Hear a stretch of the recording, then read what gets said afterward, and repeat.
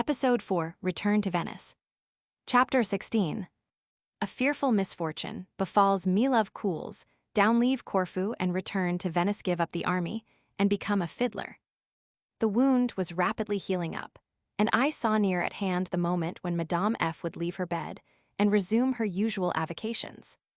The governor of the Galasses, having issued orders for a general review at Gowan, M.F., left for that place in his galley, telling me to join him there early on the following day with the felucca. I took supper alone with Madame F., and I told her how unhappy it made me to remain one day away from her. "Let us make up tonight for tomorrow's disappointment," she said, "and let us spend it together in conversation. Here are the keys. When you know that my maid has left me, come to me through my husband's room." I did not fail to follow her instructions to the letter, and we found ourselves alone with 5 hours before us. It was the month of June, and the heat was intense. She had gone to bed. I folded her in my arms, she pressed me to her bosom, but, condemning herself to the most cruel torture, she thought I had no right to complain if I was subjected to the same privation which she imposed upon herself. My remonstrances, my prayers, my entreaties were of no avail. "Love," she said, "must be kept in check with a tight hand, and we can laugh at him, since, in spite of the tyranny which we force him to obey, we succeed all the same in gratifying our desires." After the first ecstasy, our eyes and lips unclose together, and a little apart from each other we take delight in seeing the mutual satisfaction beaming on our features. Our desires revive. She casts a look upon my state of innocence entirely exposed to her sight.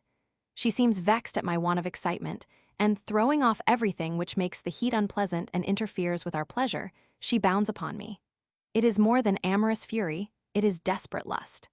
I share her frenzy, I hug her with a sort of delirium, I enjoy a felicity which is on the point of carrying me to the regions of bliss. But at the very moment of completing the offering, she fails me, moves off, slips away, and comes back to work off my excitement with a hand which strikes me as cold as ice. "Ah, thou cruel, beloved woman, thou art burning with the fire of love, and thou deprivest thyself of the only remedy which could bring calm to thy senses. Thy lovely hand is more humane than thou art, but thou hast not enjoyed the felicity that thy hand has given me. My hand must owe nothing to thine. Come, darling light of my heart, come. Love doubles my existence in the hope that I will die again, but only in that charming retreat from which you have ejected me in the very moment of my greatest enjoyment." While I was speaking thus, her very soul was breathing forth the most tender sighs of happiness, and as she pressed me tightly in her arms, I felt that she was weltering in an ocean of bliss. Silence lasted rather a long time, but that unnatural felicity was imperfect and increased my excitement. "How canst thou complain," she said tenderly, "when it is to that very imperfection of our enjoyment that we are indebted for its continuance? I loved thee a few minutes since, now I love thee 1,000 times more, and perhaps I should love thee less if thou hadst carried my enjoyment to its highest limit. Oh, how much art thou mistaken, lovely one, how great is thy error! Thou art feeding upon sophisms, and thou leavest reality aside. I mean nature, which alone can give real felicity. Desires constantly renewed and never fully satisfied are more terrible than the torments of hell.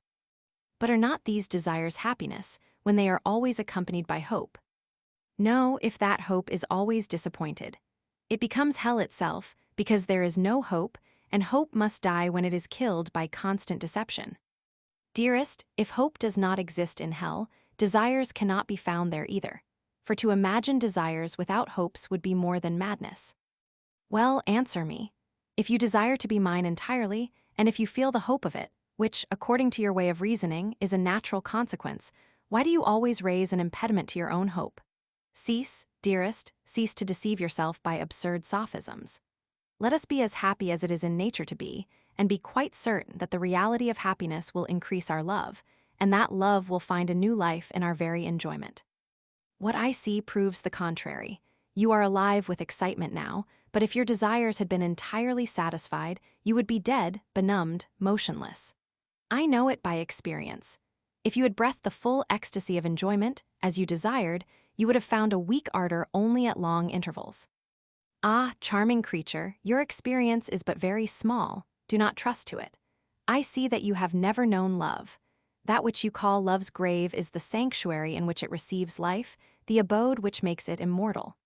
Give way to my prayers, my lovely friend, and then you shall know the difference between love and hymen. You shall see that, if hymen likes to die in order to get rid of life, love, on the contrary, expires only to spring up again into existence, and hastens to revive, so as to savor new enjoyment. Let me undeceive you, and believe me when I say that the full gratification of desires can only increase 100-fold the mutual ardor of two beings who adore each other. Well, I must believe you, but let us wait. In the meantime, let us enjoy all the trifles, all the sweet preliminaries of love. Devour thy mistress, dearest, but abandon to me all thy being. If this night is too short, we must console ourselves tomorrow by making arrangements for another one. And if our intercourse should be discovered, do we make a mystery of it? Everybody can see that we love each other, and those who think that we do not enjoy the happiness of lovers are precisely the only persons we have to fear. We must only be careful to guard against being surprised in the very act of proving our love. Heaven and nature must protect our affection, for there is no crime when two hearts are blended in true love. Since I have been conscious of my own existence, love has always seemed to me the god of my being, for every time I saw a man I was delighted. I thought that I was looking upon one half of myself, because I felt I was made for him and he for me. I longed to be married. It was that uncertain longing of the heart which occupies exclusively a young girl of 15. I had no conception of love, but I fancied that it naturally accompanied marriage. You can therefore imagine my surprise when my husband, in the very act of making a woman of me, gave me a great deal of pain without giving me the slightest idea of pleasure. My imagination in the convent was much better than the reality I had been condemned to by my husband. The result has naturally been that we have become very good friends, but a very indifferent husband and wife, without any desires for each other. He has every reason to be pleased with me, for I always show myself docile to his wishes, but enjoyment not being in those cases seasoned by love, he must find it without flavor, and he seldom comes to me for it. When I found out that you were in love with me, I felt delighted, and gave you every opportunity of becoming every day more deeply enamored of me, thinking myself certain of never loving you myself. As soon as I felt that love had likewise attacked my heart, I ill-treated you to punish you for having made my heart sensible. Your patience and constancy have astonished me, and have caused me to be guilty, for after the first kiss, I gave you I had no longer any control over myself. I was indeed astounded when I saw the havoc made by one single kiss, and I felt that my happiness was wrapped up in yours. That discovery flattered and delighted me, and I have found out, particularly tonight, that I cannot be happy unless you are so yourself. That is, my beloved, the most refined of all sentiments experienced by love, but it is impossible for you to render me completely happy without following in everything the laws and the wishes of nature. The night was spent in tender discussions and in exquisite voluptuousness, and it was not without some grief that at daybreak I tore myself from her arms to go to Gawain. She wept for joy when she saw that I left her without having lost a particle of my vigor, for she did not imagine such a thing possible. After that night, so rich in delights, 10 or 12 days passed without giving us any opportunity of quenching even a small particle of the amorous thirst which devoured us, and it was then that a fearful misfortune befell me. One evening after supper, MDR having retired, MF used no ceremony, and, although I was present, told his wife that he intended to pay her a visit after writing 2 letters which he had to dispatch early the next morning. The moment he had left the room, we looked at each other, and with one accord fell into each other's arms. A torrent of delights rushed through our souls without restraint, without reserve, but when the first ardor had been appeased, without giving me time to think or to enjoy the most complete, the most delicious victory, she drew back, repulsed me, and threw herself, panting, distracted, upon a chair near her bed. Rooted to the spot, astonished, almost mad, I tremblingly looked at her, trying to understand what had caused such an extraordinary action. She turned round towards me and said, her eyes flashing with the fire of love, "My darling, we were on the brink of the precipice." "The precipice? Ah, cruel woman, you have killed me, I feel myself dying, and perhaps you will never see me again." I left her in a state of frenzy, and rushed out, towards the esplanade to cool myself, for I was choking. Any man who has not experienced the cruelty of an action like that of Madame F., and especially in the situation I found myself in at that moment, mentally and bodily, can hardly realize what I suffered. And, although I have felt that suffering, I could not give an idea of it. I was in that fearful state when I heard my name called from a window, and unfortunately I condescended to answer. I went near the window, and I saw, thanks to the moonlight, the famous Melilla standing on her balcony. "What are you doing there at this time of night?" I inquired. "I am enjoying the cool evening breeze. Come up for a little while." This Melilla of fatal memory was a courtesan from Xamt, of rare beauty, who for the last 4 months had been the delight and the rage of all the young men in Corfu. Those who had known her agreed in extolling her charms. She was the talk of all the city. I had seen her often, but although she was very beautiful, I was very far from thinking her as lovely as Madame F., putting my affection for the latter on one side. I recollect seeing in Dresden, in the year 1790, a very handsome woman who was the image of Melilla. I went upstairs mechanically, and she took me to a voluptuous boudoir.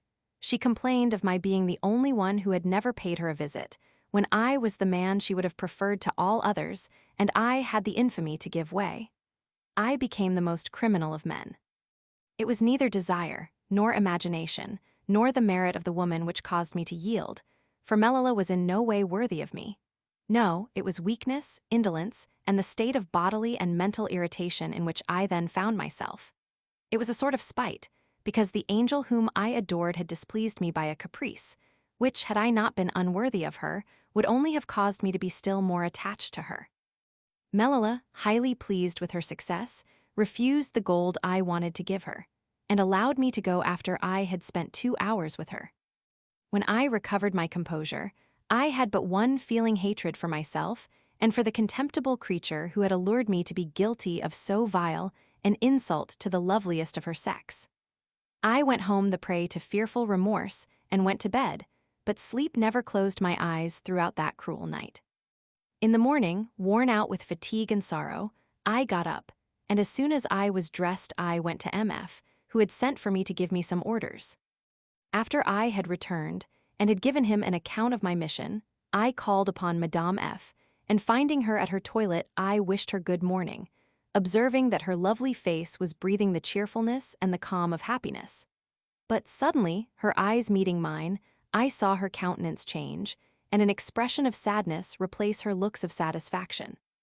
She cast her eyes down as if she was deep in thought, raised them again as if to read my very soul, and breaking our painful silence, as soon as she had dismissed her maid, she said to me, with an accent full of tenderness and of solemnity, "Dear one, let there be no concealment either on my part or on yours. I felt deeply grieved when I saw you leave me last night, and a little consideration made me understand all the evil which might accrue to you in consequence of what I had done. With a nature like yours, such scenes might cause very dangerous disorders, and I have resolved not to do again anything by halves. I thought that you went out to breathe the fresh air, and I hoped it would do you good. I placed myself at my window, where I remained more than an hour without seeing a light in your room. Sorry for what I had done, loving you more than ever, I was compelled, when my husband came to my room, to go to bed with the sad conviction that you had not come home. This morning, M.F. sent an officer to tell you that he wanted to see you, and I heard the messenger inform him that you were not yet up, and that you had come home very late. I felt my heart swell with sorrow. I am not jealous, dearest, for I know that you cannot love anyone but me. I only felt afraid of some misfortune. At last, this morning, when I heard you coming, I was happy because I was ready to show my repentance, but I looked at you, and you seemed a different man. Now I am still looking at you, and in spite of myself, my soul reads upon your countenance that you are guilty, that you have outraged my love. Tell me at once, dearest, if I am mistaken. If you have deceived me, say so openly. Do not be unfaithful to love and to truth. Knowing that I was the cause of it, I should never forgive myself, but there is an excuse for you in my heart, in my whole being. More than once in the course of my life, I have found myself under the painful necessity of telling falsehoods to the woman I loved. But in this case, after so true, so touching an appeal, how could I be otherwise than sincere? I felt myself sufficiently debased by my crime, and I could not degrade myself still more by falsehood. I was so far from being disposed to such a line of conduct that I could not speak, and I burst out crying. "What, my darling, you are weeping? Your tears make me miserable. You ought not to have shed any with me but tears of happiness and love. Quick, my beloved, tell me whether you have made me wretched. Tell me what fearful revenge you have taken on me, who would rather die than offend you. If I have caused you any sorrow, it has been in the innocence of a loving and devoted heart. My own darling angel, I never thought of revenge, for my heart, which can never cease to adore you, could never conceive such a dreadful idea. It is against my own heart that my cowardly weakness has allured me to the commission of a crime which, for the remainder of my life, makes me unworthy of you. Have you, then, given yourself to some wretched woman? Yes, I have spent 2 hours in the vilest debauchery, and my soul was present only to be the witness of my sadness, of my remorse, of my unworthiness. Sadness and remorse. Oh, my poor friend, I believe it, but it is my fault. I alone ought to suffer. It is I who must beg you to forgive me." Her tears made mine flow again. "Divine soul," I said, "the reproaches you are addressing to yourself increase twofold the gravity of my crime. You would never have been guilty of any wrong against me if I had been really worthy of your love." I felt deeply the truth of my words. We spent the remainder of the day apparently quiet and composed, concealing our sadness in the depths of our hearts. She was curious to know all the circumstances of my miserable adventure, and, accepting it as an expiation, I related them to her. Full of kindness, she assured me that we were bound to ascribe that accident to fate, and that the same thing might have happened to the best of men. She added that I was more to be pitied than condemned, and that she did not love me less. We both were certain that we would seize the first favorable opportunity, she of obtaining her pardon, I of atoning for my crime, by giving each other new and complete proofs of our mutual ardor. But heaven in its justice had ordered differently, and I was cruelly punished for my disgusting debauchery. On the 3rd day, as I got up in the morning, an awful pricking announced the horrid state into which the wretched Melilla had thrown me. I was thunderstruck. And when I came to think of the misery which I might have caused if, during the last 3 days, I had obtained some new favor from my lovely mistress, I was on the point of going mad. What would have been her feelings if I had made her unhappy for the remainder of her life? Would anyone, then, knowing the whole case, have condemned me if I had destroyed my own life in order to deliver myself from everlasting remorse? No, for the man who kills himself from sheer despair, thus performing upon himself the execution of the sentence he would have deserved at the hands of justice, cannot be blamed either by a virtuous philosopher or by a tolerant Christian. But of one thing I am quite certain. If such a misfortune had happened, I should have committed suicide. Overwhelmed with grief by the discovery I had just made, but thinking that I should get rid of the inconvenience as I had done 3 times before, I prepared myself for a strict diet, which would restore my health in 6 weeks without anyone having any suspicion of my illness. But I soon found out that I had not seen the end of my troubles. Melilla had communicated to my system all the poisons which corrupt the source of life. I was acquainted with an elderly doctor of great experience in those matters. I consulted him, and he promised to set me to rights in 2 months. He proved as good as his word. At the beginning of September, I found myself in good health, and it was about that time that I returned to Venice. The first thing I resolved on, as soon as I discovered the state I was in, was to confess everything to Madame F. I did not wish to wait for the time when a compulsory confession would have made her blush for her weakness, and given her cause to think of the fearful consequences which might have been the result of her passion for me. Her affection was too dear to me to run the risk of losing it through a want of confidence in her. Knowing her heart, her candor, and the generosity which had prompted her to say that I was more to be pitied than blamed, I thought myself bound to prove by my sincerity that I deserved her esteem. I told her candidly my position and the state I had been thrown in when I thought of the dreadful consequences it might have had for her. I saw her shudder and tremble, and she turned pale with fear when I added that I would have avenged her by killing myself. "Villainous, infamous Melilla," she exclaimed. And I repeated those words, but turning them against myself when I realized all I had sacrificed through the most disgusting weakness. Everyone in Corfu knew of my visit to the wretched Melilla, and everyone seemed surprised to see the appearance of health on my countenance. For many were the victims that she had treated like me. My illness was not my only sorrow. I had others which, although of a different nature, were not less serious. It was written in the book of fate that I should return to Venice a simple ensign as when I left.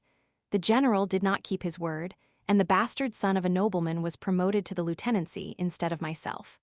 From that moment, the military profession, the one most subject to arbitrary despotism, inspired me with disgust, and I determined to give it up.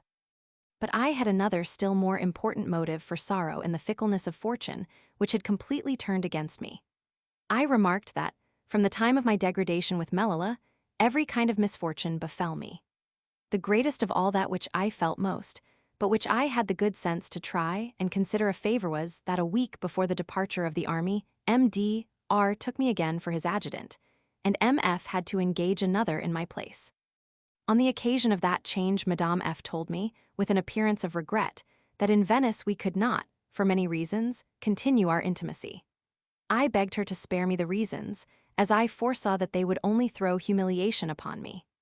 I began to discover that the goddess I had worshipped was, after all, a poor human being like all other women, and to think that I should have been very foolish to give up my life for her. I probed in one day the real worth of her heart, for she told me, I cannot recollect in reference to what, that I excited her pity. I saw clearly that she no longer loved me. Pity is a debasing feeling which cannot find a home in a heart full of love, for that dreary sentiment is too near a relative of contempt. Since that time I never found myself alone with Madame F. I loved her still. I could easily have made her blush, but I did not do it. As soon as we reached Venice, she became attached to MFR, whom she loved until death took him from her. She was unhappy enough to lose her sight 20 years after. I believe she is still alive. During the last 2 months of my stay in Corfu, I learned the most bitter and important lessons. In after years, I often derived useful hints from the experience I acquired at that time. Before my adventure with the worthless Melilla, I enjoyed good health. I was rich, lucky at play, liked by everybody, beloved by the most lovely woman of Corfu. When I spoke, everybody would listen and admire my wit. My words were taken for oracles, and everyone coincided with me in everything. After my fatal meeting with the courtesan, I rapidly lost my health, my money, my credit. Cheerfulness, consideration, wit, everything, even the faculty of eloquence vanished with fortune. I would talk, but people knew that I was unfortunate, and I no longer interested or convinced my hearers. The influence I had over Madame F. faded away little by little, and, almost without her knowing it, the lovely woman became completely indifferent to me. I left Corfu without money, although I had sold or pledged everything I had of any value. Twice I had reached Corfu rich and happy, twice I left it poor and miserable. But this time I had contracted debts which I have never paid, not through want of will but through carelessness. Rich and in good health, everyone received me with open arms. Poor and looking sick, no one showed me any consideration. With a full purse and the tone of a conqueror, I was thought witty, amusing. With an empty purse and a modest air, all I said appeared dull and insipid. If I had become rich again, how soon I would have been again accounted the eighth wonder of the world. O men, O fortune! Everyone avoided me as if the ill luck which crushed me down was infectious. We left Corfu towards the end of September, with 5 galleys, 2 galasses, and several smaller vessels under the command of M. Rainier. We sailed along the shores of the Adriatic, towards the north of the Gulf, where there are a great many harbors, and we put in one of them every night. I saw Madame F. every evening. She always came with her husband to take supper on board our galleass. We had a fortunate voyage, and cast anchor in the harbor of Venice on the 14th of October, 1745, and after having performed quarantine on board our ships, we landed on the 25th of November. 2 months afterwards, the galasses were set aside altogether. The use of these vessels could be traced very far back in ancient times, their maintenance was very expensive, and they were useless. A galeass had the frame of a frigate with the rowing apparatus of the galley, and when there was no wind, 500 slaves had to row. Before simple good sense managed to prevail and to enforce the suppression of these useless carcasses, there were long discussions in the Senate, and those who opposed the measure took their principal ground of opposition in the necessity of respecting and conserving all the institutions of olden times. That is the disease of persons who can never identify themselves with the successive improvements born of reason and experience. Worthy persons who ought to be sent to China or to the dominions of the Grand Lama, where they would certainly be more at home than in Europe. That ground of opposition to all improvements, however absurd it may be, is a very powerful one in a republic, which must tremble at the mere idea of novelty, either in important or in trifling things. Superstition has likewise a great part to play in these conservative views. There is one thing that the Republic of Venice will never alter. I mean the galleys, because the Venetians truly require such vessels to ply, in all weathers and in spite of the frequent calms, in a narrow sea, and because they would not know what to do with the men sentenced to hard labor. I have observed a singular thing in Corfu, where there are often as many as 3,000 galley slaves. It is that the men who row on the galleys, in consequence of a sentence passed upon them for some crime, are held in a kind of opprobrium, whilst those who are there voluntarily are, to some extent, respected. I have always thought it ought to be the reverse, because misfortune, whatever it may be, ought to inspire some sort of respect. But the vile fellow who condemns himself voluntarily and as a trade to the position of a slave seems to me contemptible in the highest degree. The convicts of the Republic, however, enjoy many privileges and are, in every way, better treated than the soldiers. It very often occurs that soldiers desert and give themselves up to a sopracamito to become galley slaves. In those cases, the captain who loses a soldier has nothing to do but to submit patiently, for he would claim the man in vain. The reason of it is that the Republic has always believed galley slaves more necessary than soldiers. The Venetians may perhaps now, I am writing these lines in the year 1797, begin to realize their mistake. A galley slave, for instance, has the privilege of stealing with impunity. It is considered that stealing is the least crime they can be guilty of, and that they ought to be forgiven for it. Keep on your guard, says the master of the galley slave, and if you catch him in the act of stealing, thrash him, but be careful not to cripple him. Otherwise you must pay me the 100 ducats the man has cost me. A court of justice could not have a galley slave taken from a galley, without paying the master the amount he has disbursed for the man. As soon as I had landed in Venice, I called upon Madame Oriot, but I found the house empty. A neighbor told me that she had married the procurator Rosa and had removed to his house. I went immediately to M. Rosa and was well received. Madame Oriot informed me that Nanette had become Countess R. and was living in Guastalla with her husband. 24 years afterwards, I met her eldest son, then a distinguished officer in the service of the Infante of Parma. As for Martin, the grace of heaven had touched her, and she had become a nun in the convent at Murin. 2 years afterwards, I received from her a letter full of unction, in which she adjured me, in the name of our Savior and of the Holy Virgin, never to present myself before her eyes. She added that she was bound by Christian charity to forgive me for the crime I had committed in seducing her, and she felt certain of the reward of the elect, and she assured me that she would ever pray earnestly for my conversion. I never saw her again, but she saw me in 1754, as I will mention when we reach that year. I found Madame Manzoni still the same. She had predicted that I would not remain in the military profession, and when I told her that I had made up my mind to give it up, because I could not be reconciled to the injustice I had experienced, she burst out laughing. She inquired about the profession I intended to follow after giving up the army, and I answered that I wished to become an advocate. She laughed again, saying that it was too late. Yet I was only 20 years old. When I called upon M. Grimani, I had a friendly welcome from him, but having inquired after my brother Francois, he told me that he had had him confined in Fort Saint-André, the same to which I had been sent before the arrival of the Bishop of Martorano. He works for the major there, he said. He copies Simonti's battle pieces, and the major pays him for them. In that manner he earns his living and is becoming a good painter. But he is not a prisoner. Well, very much like it, for he cannot leave the fort. The major, whose name is Spiridion, is a friend of Razetta, who could not refuse him the pleasure of taking care of your brother. I felt it a dreadful curse that the fatal Razetta should be the tormentor of all my family, but I concealed my anger. "Is my sister," I inquired, "still with him?" "No, she has gone to your mother in Dresden." This was good news. I took a cordial leave of the Abbé Grimani, and I proceeded to Fort Saint Andre. I found my brother hard at work, neither pleased nor displeased with his position, and enjoying good health. After embracing him affectionately, I inquired what crime he had committed to be thus a prisoner. "Ask the major," he said, "for I have not the faintest idea." The major came in just then, so I gave him the military salute, and asked by what authority he kept my brother under arrest.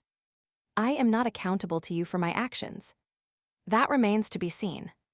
I then told my brother to take his hat, and to come and dine with me.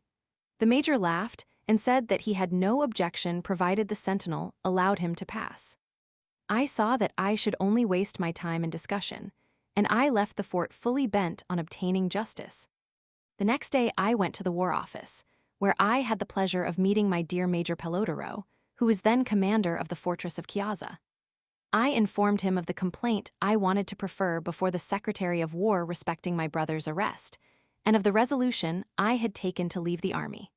He promised me that, as soon as the consent of the Secretary for War could be obtained, he would find a purchaser for my commission at the same price I had paid for it. I had not long to wait. The War Secretary came to the office, and everything was settled in half an hour. He promised his consent to the sale of my commission as soon as he ascertained the abilities of the purchaser, and Major Spiridion happening to make his appearance in the office while I was still there, the secretary ordered him rather angrily to set my brother at liberty immediately, and cautioned him not to be guilty again of such reprehensible and arbitrary acts. I went at once for my brother, and we lived together in furnished lodgings. A few days afterwards, having received my discharge and 100 sequins, I threw off my uniform, and found myself once more my own master. I had to earn my living in one way or another, and I decided for the profession of gamester. But Dame Fortune was not of the same opinion, for she refused to smile upon me from the very first step I took in the career, and in less than a week I did not possess a groat. What was to become of me? One must live, and I turned fiddler. Dr. Ghazi had taught me well enough to enable me to scrape on the violin in the orchestra of a theater, and having mentioned my wishes to M. Grimani, he procured me an engagement at his own theater of St. Samuel, where I earned a crown a day, and supported myself while I awaited better things.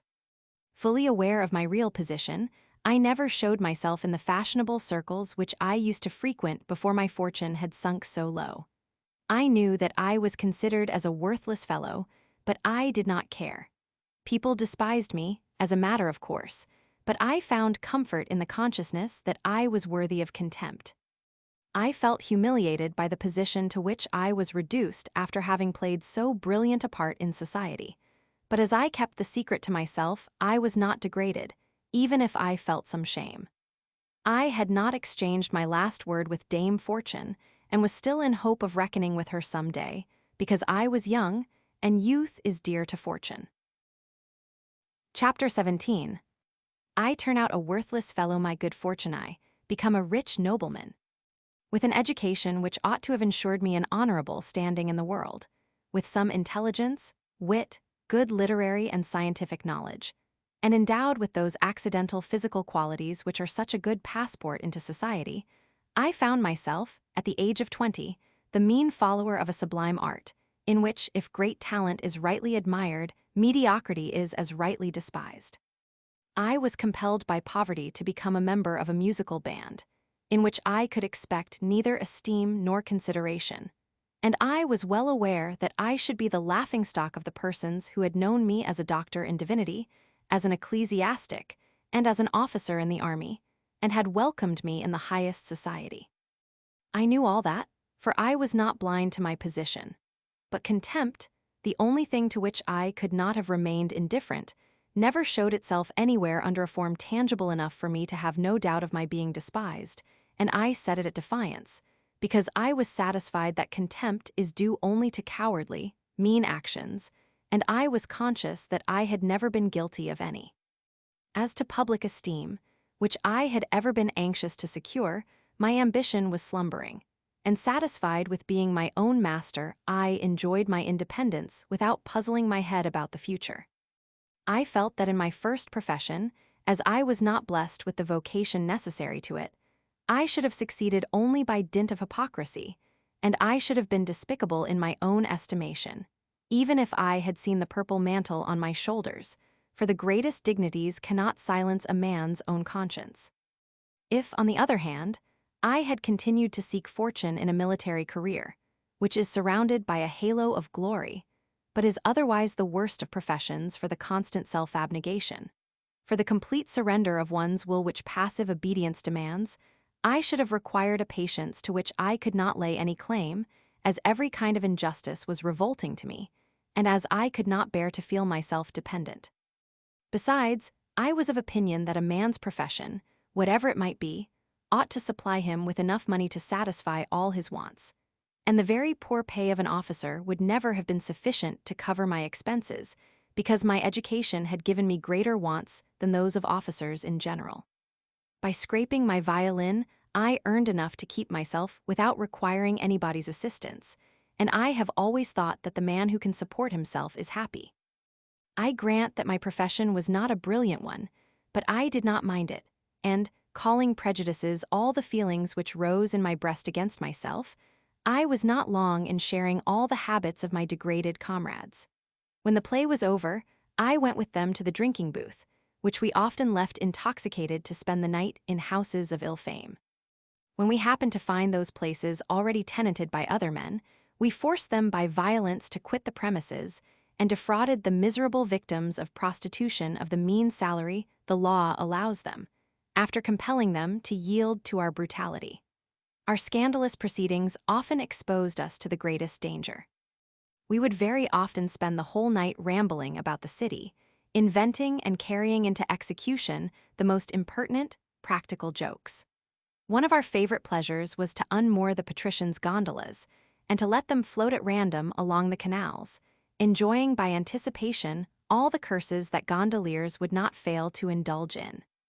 We would rouse up hurriedly in the middle of the night an honest midwife, telling her to hasten to Madame So-and-so, who, not being even pregnant, was sure to tell her she was a fool when she called at the house. We did the same with physicians, whom we often sent half-dressed to some nobleman who was enjoying excellent health.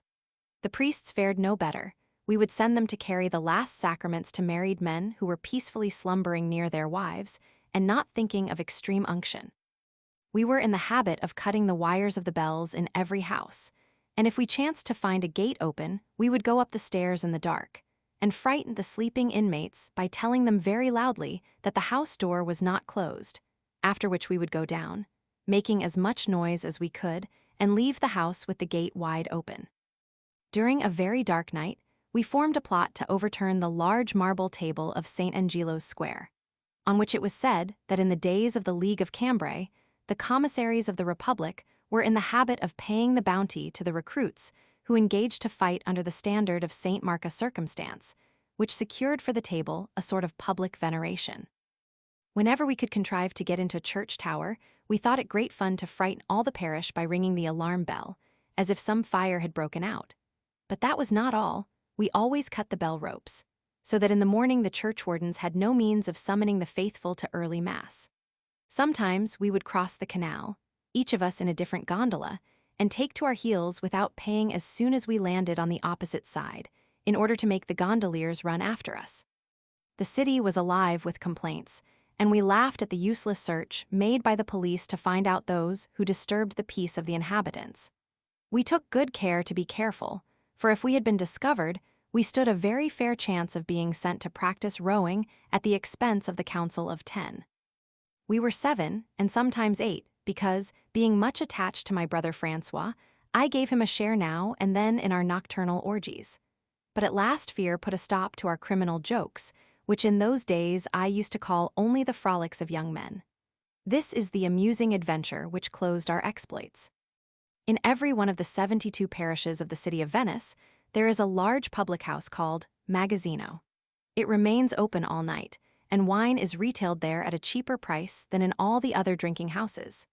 People can likewise eat in the Magazzino, but they must obtain what they want from the pork butcher nearby, who has the exclusive sale of eatables and likewise keeps his shop open throughout the night.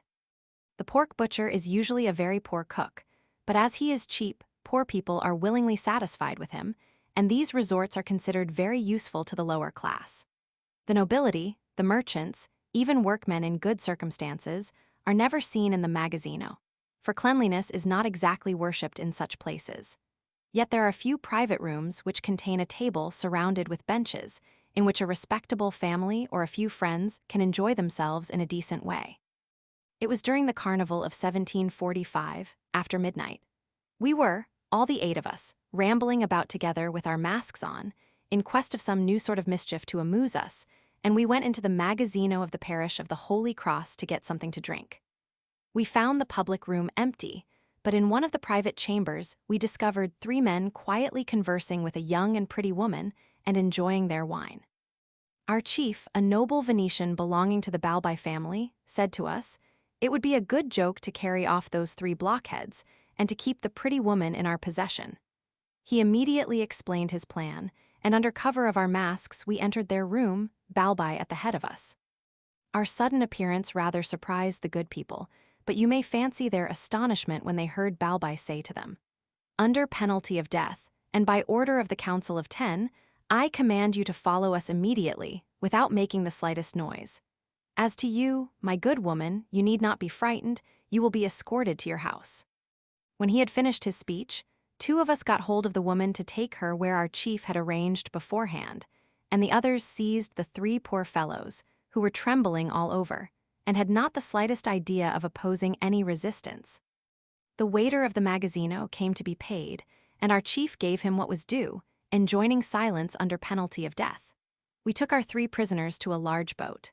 Balbi went to the stern, ordered the boatman to stand at the bow, and told him that he need not inquire where we were going, that he would steer himself whichever way he thought fit. Not one of us knew where Balbi wanted to take the 3 poor devils. He sails all along the canal, gets out of it, takes several turnings, and in a quarter of an hour we reach St. George where Balbi lands our prisoners, who are delighted to find themselves at liberty. After this, the boatman is ordered to take us to St. Genevieve, where we land, after paying for the boat. We proceed at once to Palombo Square, where my brother and another of our band were waiting for us with our lovely prisoner, who was crying. Do not weep, my beauty, says Balbi to her, we will not hurt you. We intend only to take some refreshment at the Rialto, and then we will take you home in safety. Where is my husband? Never fear, you shall see him again tomorrow. Comforted by that promise, and as gentle as a lamb, she follows us to the 2 Swords. We ordered a good fire in a private room, and everything we wanted to eat and to drink having been brought in, we send the waiter away and remain alone. We take off our masks, and the sight of 8 young, healthy faces seems to please the beauty we had so unceremoniously carried off. We soon managed to reconcile her to her fate by the gallantry of our proceedings, encouraged by a good supper and by the stimulus of wine, prepared by our compliments and by a few kisses. She realizes what is in store for her, and does not seem to have any unconquerable objection. Our chief, as a matter of right, claims the privilege of opening the ball, and by dint of sweet words, he overcomes the very natural repugnance she feels at consummating the sacrifice in so numerous company. She, doubtless, thinks the offering agreeable, for, when I present myself as the priest appointed to sacrifice a second time to the god of love, she receives me almost with gratitude, and she cannot conceal her joy when she finds out that she is destined to make us all happy. My brother Francois alone exempted himself from paying the tribute, saying that he was ill, the only excuse which could render his refusal valid, for we had established as a law that every member of our society was bound to do whatever was done by the others. After that fine exploit, we put on our masks, and, the bill being paid, escorted the happy victim to St. Job, where she lived, and did not leave her till we had seen her safe in her house, and the street door closed. My readers may imagine whether we felt inclined to laugh when the charming creature bade us good night, thanking us all with perfect good faith. 2 days afterwards, our nocturnal orgy began to be talked of. The young woman's husband was a weaver by trade, and so were his 2 friends. They joined together to address a complaint to the Council of 10. The complaint was candidly written and contained nothing but the truth, but the criminal portion of the truth was veiled by a circumstance which must have brought a smile on the grave countenances of the judges, and highly amused the public at large.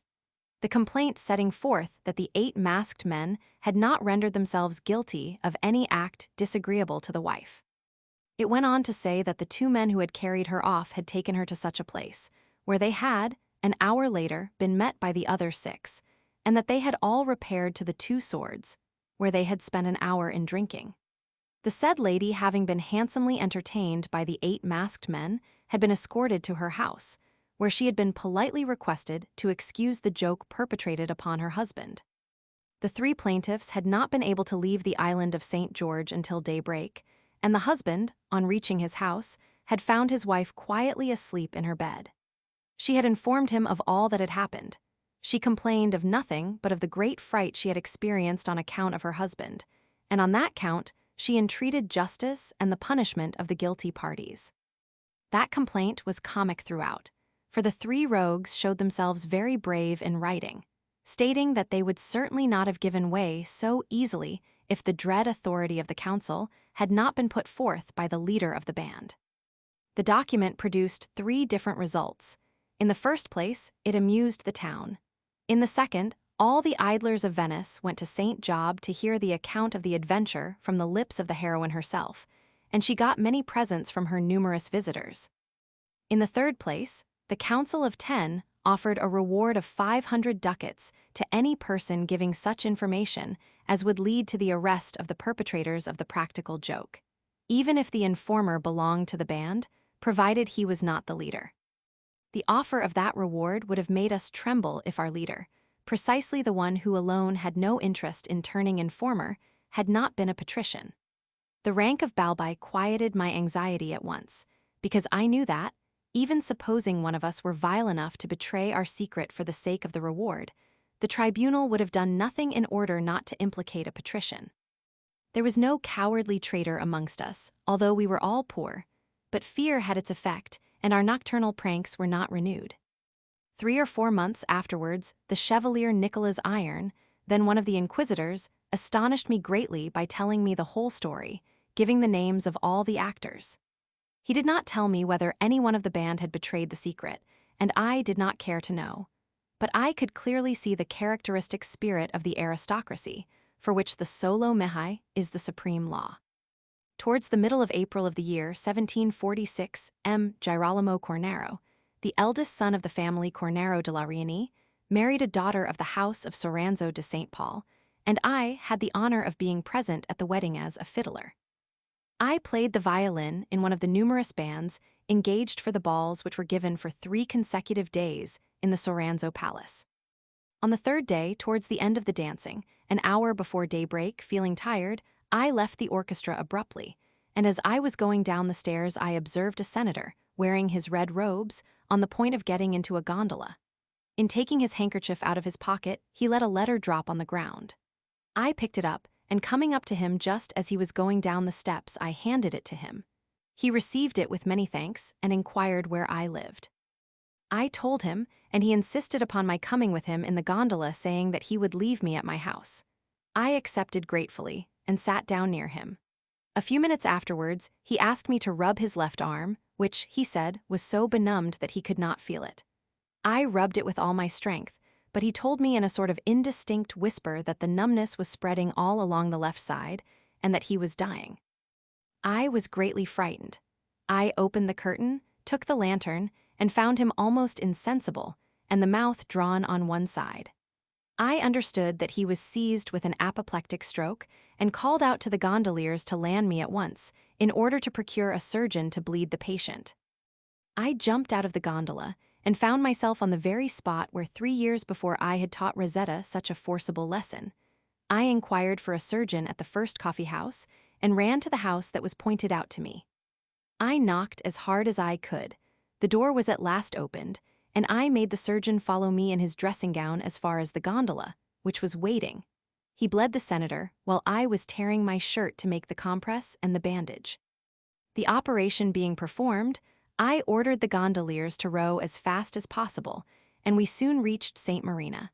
The servants were roused up, and taking the sick man out of the gondola, we carried him to his bed almost dead. Taking everything upon myself, I ordered a servant to hurry out for a physician, who came in a short time, and ordered the patient to be bled again, thus approving the first bleeding prescribed by me. Thinking I had a right to watch the sick man, I settled myself near his bed to give him every care he required. An hour later, 2 noblemen, friends of the senator, came in, one a few minutes after the other. They were in despair. They had inquired about the accident from the gondoliers, and having been told that I knew more than they did, they loaded me with questions which I answered.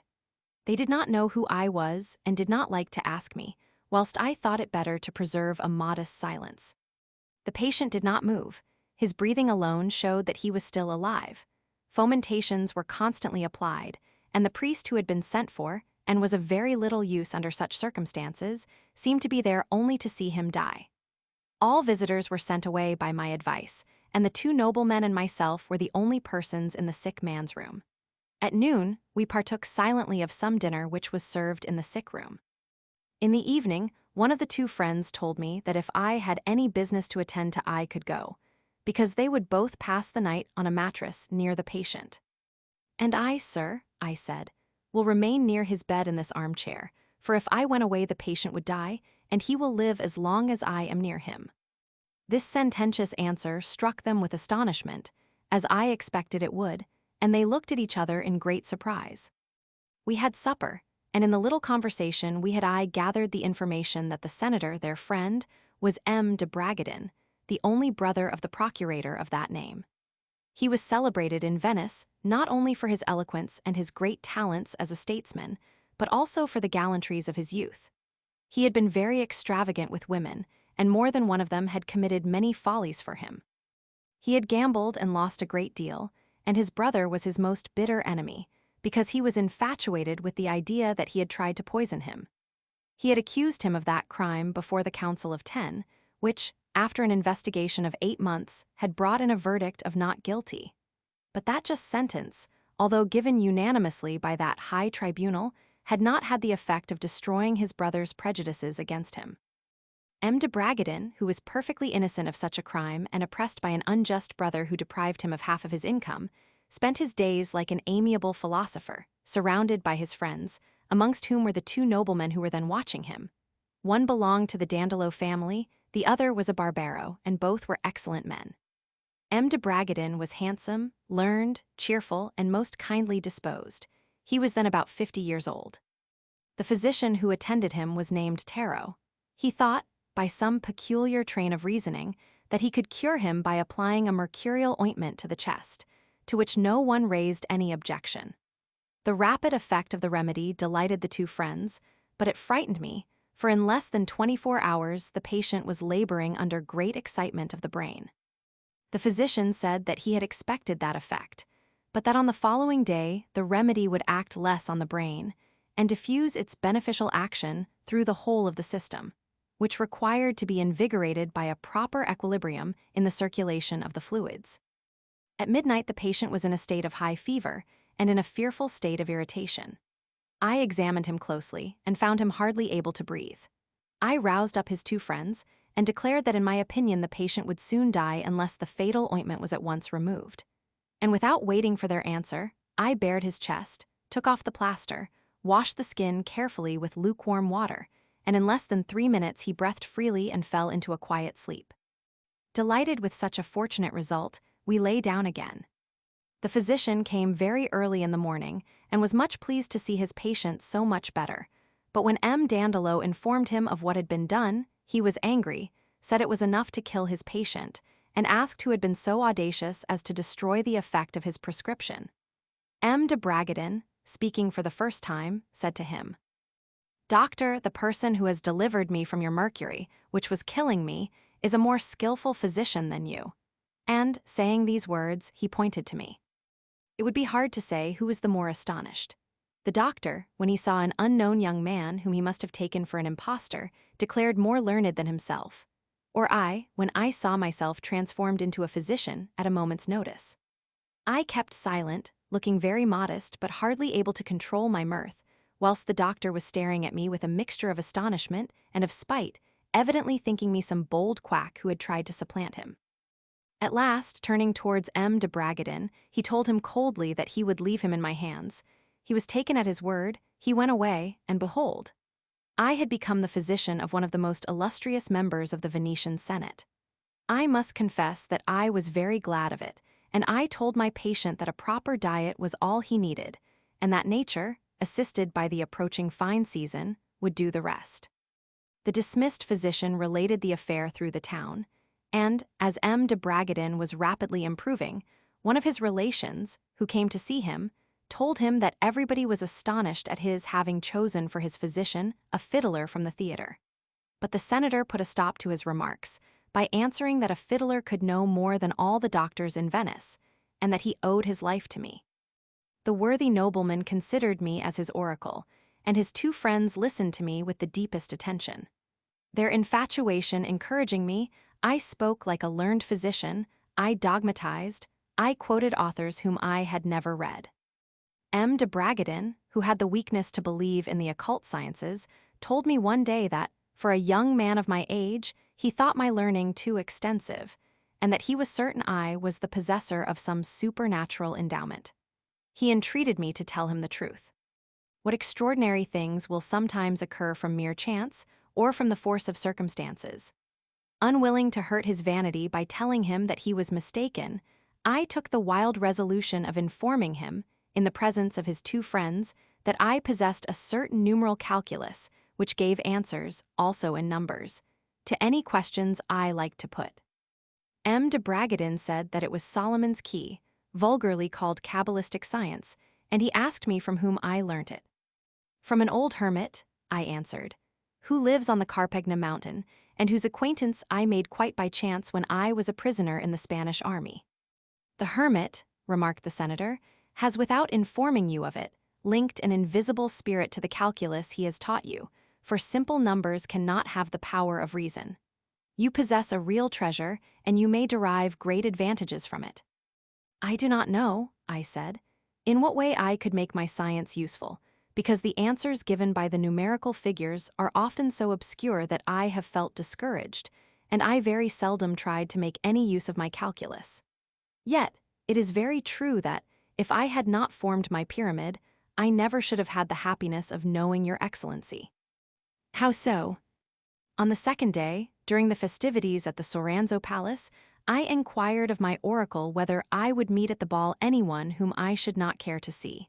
The answer I obtained was this: leave the ballroom precisely at 4 o'clock. I obeyed implicitly and met your excellency. The three friends were astounded. M. Dandolo asked me whether I would answer a question he would ask, the interpretation of which would belong only to him, as he was the only person acquainted with the subject of the question. I declared myself quite willing, for it was necessary to brazen it out, after having ventured as far as I had done. He wrote the question and gave it to me. I read it. I could not understand either the subject or the meaning of the words, but it did not matter. I had to give an answer. If the question was so obscure that I could not make out the sense of it, it was natural that I should not understand the answer. I therefore answered, in ordinary figures, 4 lines of which he alone could be the interpreter, not caring much, at least in appearance, how they would be understood. M. Dandolo read them twice over, seemed astonished, said that it was all very plain to him. It was divine, it was unique, it was a gift from heaven, the numbers being only the vehicle, but the answer emanating evidently from an immortal spirit. M. Dandolo was so well pleased that his two friends very naturally wanted also to make an experiment. They asked questions on all sorts of subjects, and my answers, perfectly unintelligible to myself, were all held as divine by them. I congratulated them on their success, and congratulated myself in their presence upon being the possessor of a thing to which I had, until then, attached no importance whatever, but which I promised to cultivate carefully, knowing that I could thus be of some service to their excellencies. They all asked me how long I would require to teach them the rules of my sublime calculus.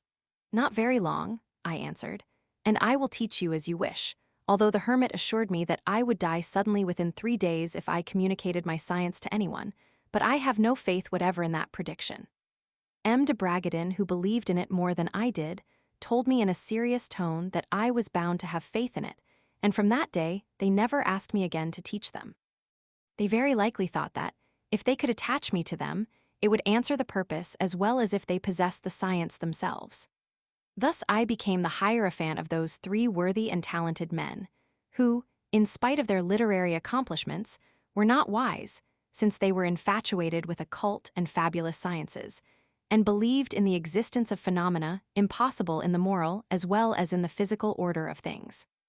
They believed that through me they possessed the philosopher's stone, the universal panacea, the intercourse with all the elementary, heavenly, and infernal spirits. They had no doubt whatever that, thanks to my sublime science, they could find out the secrets of every government in Europe. After they had assured themselves of the reality of my Kabbalistic science by questions respecting the past, they decided to turn it to some use by consulting it upon the present and upon the future. I had no difficulty in showing myself a good guesser, because I always gave answers with a double meaning, one of the meanings being carefully arranged by me, so as not to be understood until after the event. In that manner, my Kabbalistic science, like the Oracle of Delphi, could never be found in fault. I saw how easy it must have been for the ancient heathen priests to impose upon ignorant, and therefore credulous mankind. I saw how easy it will always be for impostors to find dupes, and I realized, even better than the Roman orator, why two augurs could never look at each other without laughing. It was because they had both an equal interest in giving importance to the deceit they perpetrated, and from which they derived such immense profits. But what I could not, and probably never shall, understand, was the reason for which the fathers, who were not so simple or so ignorant as our evangelists, did not feel able to deny the divinity of oracles, and, in order to get out of the difficulty, ascribed them to the devil. They never would have entertained such a strange idea if they had been acquainted with Kabbalistic science. My three worthy friends were like the Holy Fathers. They had intelligence and wit, but they were superstitious and no philosophers.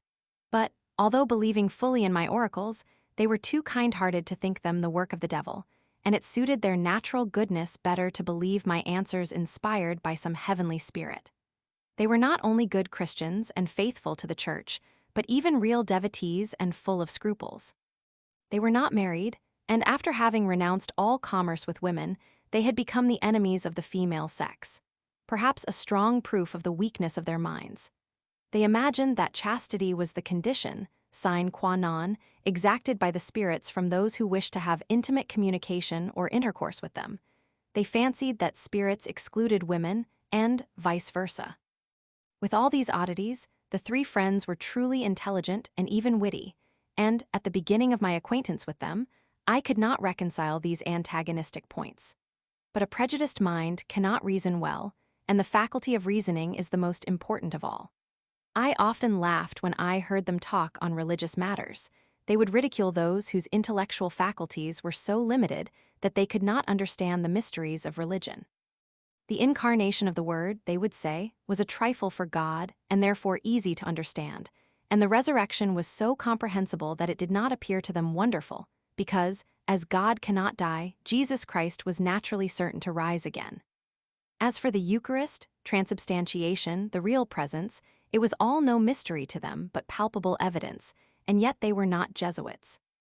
They were in the habit of going to confession every week, without feeling the slightest trouble about their confessors, whose ignorance they kindly regretted.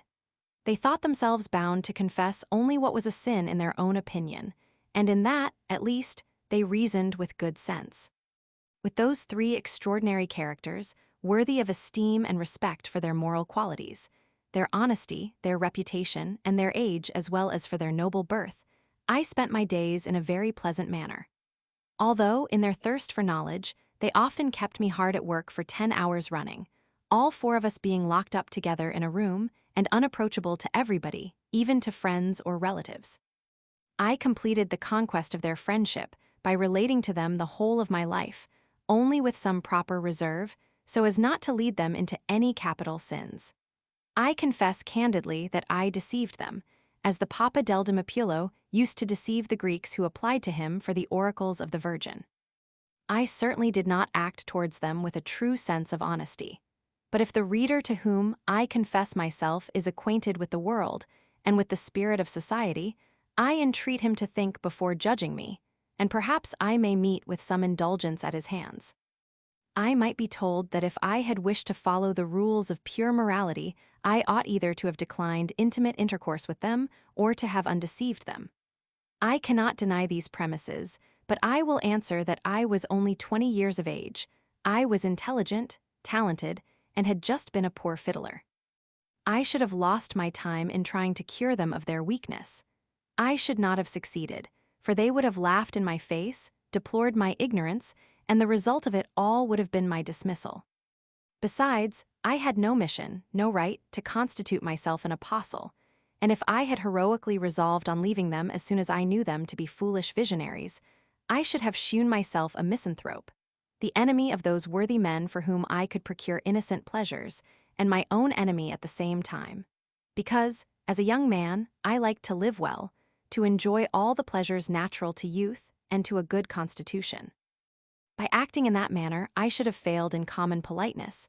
I should perhaps have caused or allowed M. de Bragadin's death, and I should have exposed those 3 honest men to becoming the victims of the first bold cheat who, ministering to their monomania, might have won their favor, and would have ruined them by inducing them to undertake the chemical operations of the great work. There is also another consideration, dear reader, and as I love you I will tell you what it is. An invincible self-love would have prevented me from declaring myself unworthy of their friendship, either by my ignorance or by my pride.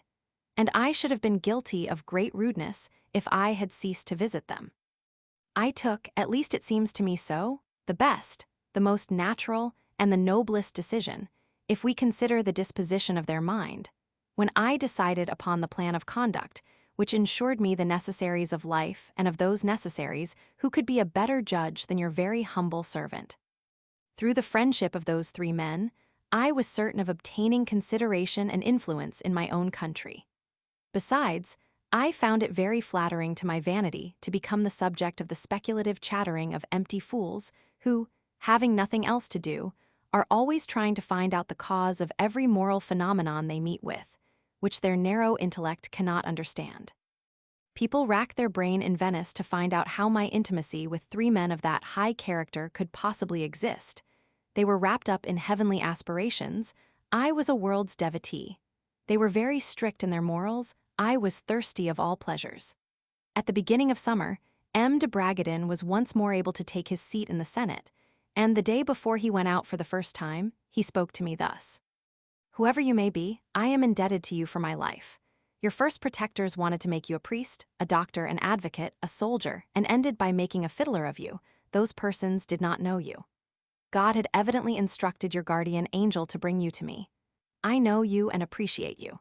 If you will be my son, you have only to acknowledge me for your father, and for the future, until my death, I will treat you as my own child.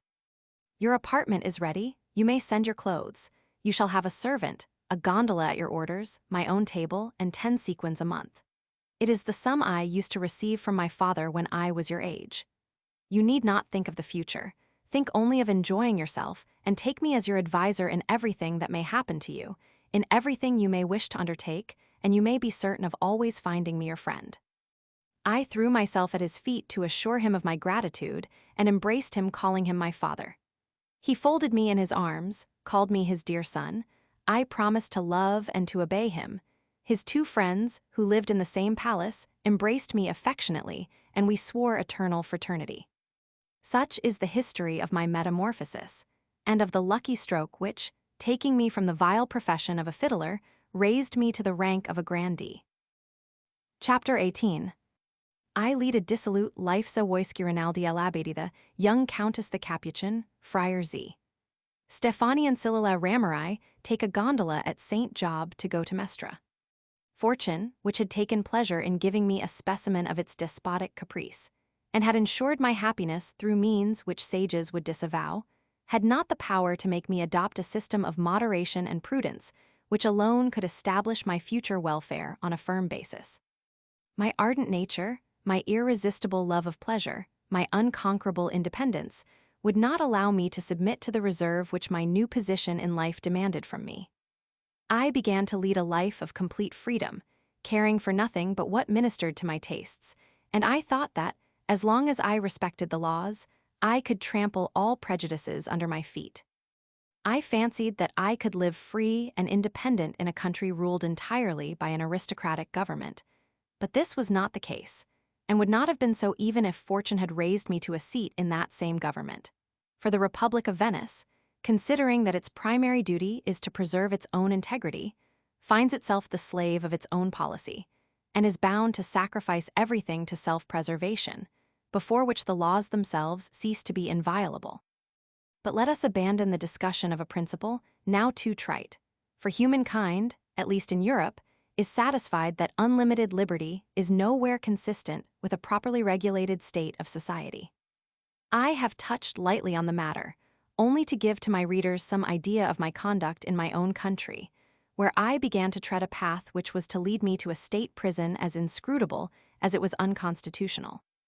With enough money, endowed by nature with a pleasing and commanding physical appearance, a confirmed gambler, a true spendthrift, a great talker, very far from modest, intrepid, always running after pretty women, supplanting my rivals and acknowledging no good company but that which ministered to my enjoyment, I was certain to be disliked.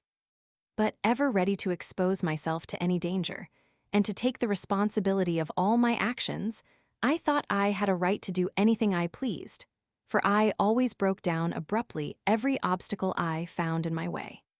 Such conduct could not but be disagreeable to the three worthy men whose oracle I had become, but they did not like to complain. The excellent M. de Bragadin would only tell me that I was giving him a repetition of the foolish life he had himself led at my age, but that I must prepare to pay the penalty of my follies, and to feel the punishment when I should reach his time of life. Without wanting in the respect I owed him, I would turn his terrible forebodings into jest and continue my course of extravagance. However, I must mention here the first proof he gave me of his true wisdom. At the house of Madame Avogadro, a woman full of wit in spite of her 60 years, I had made the acquaintance of a young Polish nobleman called Zawoyski. He was expecting money from Poland, but in the meantime the Venetian ladies did not let him want for any, being all very much in love with his handsome face and his polished manners. We soon became good friends, my purse was his, but 20 years later, he assisted me to a far greater extent in Munich. Zawoyski was honest, he had only a small dose of intelligence, but it was enough for his happiness. He died in Trieste 5 or 6 years ago, the ambassador of the Elector of Treves. I will speak of him in another part of these memoirs. This amiable young man, who was a favorite with everybody and was thought a free thinker because he frequented the society of Angelo Quarini and Leonardo Venier, presented me one day, as we were out walking, to an unknown countess who took my fancy very strongly. We called on her in the evening, and after introducing me to her husband, Count Rinaldi, she invited us to remain and have supper.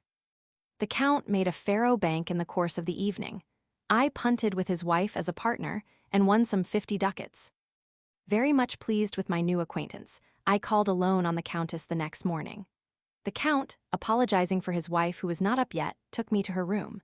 She received me with graceful ease, and her husband having left us alone, she had the art to let me hope for every favor yet without committing herself.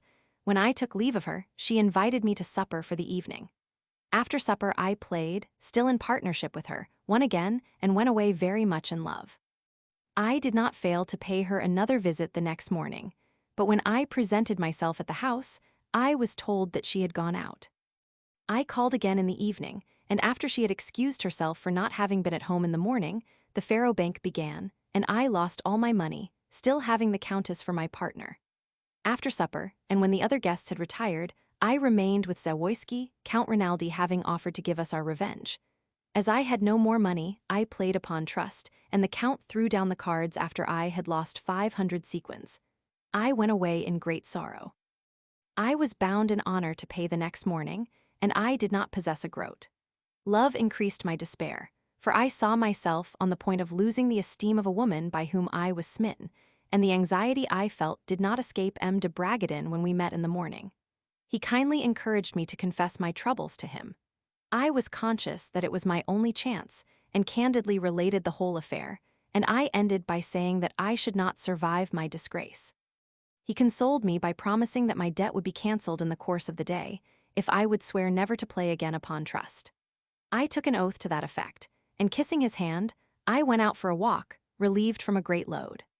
I had no doubt that my excellent father would give me 500 sequins during the day, and I enjoyed my anticipation the honor I would derive, in the opinion of the lovely countess, by my exactitude and prompt discharge of my debt.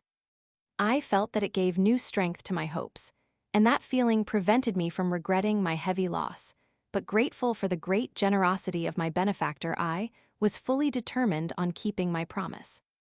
I dined with the three friends, and the matter was not even alluded to.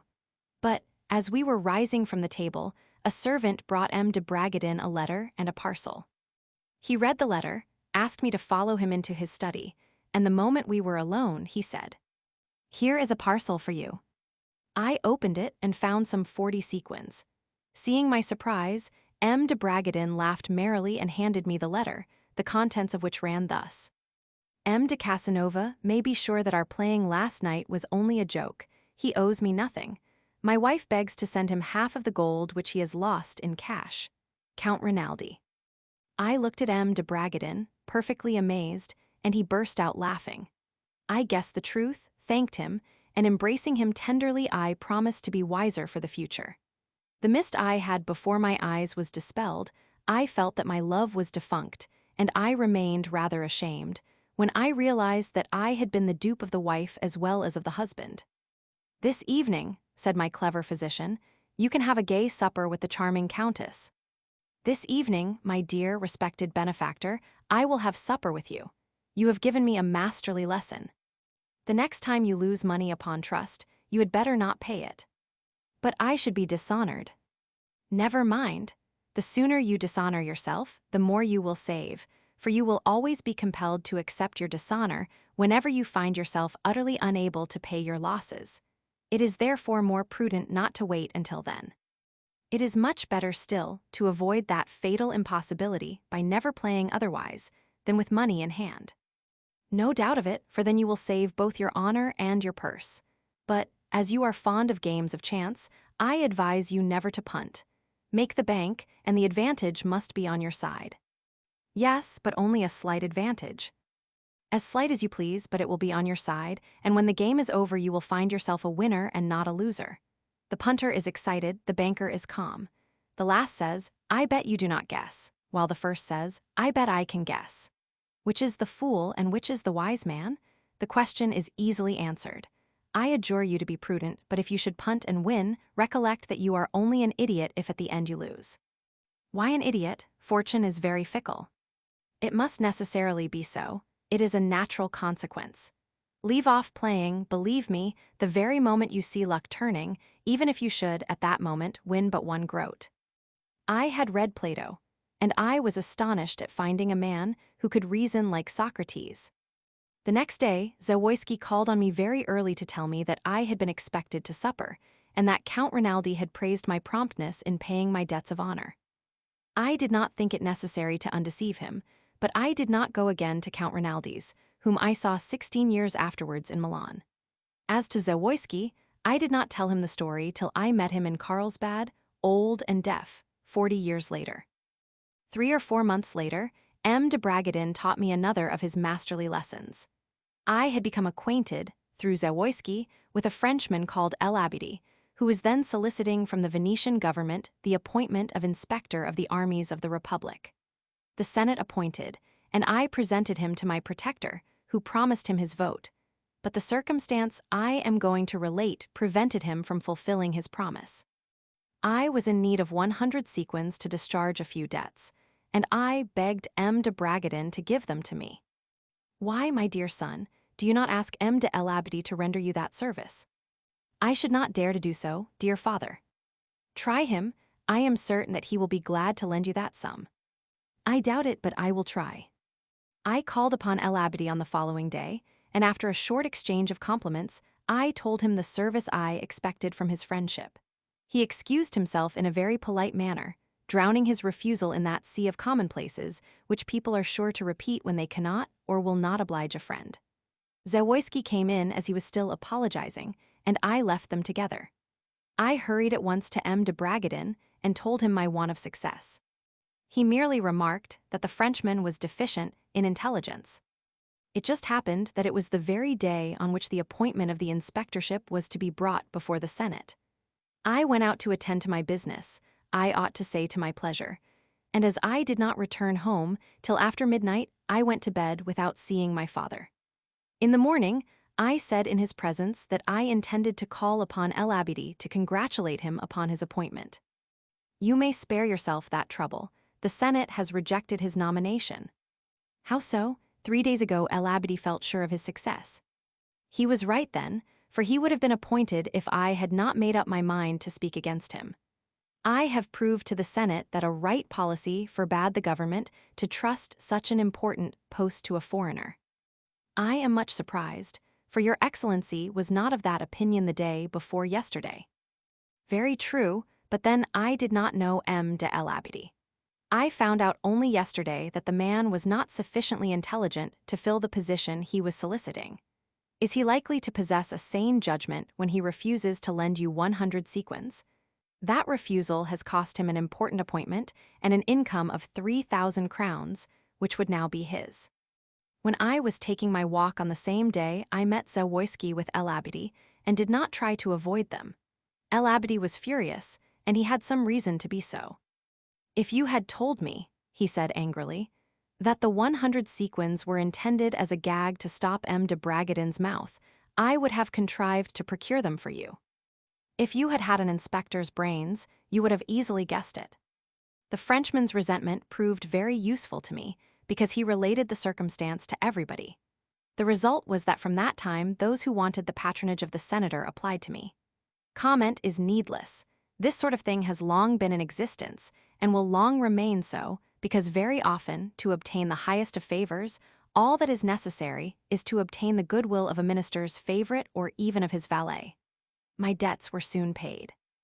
It was about that time that my brother Jean came to Venice with Garianty, a converted Jew, a great judge of paintings, who was traveling at the expense of His Majesty the King of Poland and Elector of Saxony.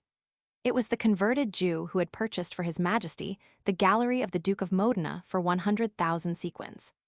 Garianty and my brother left Venice for Rome, where Jean remained in the studio of the celebrated painter Raphael Mengs, whom we shall meet again hereafter. Now, as a faithful historian, I must give my readers the story of a certain adventure in which were involved the honor and happiness of one of the most charming women in Italy, who would have been unhappy if I had not been a thoughtless fellow. In the early part of October, 1746, the theaters being opened, I was walking about with my mask on when I perceived a woman, whose head was well enveloped in the hood of her mantle, getting out of the Ferrara barge which had just arrived. Seeing her alone, and observing her uncertain walk, I felt myself drawn towards her as if an unseen hand had guided me. I come up to her and offer my services if I can be of any use to her. She answers timidly that she only wants to make some inquiries. We are not here in the right place for conversation, I say to her, but if you would be kind enough to come with me to a café, you would be able to speak and to explain your wishes. She hesitates, I insist, and she gives way. The tavern was close at hand. We go in and are alone in a private room. I take off my mask, and out of politeness she must put down the hood of her mantle. A large muslin headdress conceals half of her face, but her eyes, her nose, and her pretty mouth are enough to let me see on her features beauty, nobleness, sorrow, and that candor which gives youth such an undefinable charm. I need not say that, with such a good letter of introduction, the unknown at once captivated my warmest interest. After wiping away a few tears which are flowing, in spite of all her efforts, she tells me that she belongs to a noble family, that she has run away from her father's house, alone, trusting in God, to meet a Venetian nobleman who had seduced her and then deceived her, thus sealing her everlasting misery. You have then some hope of recalling him to the path of duty. I suppose he has promised you marriage. He has engaged his faith to me in writing. The only favor I claim from your kindness is to take me to his house, to leave me there, and to keep my secret.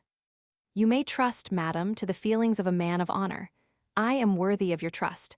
Have entire confidence in me, for I already take a deep interest in all your concerns. Tell me his name. Alas, sir, I give way to fate. With these words, she takes out of her bosom a paper which she gives me. I recognize the handwriting of Zanetto Stefani. It was a promise of marriage by which he engaged his word of honor to marry within a week, in Venice, the young Countess A.S. When I have read the paper, I return it to her, saying that I knew the writer quite well, that he was connected with the Chancellor's office, known as a great libertine and deeply in debt, but that he would be rich after his mother's death. For God's sake, take me to his house. I will do anything you wish, but have entire confidence in me and be good enough to hear me. I advise you not to go to his house. He has already done you great injury, and even supposing that you should happen to find him at home, he might be capable of receiving you badly. If he should not be at home, it is most likely that his mother would not exactly welcome you if you should tell her who you are and what is your errand. Trust to me, and be quite certain that God has sent me on your way to assist you. I promise you that tomorrow at the latest you shall know whether Stefani is in Venice, what he intends to do with you, and what we may compel him to do. Until then, my advice is not to let him know your arrival in Venice. Good God, where shall I go tonight? To a respectable house, of course. I will go to yours if you're married. I am a bachelor. I knew an honest widow who resided in a lane and who had 2 furnished rooms. I persuade the young countess to follow me, and we take a gondola. As we are gliding along, she tells me that, 1 month before, Stefani had stopped in her neighborhood for necessary repairs to his traveling carriage, and that, on the same day, he had made her acquaintance at a house where she had gone with her mother for the purpose of offering their congratulations to a newly married lady. I was unfortunate enough, she continued, to inspire him with love, and he postponed his departure. He remained 1 month in C, never going out but in the evening, and spending every night under my windows conversing with me. He swore 1,000 times that he adored me, that his intentions were honorable. I entreated him to present himself to my parents to ask me in marriage, but he always excused himself by alleging some reason, good or bad, assuring me that he could not be happy unless I showed him entire confidence. He would beg of me to make up my mind to run away with him, unknown to everybody, promising that my honor should not suffer from such a step, because 3 days after my departure, everybody should receive notice of my being his wife, and he assured me that he would bring me back on a visit to my native place shortly after our marriage. Alas, sir, what shall I say now? Love blinded me, I fell into the abyss, I believed him, I agreed to everything. He gave me the paper which you have read, and the following night I allowed him to come into my room through the window under which he was in the habit of conversing with me. I consented to be guilty of a crime which I believed would be atoned for within 3 days, and he left me, promising that the next night he would be again under my window, ready to receive me in his arms. Could I possibly entertain any doubt after the fearful crime I had committed for him? I prepared a small parcel and waited for his coming, but in vain. Oh, what a cruel long night it was. In the morning, I heard that the monster had gone away with his servant 1 hour after sealing my shame. You may imagine my despair. I adopted the only plan that despair could suggest, and that, of course, was not the right one. 1 hour before midnight I left my father's roof, alone, thus completing my dishonor, but resolved on death, if the man who has cruelly robbed me of my most precious treasure, and whom a natural instinct told me I could find here, does not restore me the honor which he alone can give me back. I walked all night and nearly the whole day without taking any food until I got into the barge which brought me here in 24 hours. I traveled in the boat with 5 men and 2 women, but no one saw my face or heard my voice. I kept constantly sitting down in a corner, holding my head down, half asleep, and with this prayer book in my hands. I was left alone, no one spoke to me, and I thanked God for it. When I landed on the wharf, you did not give me time to think how I could find out the dwelling of my perfidious seducer. But you may imagine the impression produced upon me by the sudden apparition of a masked man who, abruptly, and as if placed there purposely by Providence, offered me his services. It seemed to me that you had guessed my distress, and, far from experiencing any repugnance, I felt that I was acting rightly in trusting myself in your hands, in spite of all prudence which, perhaps, ought to have made me turn a deaf ear to your words, and refuse the invitation to enter alone with you the house to which you took me. You know all now, sir, but I entreat you not to judge me too severely. I have been virtuous all through my life. 1 month ago I had never committed a fault which could call a blush upon my face, and the bitter tears which I shed every day will, I hope, wash out my crime in the eyes of God. I have been carefully brought up, but love and the want of experience have thrown me into the abyss. I am in your hands, and I feel certain that I shall have no cause to repent it. I needed all she had just told me to confirm me in the interest which I had felt in her from the first moment. I told her unsparingly that Stefani had seduced and abandoned her of malice aforethought, and that she ought to think of him only to be revenged of his perfidy. My words made her shudder, and she buried her beautiful face in her hands. We reached the widow's house. I established her in a pretty, comfortable room and ordered some supper for her, desiring the good landlady to show her every attention and to let her want for nothing. I then took an affectionate leave of her, promising to see her early in the morning. On leaving this interesting but hapless girl, I proceeded to the house of Stefani. I heard from one of his mother's gondoliers that he had returned to Venice 3 days before, but that, 24 hours after his return, he had gone away again without any servant, and nobody knew his whereabouts, not even his mother. The same evening, happening to be seated next to an abbé from Bologna at the theater, I asked him several questions respecting the family of my unfortunate protégé. The abbé being intimately acquainted with them, I gathered from him all the information I required, and, amongst other things, I heard that the young countess had a brother, then an officer in the papal service. Very early the next morning I called upon her. She was still asleep. The widow told me that she had made a pretty good supper, but without speaking a single word, and that she had locked herself up in her room immediately afterwards. As soon as she had opened her door, I entered her room, and, cutting short her apologies for having kept me waiting, I informed her of all I had heard. Her features bore the stamp of deep sorrow, but she looked calmer, and her complexion was no longer pale. She thought it unlikely that Stefani would have left for any other place but for C. Admitting the possibility that she might be right, I immediately offered to go to see myself and to return without loss of time to fetch her, in case Stefani should be there. Without giving her time to answer, I told her all the particulars I had learned concerning her honorable family, which caused her real satisfaction. "I have no objection," she said, "to your going to see, and I thank you for the generosity of your offer, but I beg you will postpone your journey. I still hope that Stefani will return, and then I can take a decision." "I think you are quite right," I said. "Will you allow me to have some breakfast with you?" "Do you suppose I could refuse you?" "I should be very sorry to disturb you in any way. How did you use to amuse yourself at home?" "I am very fond of books and music. My harpsichord was my delight." I left her after breakfast, and in the evening I came back with a basket full of good books and music, and I sent her an excellent harpsichord. My kindness confused her, but I surprised her much more when I took out of my pocket 3 pairs of slippers. She blushed and thanked me with great feeling. She had walked a long distance, her shoes were evidently worn out, her feet sore, and she appreciated the delicacy of my present. As I had no improper design with regard to her, I enjoyed her gratitude, and felt pleased at the idea she evidently entertained of my kind attentions. I had no other purpose in view but to restore calm to her mind, and to obliterate the bad opinion which the unworthy Stefani had given her of men in general.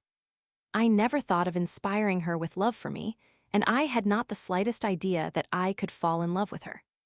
She was unhappy, and her unhappiness a sacred thing in my eyes called all the more for my most honorable sympathy, because, without knowing me, she had given me her entire confidence. Situated as she was, I could not suppose her heart susceptible of harboring a new affection, and I would have despised myself if I had tried to seduce her by any means in my power. I remained with her only a quarter of an hour, being unwilling that my presence should trouble her at such a moment, as she seemed to be at a loss how to thank me and to express all her gratitude. I was thus engaged in a rather delicate adventure, the end of which I could not possibly foresee, but my warmth for my protégé did not cool down, and having no difficulty in procuring the means to keep her eye, had no wish to see the last scene of the romance. That singular meeting, which gave me the useful opportunity of finding myself endowed with generous dispositions, stronger even than my love for pleasure, flattered my self-love more than I could express. I was then trying a great experiment, and conscious that I wanted sadly to study myself, I gave up all my energies to acquire the great science of the XXXXXXXXXXXXX. On the third day, in the midst of expressions of gratitude which I could not succeed in stopping, she told me that she could not conceive why I showed her so much sympathy, because I ought to have formed but a poor opinion of her in consequence of the readiness with which she had followed me into the café. She smiled when I answered that I could not understand how I had succeeded in giving her so great a confidence in my virtue, when I appeared before her with a mask on my face, in a costume which did not indicate a very virtuous character. "It was easy for me, madam," I continued, "to guess that you were a beauty in distress, when I observed your youth, the nobleness of your countenance, and more than all, your candor. The stamp of truth was so well affixed to the first words you uttered that I could not have the shadow of a doubt left in me as to your being the unhappy victim of the most natural of all feelings, and as to your having abandoned your home through a sentiment of honor. Your fault was that of a warm heart seduced by love, over which reason could have no sway, and your flight the action of a soul crying for reparation or for revengefully justifies you. Your cowardly seducer must pay with his life the penalty due to his crime, and he ought never to receive, by marrying you, an unjust reward, for he is not worthy of possessing you after degrading himself by the vilest conduct. Everything you say is true. My brother, I hope, will avenge me. You are greatly mistaken if you imagine that Stefani will fight your brother. Stefani is a coward who will never expose himself to an honorable death." As I was speaking, she put her hand in her pocket and drew forth, after a few moments' consideration, a stiletto 6 inches long, which she placed on the table. "What is this?" I exclaimed. "It is a weapon upon which I reckoned until now to use against myself in case I should not succeed in obtaining reparation for the crime I have committed. But you have opened my eyes.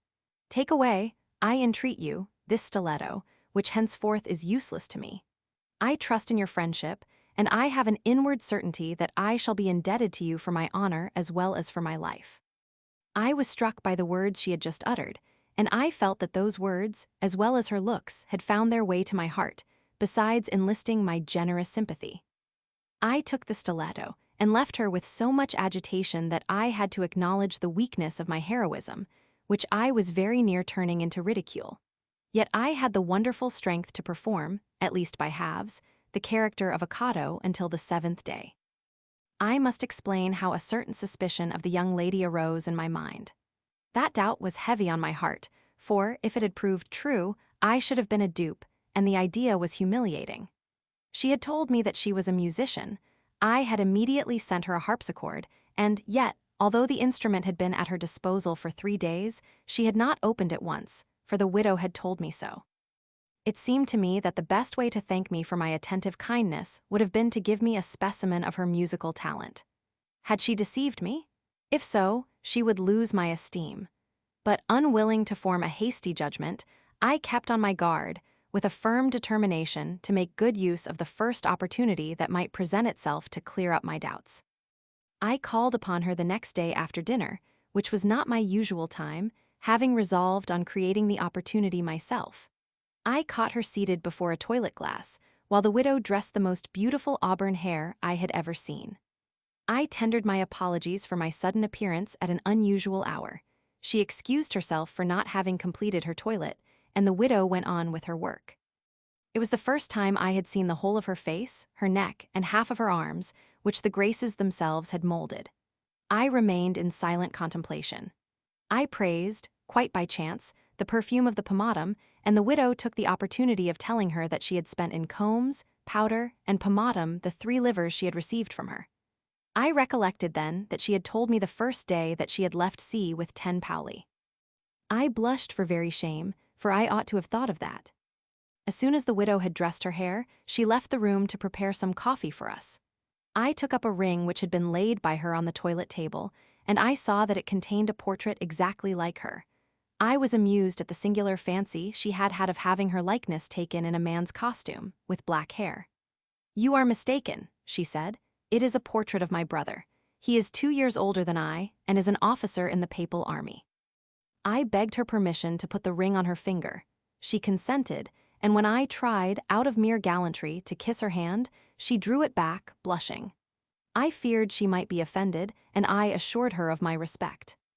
"Ah, sir," she answered, "in the situation in which I am placed, I must think of defending myself against my own self much more than against you." The compliment struck me as so fine and so complimentary to me that I thought it better not to take it up. But she could easily read in my eyes that she would never find me ungrateful for whatever feelings she might entertain in my favor. Yet, I felt my love taking such proportions that I did not know how to keep it a mystery any longer. Soon after that, as she was again thanking me for the books I had given her, saying that I had guessed her taste exactly because she did not like novels, she added, "I owe you an apology for not having sung to you yet, knowing that you are fond of music." These words made me breathe freely. Without waiting for any answer, she sat down before the instrument and played several pieces with a facility, with a precision, with an expression of which no words could convey any idea. I was in ecstasy. I entreated her to sing. After some little ceremony, she took one of the music books I had given her, and she sang at sight in a manner which fairly ravished me. I begged that she would allow me to kiss her hand, and she did not say yes, but when I took it and pressed my lips on it, she did not oppose any resistance. I had the courage to smother my ardent desires, and the kiss I imprinted on her lovely hand was a mixture of tenderness, respect, and admiration. I took leave of her, smitten, full of love, and almost determined on declaring my passion. Reserve becomes silliness when we know that our affection is returned by the woman we love, but as yet I was not quite sure. The disappearance of Stefani was the talk of Venice, but I did not inform the charming countess of that circumstance. It was generally supposed that his mother had refused to pay his debts, and that he had run away to avoid his creditors. It was very possible. But whether he returned or not, I could not make up my mind to lose the precious treasure I had in my hands. Yet I did not see in what manner, in what quality, I could enjoy that treasure, and I found myself in a regular maze. Sometimes I had an idea of consulting my kind father, but I would soon abandon it with fear, for I had made a trial of his empiric treatment in the Rinaldi affair, and still more in the case of El Abidi. His remedies frightened me to that extent that I would rather remain ill than be cured by their means. One morning I was foolish enough to inquire from the widow whether the lady had asked her who I was. What an egregious blunder! I saw it when the good woman, instead of answering me, said, "Does she not know who you are?" "Answer me and do not ask questions," I said, in order to hide my confusion. The worthy woman was right. Through my stupidity she would now feel curious. The tittle-tattle of the neighborhood would of course take up the affair and discuss it, and all through my thoughtlessness. It was an unpardonable blunder. One ought never to be more careful than in addressing questions to half-educated persons. During the fortnight that she had passed under my protection, the Countess had shewn me no curiosity whatever to know anything about me, but it did not prove that she was not curious on the subject. If I had been wise, I should have told her the very first day who I was, but I made up for my mistake that evening better than anybody else could have done it, and, after having told her all about myself, I entreated her forgiveness for not having done so sooner. Thanking me for my confidence, she confessed how curious she had been to know me better, and she assured me that she would never have been imprudent enough to ask any questions about me from her landlady. Women have a more delicate, a surer tact than men, and her last words were a home thrust for me.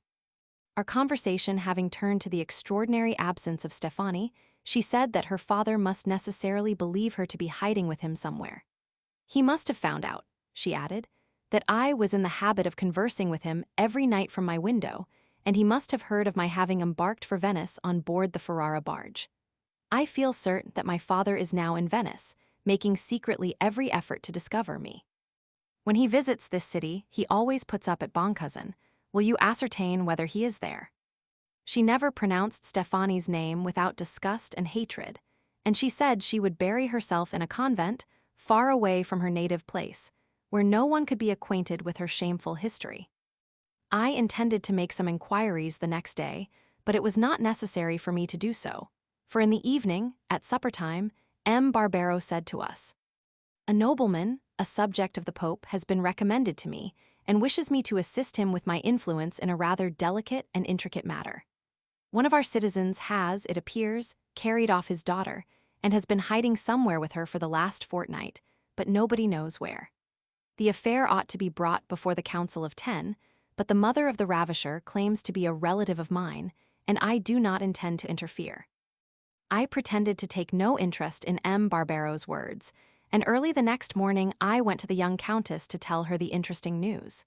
She was still asleep, but being in a hurry, I sent the widow to say that I wanted to see her only for 2 minutes in order to communicate something of great importance. She received me, covering herself up to the chin with the bedclothes. As soon as I had informed her of all I knew, she entreated me to enlist M. Barbero as a mediator between herself and her father, assuring me that she would rather die than become the wife of the monster who had dishonored her. I undertook to do it, and she gave me the promise of marriage used by the deceiver to seduce her, so that it could be shewn to her father. In order to obtain M. Barbero's mediation in favor of the young countess, it would have been necessary to tell him that she was under my protection, and I felt it would injure my protégé.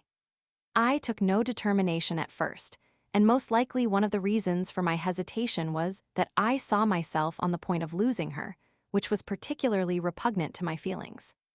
After dinner, Count A.S. was announced as wishing to see M. Barbero. He came in with his son, the living portrait of his sister. M. Barbero took them to his study to talk the matter over, and within an hour they had taken leave. As soon as they had gone, the excellent M. Barbero asked me, as I had expected, to consult my heavenly spirit, and to ascertain whether he would be right in interfering in favor of Count S. He wrote the question himself, and I gave the following answer with the utmost coolness.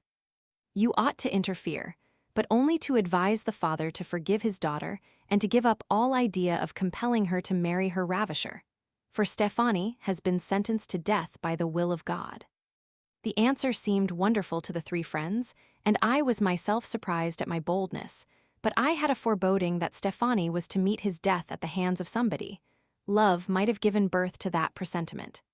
M. de Bragadin, who believed my oracle infallible, observed that it had never given such a clear answer, and that Stefani was certainly dead.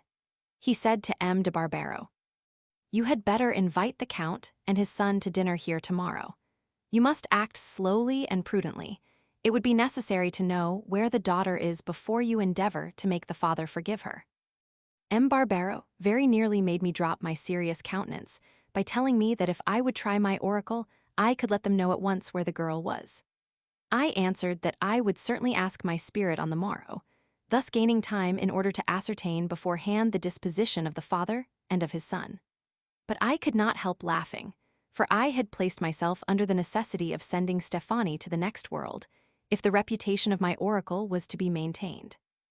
I spent the evening with the young countess, who entertained no doubt either of her father's indulgence or of the entire confidence she could repose in me. What delight the charming girl experienced when she heard that I would dine the next day with her father and brother, and that I would tell her every word that would be said about her. But what happiness it was for me to see her convinced that she was right in loving me, and that, without me, she would certainly have been lost in a town where the policy of the government tolerates debauchery as a solitary species of individual freedom. We congratulated each other upon our fortuitous meeting and upon the conformity in our tastes, which we thought truly wonderful. We were greatly pleased that her easy acceptance of my invitation, or my promptness in persuading her to follow and to trust me, could not be ascribed to the mutual attraction of our features, for I was masked, and her hood was then as good as a mask. We entertained no doubt that everything had been arranged by heaven to get us acquainted, and to fire us both, even unknown to ourselves, with love for each other. "Confess," I said to her, in a moment of enthusiasm, and as I was covering her hand with kisses, "confess that if you found me to be in love with you, you would fear me." "Alas, my only fear is to lose you." That confession, the truth of which was made evident by her voice and by her looks, proved the electric spark which ignited the latent fire.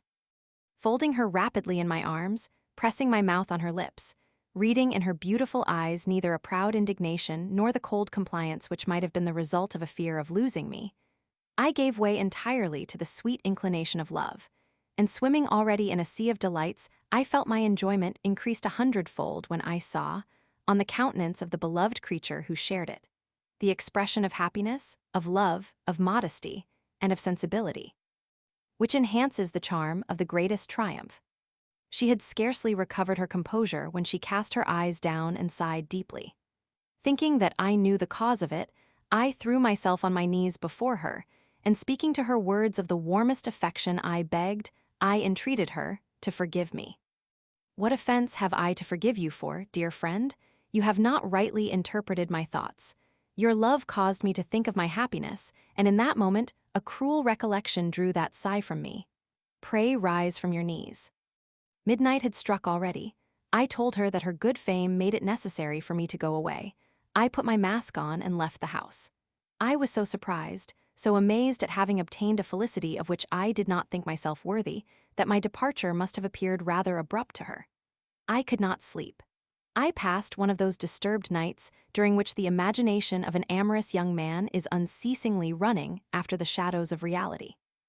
I had tasted, but not savored, that happy reality, and all my being was longing for her who alone could make my enjoyment complete. In that nocturnal drama, love and imagination were the two principal actors. Hope, in the background, performed only a dumb part. People may say what they please on that subject, but hope is in fact nothing but a deceitful flatterer accepted by reason only because it is often in need of palliatives. Happy are those men who, to enjoy life to the fullest extent, require neither hope nor foresight. In the morning, recollecting the sentence of death which I had passed on Stefani, I felt somewhat embarrassed about it. I wished I could have recalled it, as well for the honor of my oracle, which was seriously implicated by it, as for the sake of Stefani himself, whom I did not hate half so much since I was indebted to him for the treasure in my possession. The Count and his son came to dinner. The father was simple, artless, and unceremonious. It was easy to read on his countenance the grief he felt at the unpleasant adventure of his daughter, and his anxiety to settle the affair honorably, but no anger could be traced on his features or in his manners. The son, as handsome as the god of love, had wit and great nobility of manner. His easy, unaffected carriage pleased me, and wishing to win his friendship, I showed him every attention. After the dessert, M. Barbero contrived to persuade the Count that we were 4 persons with but 1 head and 1 heart, and the worthy nobleman spoke to us without any reserve. He praised his daughter very highly. He assured us that Stefani had never entered his house, and therefore he could not conceive by what spell, speaking to his daughter only at night and from the street under the window, he had succeeded in seducing her to such an extent as to make her leave her home alone, on foot, 2 days after he had left himself in his postchaise. Then, observed M. Barbero, it is impossible to be certain that he actually seduced her, or to prove that she went off with him. Very true, sir, but although it cannot be proved, there is no doubt of it, and now that no one knows where Stefani is, he can be nowhere but with her. I only want him to marry her. It strikes me that it would be better not to insist upon a compulsory marriage which would seal your daughter's misery.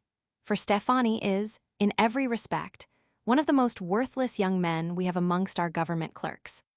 Were I in your place, said M. de Bragadin, I would let my daughter's repentance disarm my anger, and I would forgive her. Where is she?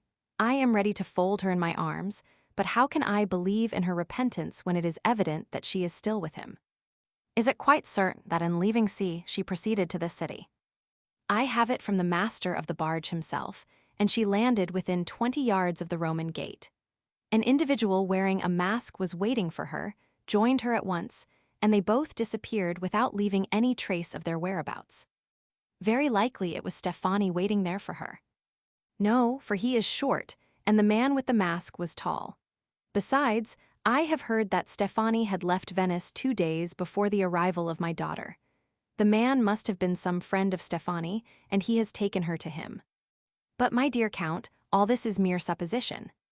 There are 4 persons who have seen the man with the mask, and pretend to know him, only they do not agree. Here is a list of 4 names, and I will accuse these 4 persons before the Council of 10 if Stefani should deny having my daughter in his possession. The list, which he handed to M. Barbero, gave not only the names of the 4 accused persons, but likewise those of their accusers. The last name, which M. Barbero read, was mine. When I heard it, I shrugged my shoulders in a manner which caused the 3 friends to laugh heartily. M. de Bragadin, seeing the surprise of the Count at such uncalled-for mirth, said to him, "This is Casanova, my son, and I give you my word of honor that, if your daughter is in his hands, she is perfectly safe, although he may not look exactly the sort of man to whom young girls should be trusted." The surprise, the amazement, and the perplexity of the Count and his son were an amusing picture. The loving father begged me to excuse him, with tears in his eyes, telling me to place myself in his position. My only answer was to embrace him most affectionately. The man who had recognized me was a noted pimp, whom I had thrashed some time before for having deceived me. If I had not been there just in time to take care of the young countess, she would not have escaped him, and he would have ruined her forever by taking her to some house of ill fame. The result of the meeting was that the Count agreed to postpone his application to the Council of 10 until Stefani's place of refuge should be discovered. "I have not seen Stefani for 6 months, sir," I said to the Count, "but I promise you to kill him in a duel as soon as he returns." "You shall not do it," answered the young Count very coolly, "unless he kills me first." "Gentlemen," exclaimed M. de Bragadin, "I can assure you that you will neither of you fight a duel with him, for Stefani is dead." "Dead," said the Count. "We must not," observed the prudent Barbero, "take that word in its literal sense, but the wretched man is dead to all honor and self-respect." After that truly dramatic scene, during which I could guess that the denouement of the play was near at hand, I went to my charming Countess, taking care to change my gondola 3 times, a necessary precaution to baffle spies. I gave my anxious mistress an exact account of all the conversation. She was very impatient for my coming, and wept tears of joy when I repeated her father's words of forgiveness, but when I told her that nobody knew of Stefani having entered her chamber, she fell on her knees and thanked God. I then repeated her brother's words, imitating his coolness: "You shall not kill him unless he kills me first." She kissed me tenderly, calling me her guardian angel, her savior, and weeping in my arms. I promised to bring her brother on the following day, or the day after that at the latest. We had our supper, but we did not talk of Stefani or of revenge, and after that pleasant meal we devoted 2 hours to the worship of the god of love.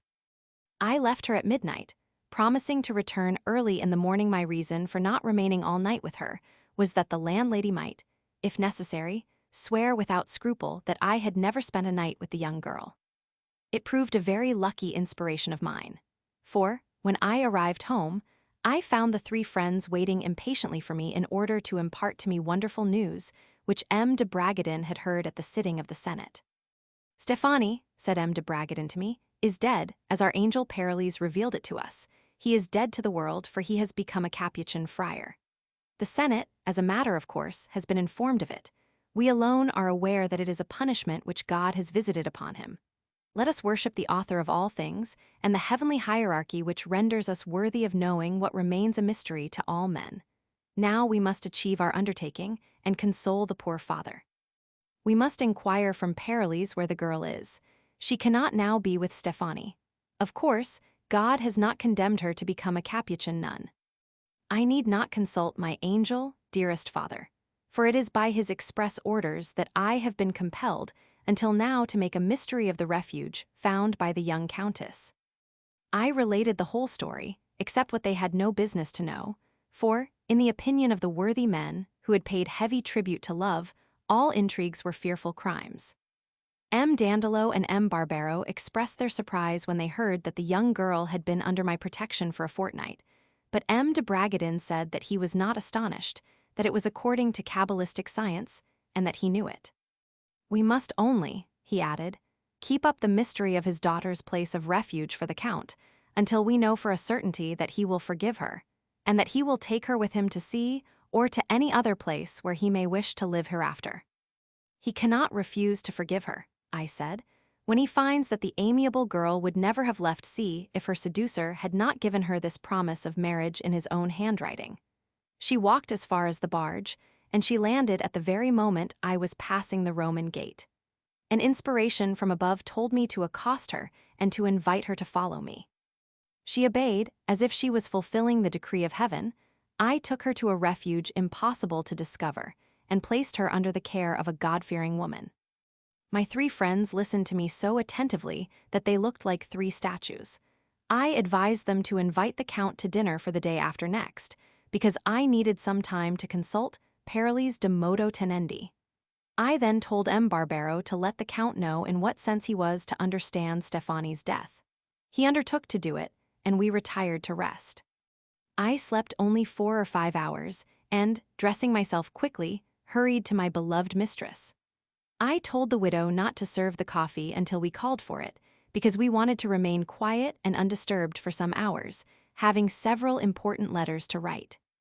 I found the lovely Countess in bed, but awake, and her eyes beaming with happiness and contentment. For a fortnight, I had only seen her sad, melancholy, and thoughtful. Her pleased countenance, which I naturally ascribed to my influence, filled me with joy. We commenced as all happy lovers always do, and we were both unsparing of the mutual proofs of our love, tenderness, and gratitude. After our delightful amorous sport, I told her the news, but love had so completely taken possession of her pure and sensitive soul that what had been important was now only an accessory. But the news of her seducer having turned a Capuchin friar filled her with amazement, and, passing very sensible remarks on the extraordinary event, she pitied Stefani. When we can feel pity, we love no longer, but a feeling of pity succeeding love is the characteristic only of a great and generous mind. She was much pleased with me for having informed my 3 friends of her being under my protection, and she left to my care all the necessary arrangements for obtaining a reconciliation with her father. Now and then we recollected that the time of our separation was near at hand. Our grief was bitter, but we contrived to forget it in the ecstasy of our amorous enjoyment. "Ah, why can we not belong forever to each other?" the charming girl would exclaim. "It is not my acquaintance with Stefani, it is your loss which will seal my eternal misery." But it was necessary to bring our delightful interview to a close, for the hours were flying with fearful rapidity. I left her happy, her eyes wet with tears of intense felicity. At the dinner table, M. Barbero told me that he had paid a visit to his relative, Stefani's mother, and that she had not appeared sorry at the decision taken by her son, although he was her only child. He had the choice, she said, between killing himself and turning friar, and he took the wiser course. The woman spoke like a good Christian, and she professed to be one. But she spoke like an unfeeling mother, and she was truly one, for she was wealthy, and if she had not been cruelly avaricious, her son would not have been reduced to the fearful alternative of committing suicide or of becoming a Capuchin friar. The last and most serious motive which caused the despair of Stefani, who is still alive, remained a mystery for everybody. My memoirs will raise the veil when no one will care anything about it. The Count and his son were, of course, greatly surprised, and the event made them still more desirous of discovering the young lady. In order to obtain a clue to her place of refuge, the Count had resolved on summoning before the Council of 10 all the parties, accused and accusing, whose names he had on his list, with the exception of myself. His determination made it necessary for us to inform him that his daughter was in my hands, and M. de Bragadin undertook to let him know the truth. We were all invited to supper by the Count, and we went to his hostelry, with the exception of M. de Bragadin, who had declined the invitation. I was thus prevented from seeing my divinity that evening, but early the next morning I made up for lost time, and as it had been decided that her father would on that very day be informed of her being under my care, we remained together until noon. We had no hope of contriving another meeting, for I had promised to bring her brother in the afternoon. The Count and his son dined with us, and after dinner M. de Bragadin said, "I have joyful news for you, Count. Your beloved daughter has been found." What an agreeable surprise for the father and son. M. de Bragadin handed them the promise of marriage written by Stefani, and said, "This, gentlemen, evidently brought your lovely young lady to the verge of madness when she found that he had gone from sea without her. She left your house alone on foot, and as she landed in Venice, Providence threw her in the way of this young man, who induced her to follow him, and has placed her under the care of an honest woman, whom she has not left since, whom she will leave only to fall in your arms as soon as she is certain of your forgiveness for the folly she has committed."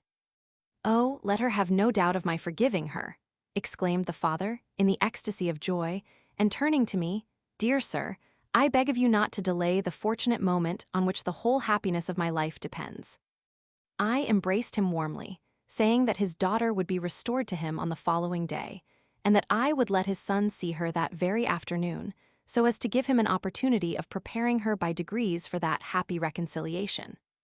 M. Barbero desired to accompany us, and the young man, approving all my arrangements, embraced me, swearing everlasting friendship and gratitude. We went out all three together, and a gondola carried us in a few minutes to the place where I was guarding a treasure more precious than the golden apples of the Hesperides. But alas, I was on the point of losing that treasure, the remembrance of which causes me, even now, a delicious trembling. I preceded my two companions in order to prepare my lovely young friend for the visit, and when I told her that, according to my arrangements, her father would not see her till on the following day. "Ah," she exclaimed with the accent of true happiness, "then we can spend a few more hours together. Go, dearest, go and bring my brother." I returned with my companions, but how can I paint that truly dramatic situation?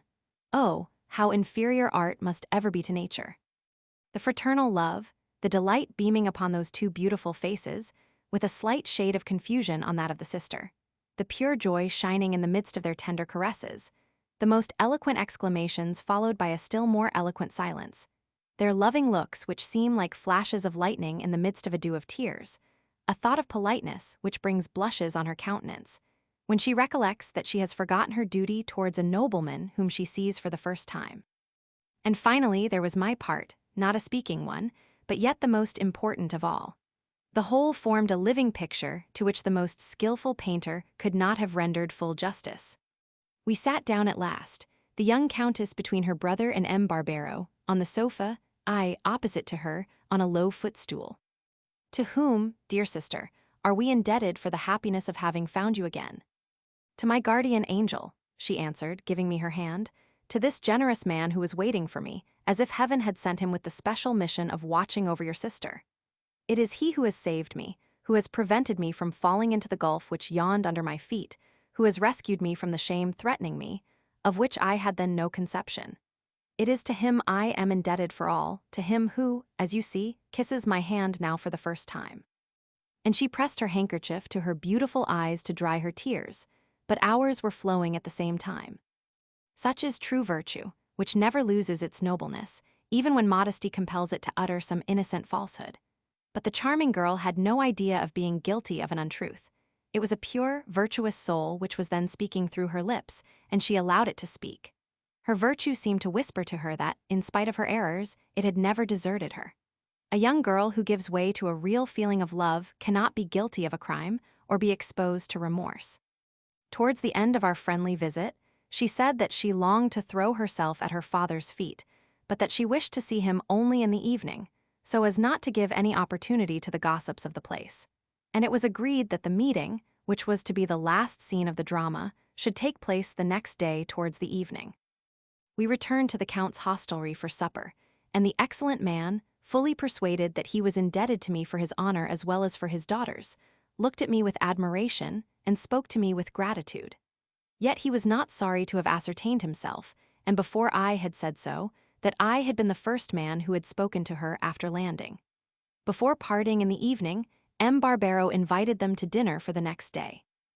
I went to my charming mistress very early the following morning, and, although there was some danger in protracting our interview, we did not give it a thought. Or, if we did, it only caused us to make good use of the short time that we could still devote to love. After having enjoyed, until our strength was almost expiring, the most delightful, the most intense voluptuousness in which mutual ardor can enfold two young, vigorous, and passionate lovers, the young countess dressed herself, and kissing her slippers, said she would never part with them as long as she lived. I asked her to give me a lock of her hair, which she did at once. I meant to have it made into a chain like the one woven with the hair of Madame F., which I still wore round my neck. Towards dusk, the Count and his son, M. Dandolo, M. Barbero, and myself, proceeded together to the abode of the young countess. The moment she saw her father, she threw herself on her knees before him, but the Count, bursting into tears, took her in his arms, covered her with kisses, and breathed over her words of forgiveness, of love and blessing. What a scene for a man of sensibility! An hour later we escorted the family to the inn, and, after wishing them a pleasant journey, I went back with my two friends to M. de Bragadin, to whom I gave a faithful account of what had taken place. We thought that they had left Venice, but the next morning they called at the place in a piazza with 6 rowers.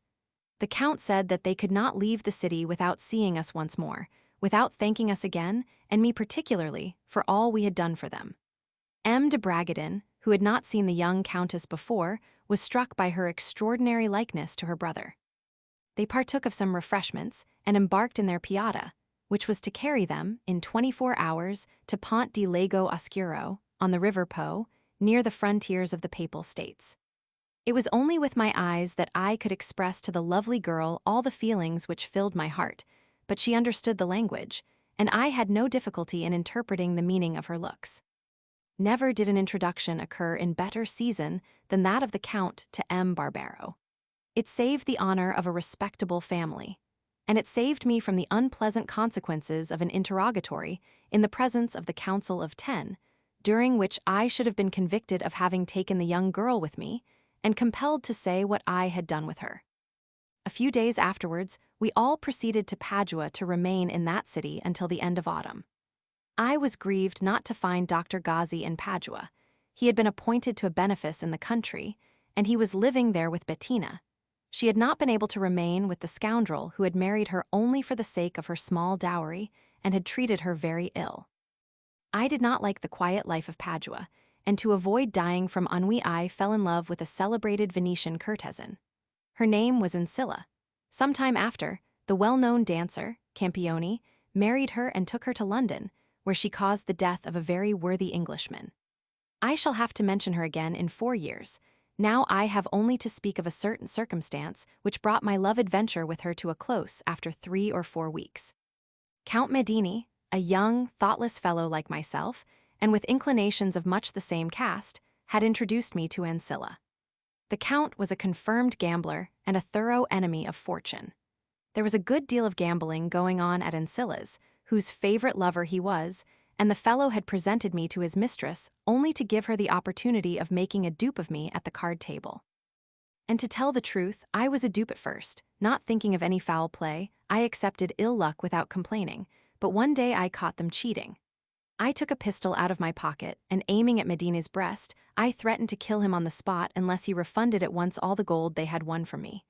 Ancilla fainted away, and the Count, after refunding the money, challenged me to follow him out and measure swords. I placed my pistols on the table, and we went out. Reaching a convenient spot, we fought by the bright light of the moon, and I was fortunate enough to give him a gash across the shoulder. He could not move his arm, and he had to cry for mercy. After that meeting, I went to bed and slept quietly. But in the morning, I related the whole affair to my father, and he advised me to leave Padua immediately, which I did. Count Medini remained my enemy through all his life. I shall have occasion to speak of him again when I reach Naples.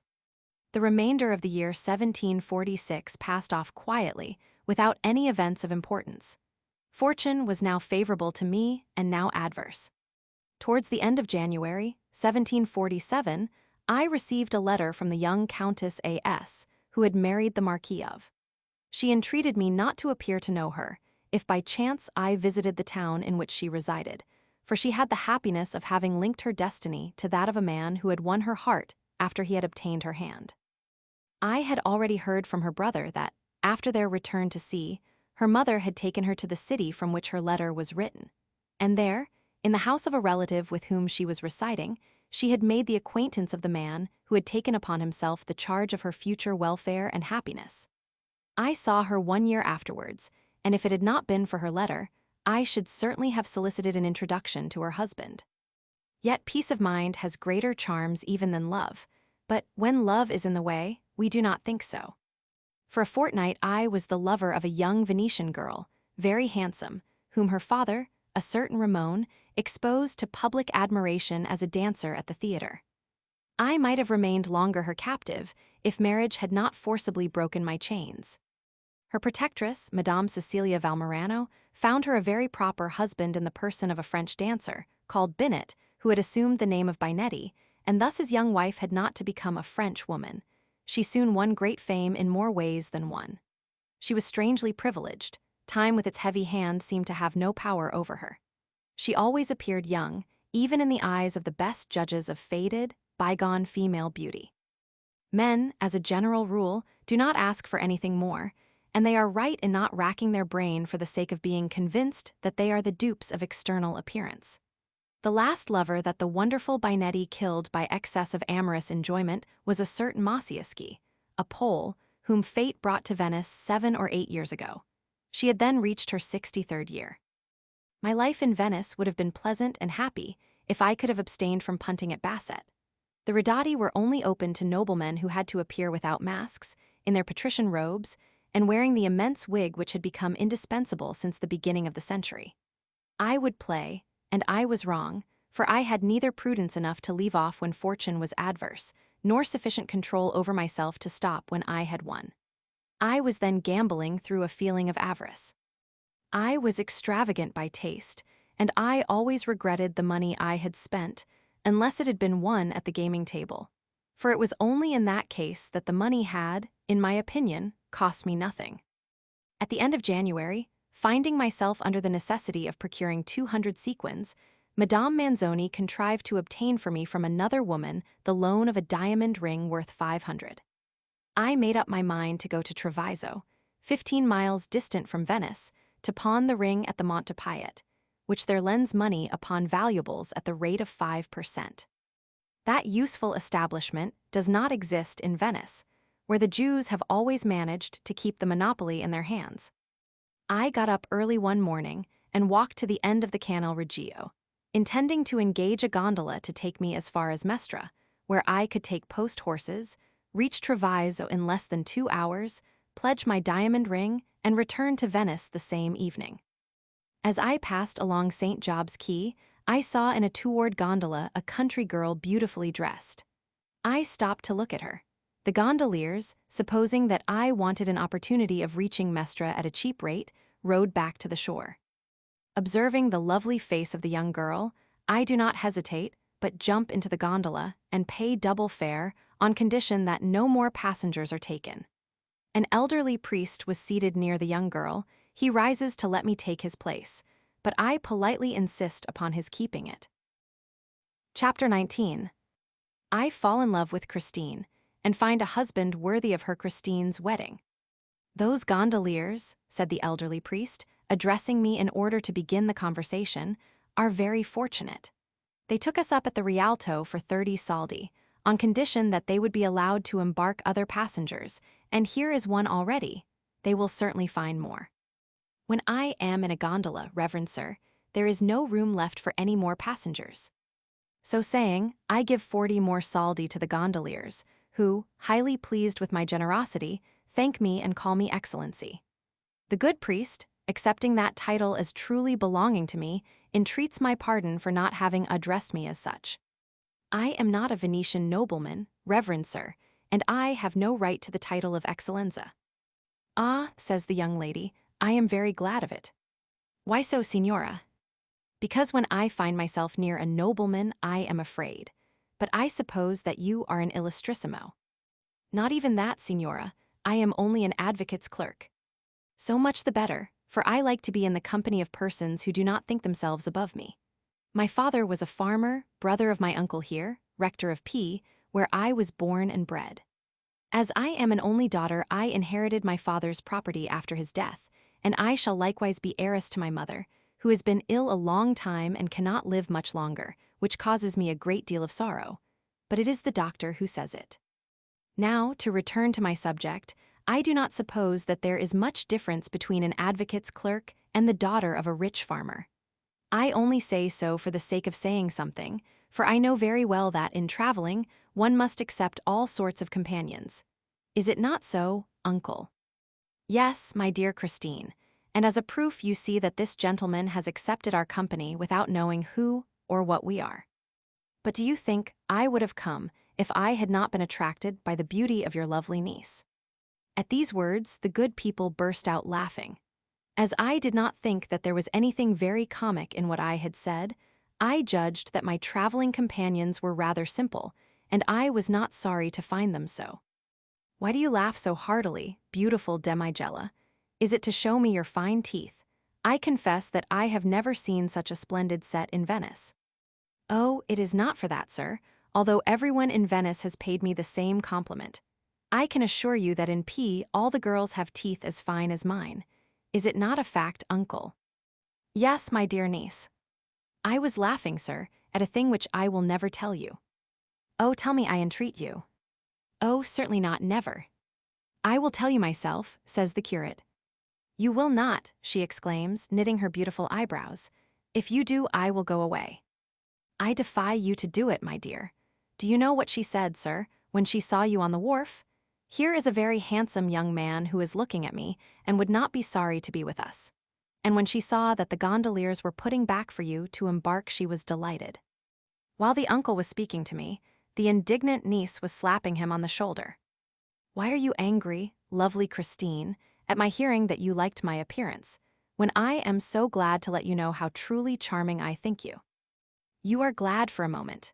Oh, I know the Venetians thoroughly now. They have all told me that they were charmed with me, and not one of those I would have liked ever made a declaration to me. What sort of declaration did you want? There's only one sort for me, sir, the declaration leading to a good marriage in church, in the sight of all men. Yet we remained a fortnight in Venice, did we not, uncle? This girl, said the uncle, is a good match, for she possesses 3,000 crowns.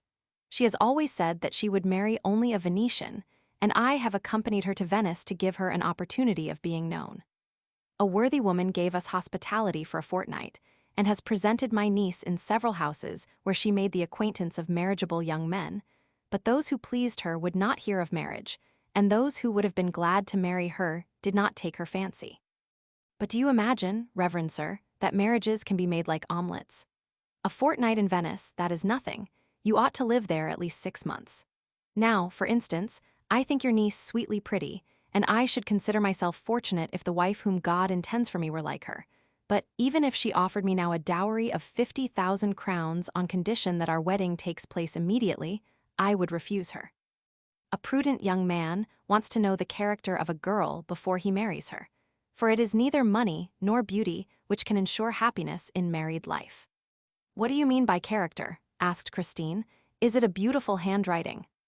No, my dear. I mean the qualities of the mind and the heart. I shall most likely get married sometime, and I have been looking for a wife for the last 3 years, but I am still looking in vain. I have known several young girls almost as lovely as you are, and all with a good marriage portion, but after an acquaintance of 2 or 3 months I found out that they could not make me happy. In what were they deficient? Well, I will tell you because you are not acquainted with them, and there can be no indiscretion on my part. One whom I certainly would have married, for I loved her dearly, was extremely vain. She would have ruined me in fashionable clothes and by her love for luxuries. Fancy! She was in the habit of paying 1 sequin every month to the hairdresser, and as much at least for pomatum and perfumes. She was a giddy, foolish girl. Now, I spend only 10 soldi in 1 year on wax which I mix with goat's grease, and there I have an excellent pomatum. Another, whom I would have married 2 years ago, labored under a disease which would have made me unhappy. As soon as I knew of it, I ceased my visits. What disease was it? A disease which would have prevented her from being a mother, and, if I get married, I wish to have children. All that is in God's hands, but I know that my health is excellent. Is it not, uncle? Another was too devout, and that does not suit me. She was so over-scrupulous that she was in the habit of going to her confessor twice a week, and every time her confession lasted at least 1 hour. I want my wife to be a good Christian, but not bigoted. She must have been a great sinner, or else she was very foolish. I confess only once a month and get through everything in 2 minutes. Is it not true, uncle? And if you were to ask me any questions, uncle, I should not know what more to say. One young lady thought herself more learned than I, although she would, every minute, utter some absurdity. Another was always low-spirited, and my wife must be cheerful. Hark to that, uncle. You and my mother are always chiding me for my cheerfulness. Another, whom I did not court long, was always afraid of being alone with me, and if I gave her a kiss, she would run and tell her mother. How silly she must have been. I have never yet listened to a lover, for we have only rude peasants in P, but I know very well that there are some things which I would not tell my mother. One had a rank breath, another painted her face, and indeed, almost every young girl is guilty of that fault. I am afraid marriage is out of the question for me, because I want, for instance, my wife to have black eyes, and in our days almost every woman colors them by art. But I cannot be deceived, for I am a good judge. Are mine black? You are laughing. I laugh because your eyes certainly appear to be black, but they are not so in reality. Never mind, you are very charming in spite of that. Now that is amusing. You pretend to be a good judge, yet you say that my eyes are dyed black. My eyes, sir, whether beautiful or ugly, are now the same as God made them. Is it not so, uncle? I never had any doubt of it, my dear niece. And you do not believe me, sir? No, they are too beautiful for me to believe them natural. Oh dear me, I cannot bear it. Excuse me, my lovely damigella, I am afraid I have been too sincere. After that quarrel we remained silent. The good curate smiled now and then, but his niece found it very hard to keep down her sorrow. At intervals I stole a look at her face, and could see that she was very near crying. I felt sorry, for she was a charming girl. In her hair, dressed in the fashion of wealthy countrywomen, she had more than 100 sequins, worth of gold pins and arrows which fastened the plaits of her long locks as dark as ebony. Heavy gold earrings, and a long chain, which was wound 20 times round her snowy neck, made a fine contrast to her complexion, on which the lilies and the roses were admirably blended. It was the first time that I had seen a country beauty in such splendid apparel.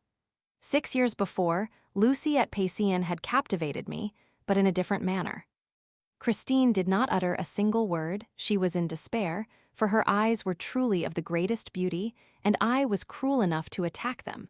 She evidently hated me, and her anger alone kept back her tears. Yet I would not undeceive her, for I wanted her to bring matters to a climax. When the gondola had entered the long canal of Margara, I asked the clergyman whether he had a carriage to go to Treviso, through which place he had to pass to reach P. I intended to walk, said the worthy man, for my parish is poor and I am the same, but I will try to obtain a place for Christine in some carriage traveling that way. You would confer a real kindness on me if you would both accept a seat in my chaise. It holds 4 persons, and there is plenty of room. It is a good fortune, which we were far from expecting. Not at all, uncle. I will not go with this gentleman. Why not, my dear niece? Because I will not. Such is the way, I remarked without looking at her, that sincerity is generally rewarded. Sincerity, sir? Nothing of the sort, she exclaimed angrily. It is sheer wickedness. There can be no true black eyes now for you in the world, but, as you like them, I am very glad of it. You are mistaken, lovely Christine, for I have the means of ascertaining the truth. What means?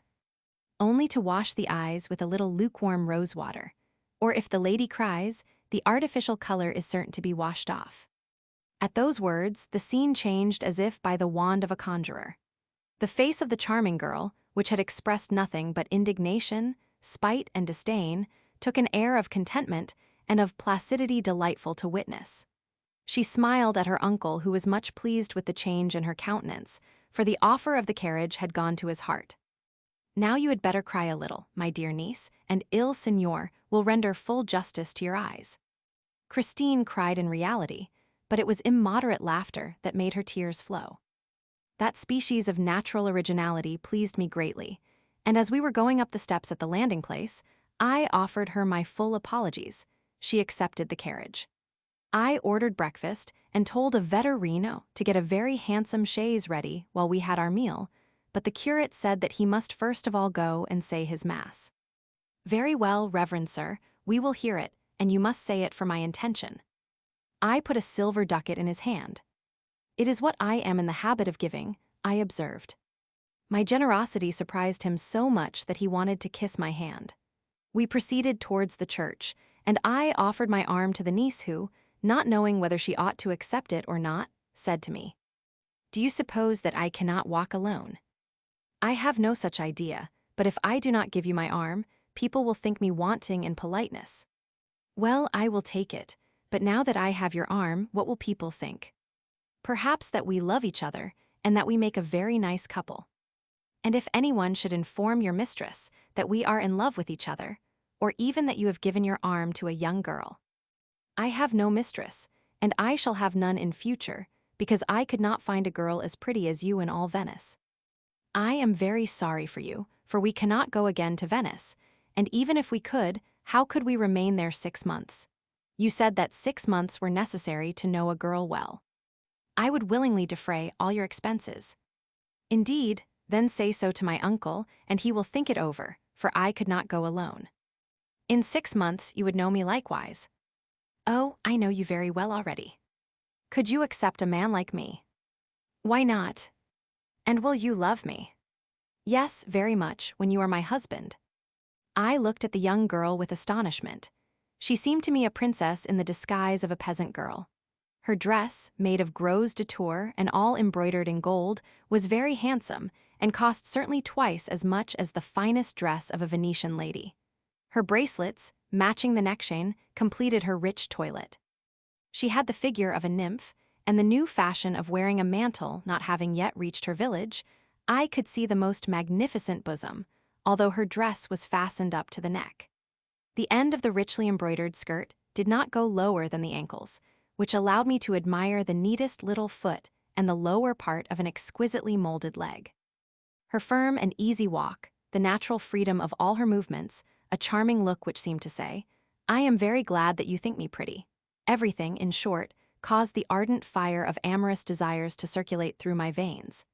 I could not conceive how such a lovely girl could have spent a fortnight in Venice without finding a man to marry or to deceive her. I was particularly delighted with her simple, artless way of talking, which in the city might have been taken for silliness. Absorbed in my thoughts, and having resolved in my own mind on rendering brilliant homage to her charms, I waited impatiently for the end of the Mass. After breakfast, I had great difficulty in convincing the curate that my seat in the carriage was the last one, but I found it easier to persuade him on our arrival in Treviso to remain for dinner and for supper at a small, unfrequented inn, as I took all the expense upon myself. He accepted very willingly when I added that immediately after supper a carriage would be in readiness to convey him to P, where he would arrive in an hour after a pleasant journey by moonlight. He had nothing to hurry him on, except his wish to say Mass in his own church the next morning. I ordered a fire and a good dinner, and the idea struck me that the curate himself might pledge the ring for me, and thus give me the opportunity of a short interview with his niece. I proposed it to him, saying that I could not very well go myself, as I did not wish to be known. He undertook the commission at once, expressing his pleasure at doing something to oblige me. He left us, and I remained alone with Christine. I spent an hour with her without trying to give her even a kiss, although I was dying to do so, but I prepared her heart to burn with the same desires which were already burning in me by those words, which so easily inflame the imagination of a young girl. The curate came back and returned me the ring, saying that it could not be pledged until the day after the morrow, in consequence of the festival of the Holy Virgin. He had spoken to the cashier, who had stated that if I liked the bank would lend double the sum I had asked. "My dear sir," I said, "you would greatly oblige me if you would come back here from P to pledge the ring yourself. Now that it has been offered once by you, it might look very strange if it were brought by another person. Of course, I will pay all your expenses. I promise you to come back." I hoped he would bring his niece with him. I was seated opposite to Christine during the dinner, and discovered fresh charms in her every minute, but, fearing I might lose her confidence if I tried to obtain some slight favor, I made up my mind not to go to work too quickly, and to contrive that the curate should take her again to Venice. I thought that there only I could manage to bring love into play and to give it the food it requires. "Reverend sir," I said, "let me advise you to take your niece again to Venice. I undertake to defray all expenses and to find an honest woman with whom your Christine will be as safe as with her own mother. I want to know her well in order to make her my wife, and if she comes to Venice our marriage is certain. Sir, I will bring my niece myself to Venice as soon as you inform me that you have found a worthy woman with whom I can leave her in safety." While we were talking I kept looking at Christine, and I could see her smile with contentment. "My dear Christine," I said, "within a week I shall have arranged the affair. In the meantime, I will write to you. I hope that you have no objection to correspond with me. My uncle will write for me, for I have never been taught writing." "What, my dear child, You wish to become the wife of a Venetian, and you cannot write. Is it then necessary to know how to write in order to become a wife? I can read well. That is not enough, and although a girl can be a wife and a mother without knowing how to trace one letter, it is generally admitted that a young girl ought to be able to write. I wonder you never learned. There is no wonder in that, for not one girl in our village can do it. Ask my uncle. It is perfectly true, but there is not one who thinks of getting married in Venice, and as you wish for a Venetian husband, you must learn. Certainly, I said, and before you come to Venice, for everybody would laugh at you if you could not write. I see that it makes you sad, my dear, but it cannot be helped. I am sad because I cannot learn writing in a week. I undertake, said her uncle, to teach you in a fortnight if you will only practice diligently. You will then know enough to be able to improve by your own exertions. It is a great undertaking, but I accept it. I promise you to work night and day and to begin tomorrow. After dinner, I advised the priest not to leave that evening, to rest during the night, and I observed that, by going away before daybreak, he would reach P in good time and feel all the better for it. I made the same proposal to him in the evening, and when he saw that his niece was sleepy, he was easily persuaded to remain. I called for the innkeeper, ordered a carriage for the clergyman, and desired that a fire might be lit for me in the next room where I would sleep. But the good priest said that it was unnecessary, because there were 2 large beds in our room, that one would be for me and the other for him and his niece. We need not undress, he added, as we mean to leave very early, but you can take off your clothes, sir, because you are not going with us, and you will like to remain in bed tomorrow morning. Oh, remarked Christine, I must undress myself, otherwise I could not sleep, but I only want a few minutes to get ready in the morning. I said nothing, but I was amazed. Christine then, lovely and charming enough to wreck the chastity of a Xenocrates, would sleep naked with her uncle. True, he was old, devout, and without any of the ideas which might render such a position dangerous, yet the priest was a man, he had evidently felt like all men, and he ought to have known the danger he was exposing himself to. My carnal-mindedness could not realize such a state of innocence. But it was truly innocent, so much so that he did it openly, and did not suppose that anyone could see anything wrong in it. I saw it all plainly, but I was not accustomed to such things, and felt lost in wonderment. As I advanced in age and in experience, I have seen the same custom established in many countries amongst honest people whose good morals were in no way debased by it, but it was amongst good people, and I do not pretend to belong to that worthy class. We had had no meat for dinner, and my delicate palate was not oversatisfied. I went down to the kitchen myself, and I told the landlady that I wanted the best that could be procured in Treviso for supper, particularly in wines. If you do not mind the expense, sir, trust to me, and I undertake to please you. I will give you some Gata wine. All right, but let us have supper early. When I returned to our room, I found Christine caressing the cheeks of her old uncle, who was laughing. The good man was 75 years old. Do you know what is the matter? He said to me. My niece is caressing me because she wants me to leave her here until my return.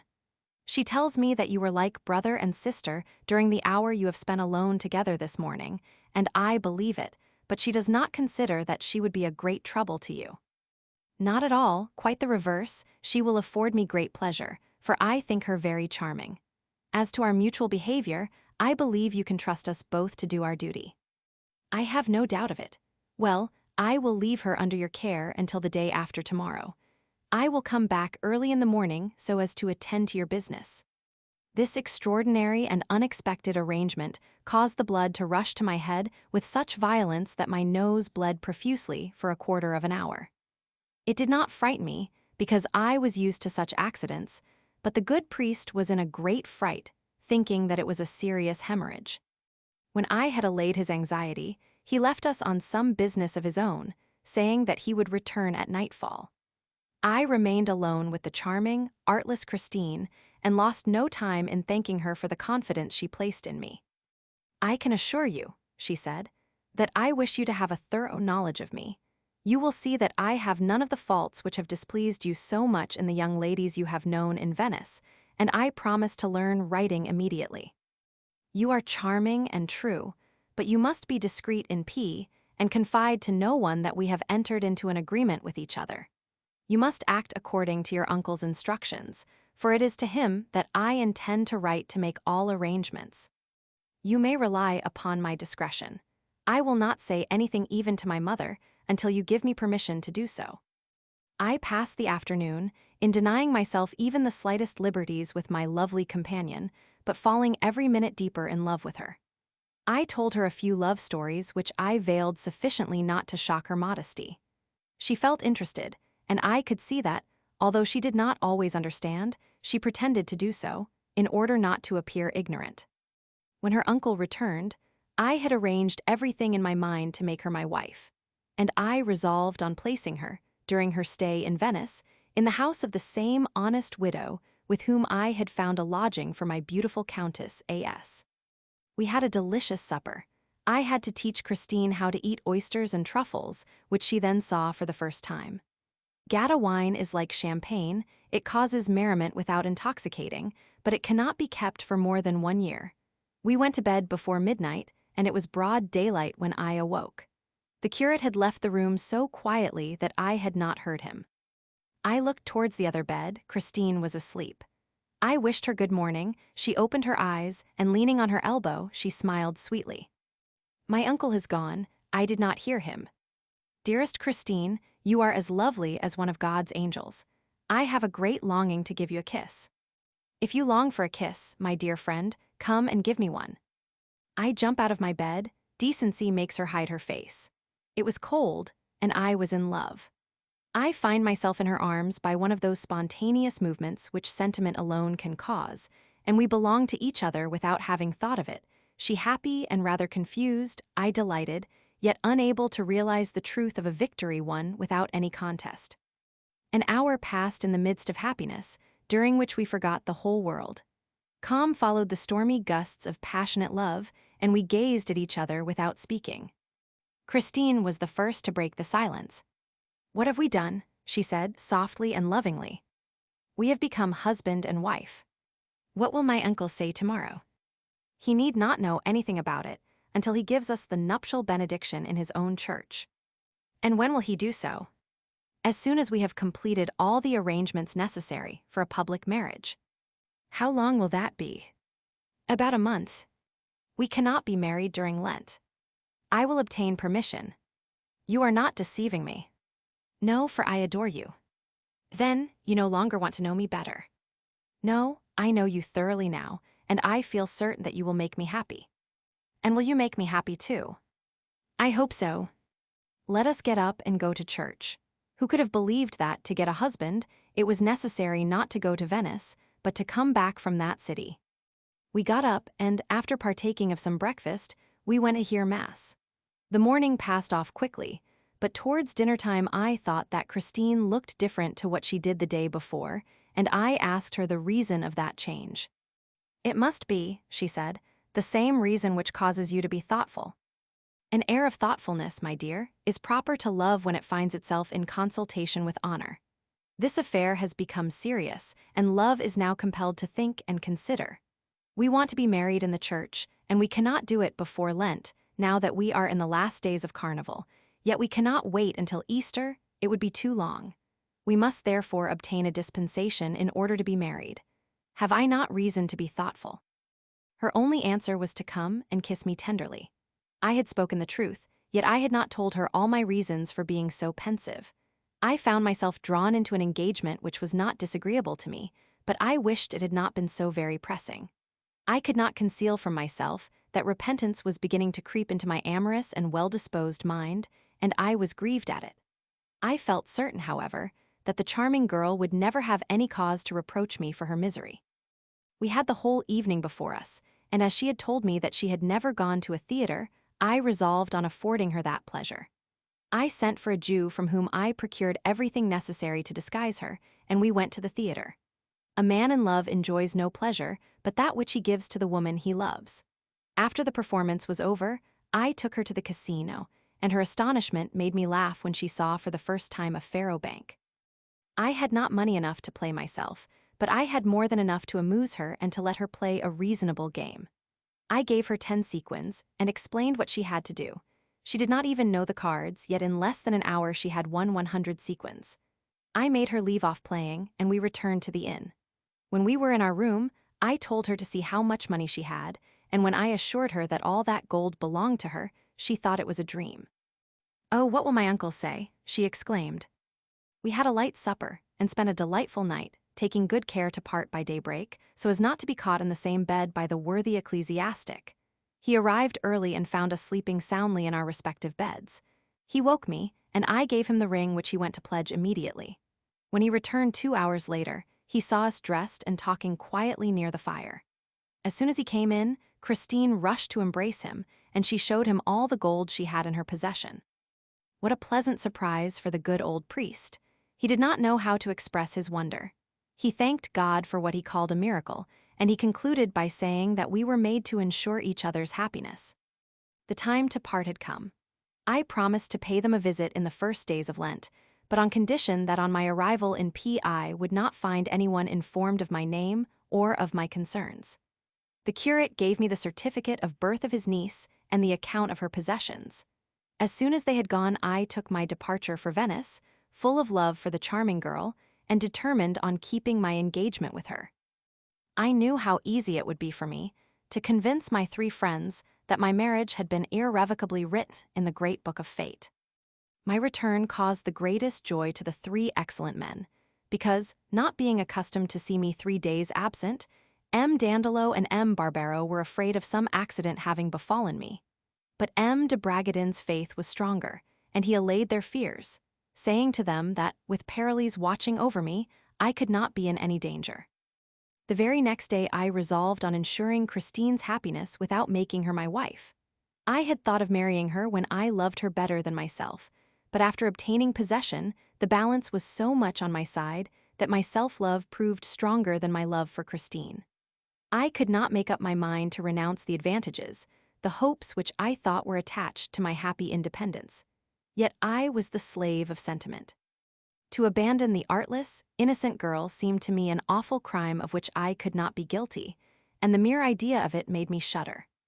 I was aware that she was, perhaps, bearing in her womb a living token of our mutual love, and I shivered at the bare possibility that her confidence in me might be repaid by shame and everlasting misery. I bethought myself of finding her a husband in every way better than myself.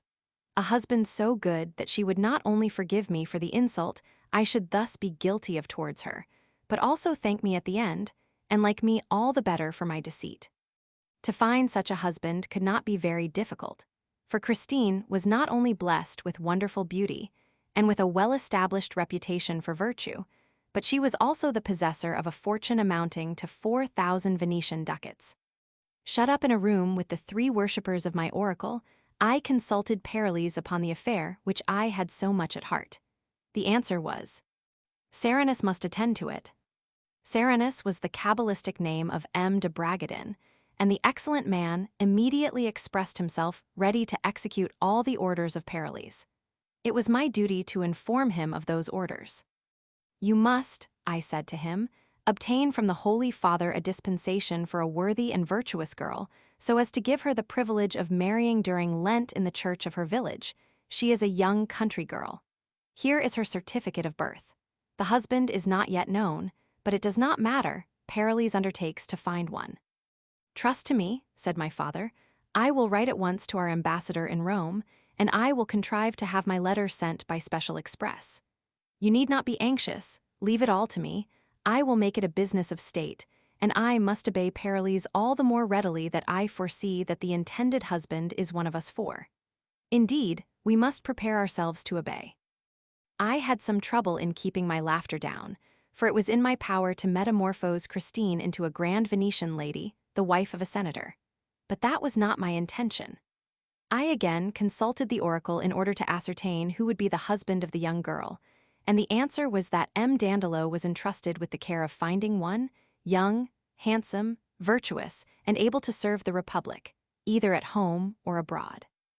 M. Dandolo was to consult me before concluding any arrangements. I gave him courage for his task by informing him that the girl had a dowry of 4,000 ducats, but I added that his choice was to be made within a fortnight. M. de Bragadin, delighted at not being entrusted with the commission, laughed heartily. Those arrangements made me feel at peace with myself. I was certain that the husband I wanted would be found, and I only thought of finishing the carnival gaily and of contriving to find my purse ready for a case of emergency. Fortune soon rendered me possessor of 1,000 sequins. I paid my debts, and the license for the marriage having arrived from Rome 10 days after M. de Bragadin had applied for it, I gave him 100 ducats, that being the sum it had cost. The dispensation gave Christine the right of being married in any church in Christendom. She would only have to obtain the seal of the episcopal court of the diocese in which the marriage was to take place, and no publication of banns was required. We wanted, therefore, but one thing, a trifling one, namely, the husband. M. Dandolo had already proposed 3 or 4 to me, but I had refused them for excellent reasons. At last, he offered one who suited me exactly. I had to take the diamond ring out of pledge, and not wishing to do it myself, I wrote to the priest making an appointment in Treviso. I was not, of course, surprised when I found that he was accompanied by his lovely niece, who, thinking that I had come to complete all arrangements for our marriage, embraced me without ceremony, and I did the same. If the uncle had not been present, I am afraid that those kisses would have caused all my heroism to vanish. I gave the curate the dispensation, and the handsome features of Christine shone with joy. She certainly could not imagine that I had been working so actively for others, and as I was not yet certain of anything, I did not undeceive her then. I promised to be in P within 8 or 10 days, when we would complete all necessary arrangements. After dinner, I gave the curate the ticket for the ring and the money to take it out of pledge, and we retired to rest. This time, very fortunately, there was but one bed in the room, and I had to take another chamber for myself. The next morning, I went into Christine's room and found her in bed. Her uncle had gone out for my diamond ring, and alone with that lovely girl, I found that I had, when necessary, complete control over my passions. Thinking that she was not to be my wife, and that she would belong to another, I considered it my duty to silence my desires. I kissed her, but nothing more. I spent 1 hour with her, fighting like Saint Anthony against the carnal desires of my nature. I could see the charming girl full of love and of wonder at my reserve, and I admired her virtue in the natural modesty, which prevented her from making the first advances. She got out of bed and dressed herself without showing any disappointment. She would, of course, have felt mortified if she had had the slightest idea that I despised her, or that I did not value her charms.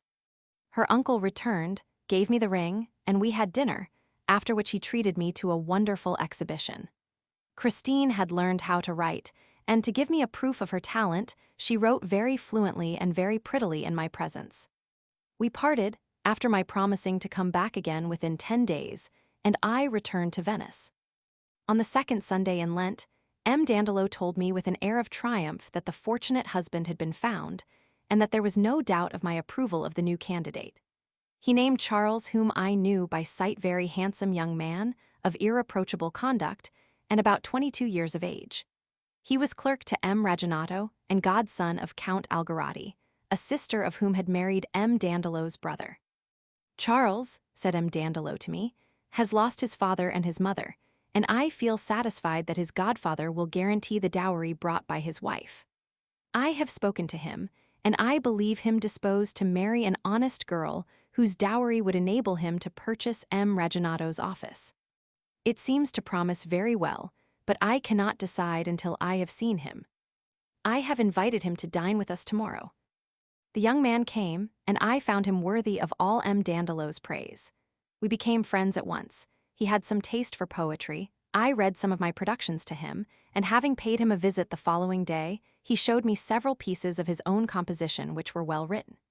He introduced me to his aunt, in whose house he lived with his sister, and I was much pleased with their friendly welcome.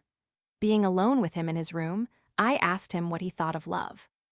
"I do not care for love," he answered, "but I should like to get married in order to have a house of my own." When I returned to the palace, I told M. Dandolo that he might open the affair with Count Algarotti, and the Count mentioned it to Charles, who said that he could not give any answer, either one way or the other, until he should have seen the young girl, talked with her, and inquired about her reputation. As for Count Algarotti, he was ready to be answerable for his godson, that is to guarantee 4,000 ducats to the wife, provided her dowry was worth that amount. Those were only the preliminaries, the rest belonged to my province. Dandelot having informed Charles that the matter was entirely in my hands, he called on me and inquired when I would be kind enough to introduce him to the young person. I named the day, adding that it was necessary to devote a whole day to the visit, as she resided at a distance of 20 miles from Venice, that we would dine with her and return the same evening. He promised to be ready for me by daybreak. I immediately sent an express to the curate to inform him of the day on which I would call with a friend of mine, whom I wished to introduce to his niece. On the appointed day, Charles was punctual. I took care to let him know along the road that I had made the acquaintance of the young girl and of her uncle as traveling companions from Venice to Mestre about 1 month before, and that I would have offered myself as a husband if I had been in a position to guarantee the dowry of 4,000 ducats. I did not think it necessary to go any further in my confidences. We arrived at the good priest's house 2 hours before midday, and soon after our arrival, Christine came in with an air of great ease, expressing all her pleasure at seeing me. She only bowed to Charles, inquiring from me whether he was likewise a clerk. Charles answered that he was clerk at Ragionato. She pretended to understand, in order not to appear ignorant. "I want you to look at my writing," she said to me, "and afterwards we will go and see my mother." Delighted at the praise bestowed upon her writing by Charles, when he heard that she had learned only 1 month, she invited us to follow her. Charles asked her why she had waited until the age of 19 to study writing. "Well, sir, what does it matter to you? Besides, I must tell you that I am 17 and not 19 years of age." Charles entreated her to excuse him, smiling at the quickness of her answer. She was dressed like a simple country girl, yet very neatly, and she wore her handsome gold chains round her neck and on her arms. I told her to take my arm and that of Charles, which she did, casting towards me a look of loving obedience. We went to her mother's house. The good woman was compelled to keep her bed owing to sciatica. As we entered the room, a respectable-looking man, who was seated near the patient, rose at the sight of Charles and embraced him affectionately.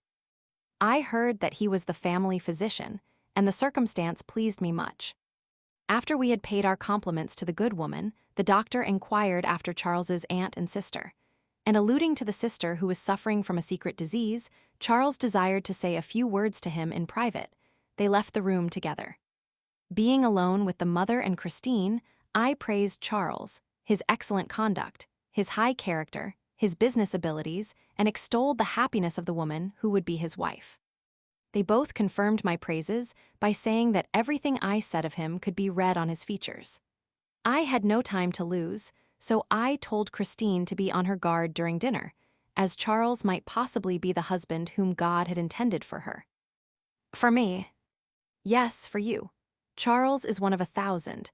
You would be much happier with him than you could be with me. The doctor knows him, and you could ascertain from him everything which I cannot find time to tell you now about my friend."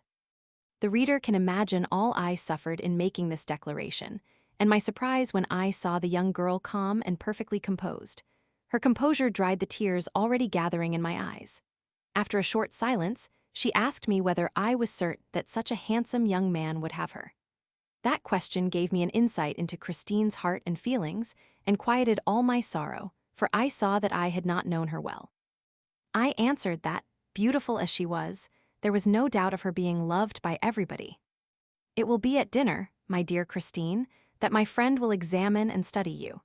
Do not fail to show all the charms and qualities with which God has endowed you, but do not let him suspect our intimacy." It is all very strange. Is my uncle informed of this wonderful change? No. If your friend should feel pleased with me, when would he marry me? Within 10 days. I will take care of everything, and you will see me again in the course of the week. Charles came back with the doctor, and Christine, leaving her mother's bedside, took a chair opposite to us. She answered very sensibly all the questions addressed to her by Charles, often exciting his mirth by her artlessness, but not showing any silliness. "Oh, charming simplicity, offspring of wit and of ignorance! Thy charm is delightful, and thou alone hast the privilege of saying anything without ever giving offense. But how unpleasant thou art when thou art not natural, and thou art the masterpiece of art when thou art imitated with perfection. We dined rather late, and I took care not to speak to Christine, not even to look at her, so as not to engross her attention, which she devoted entirely to Charles, and I was delighted to see with what ease and interest she kept up the conversation. After dinner, and as we were taking leave, I heard the following words uttered by Charles, which went to my very heart. "You are made, lovely Christine, to minister to the happiness of a prince." And Christine, this was her answer. "I should esteem myself fortunate, sir, if you should judge me worthy of ministering to yours." These words excited Charles so much that he embraced me. Christine was simple, but her artlessness did not come from her mind, only from her heart. The simplicity of mind is nothing but silliness, that of the heart is only ignorance and innocence. It is a quality which subsists even when the cause has ceased to be. This young girl, almost a child of nature, was simple in her manners, but graceful in 1,000 trifling ways which cannot be described.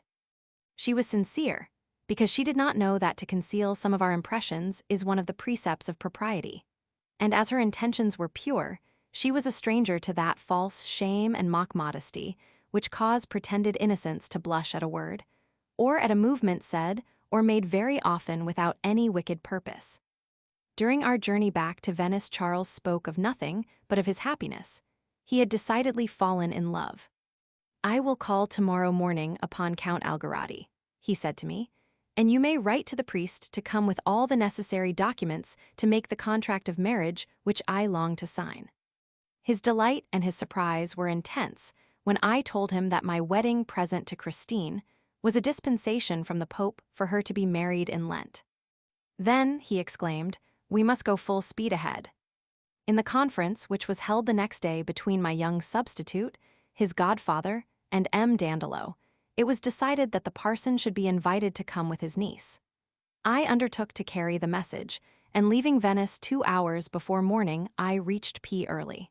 The priest said he would be ready to start immediately after Mass. I then called on Christine, and I treated her to a fatherly and sentimental sermon, every word of which was intended to point out to her the true road to happiness in the new condition which she was on the point of adopting. I told her how she ought to behave towards her husband, towards his aunt and his sister, in order to captivate their esteem and their love. The last part of my discourse was pathetic and rather disparaging to myself, for, as I enforced upon her the necessity of being faithful to her husband, I was necessarily led to entreat her pardon for having seduced her. "When you promised to marry me, after we had both been weak enough to give way to our love, did you intend to deceive me?" "Certainly not." "Then you have not deceived me. On the contrary, I owe you some gratitude for having thought that, if our union should prove unhappy, it was better to find another husband for me, and I thank God that you have succeeded so well. Tell me now, what I can answer to your friend in case he should ask me, during the first night, why I am so different to what a virgin ought to be. It is not likely that Charles, who is full of reserve and propriety, would ask you such a thing, but if he should, tell him positively that you never had a lover, and that you do not suppose yourself to be different to any other girl. Will he believe me? He would deserve your contempt and entail punishment on himself if he did not. But dismiss all anxiety. That will not occur.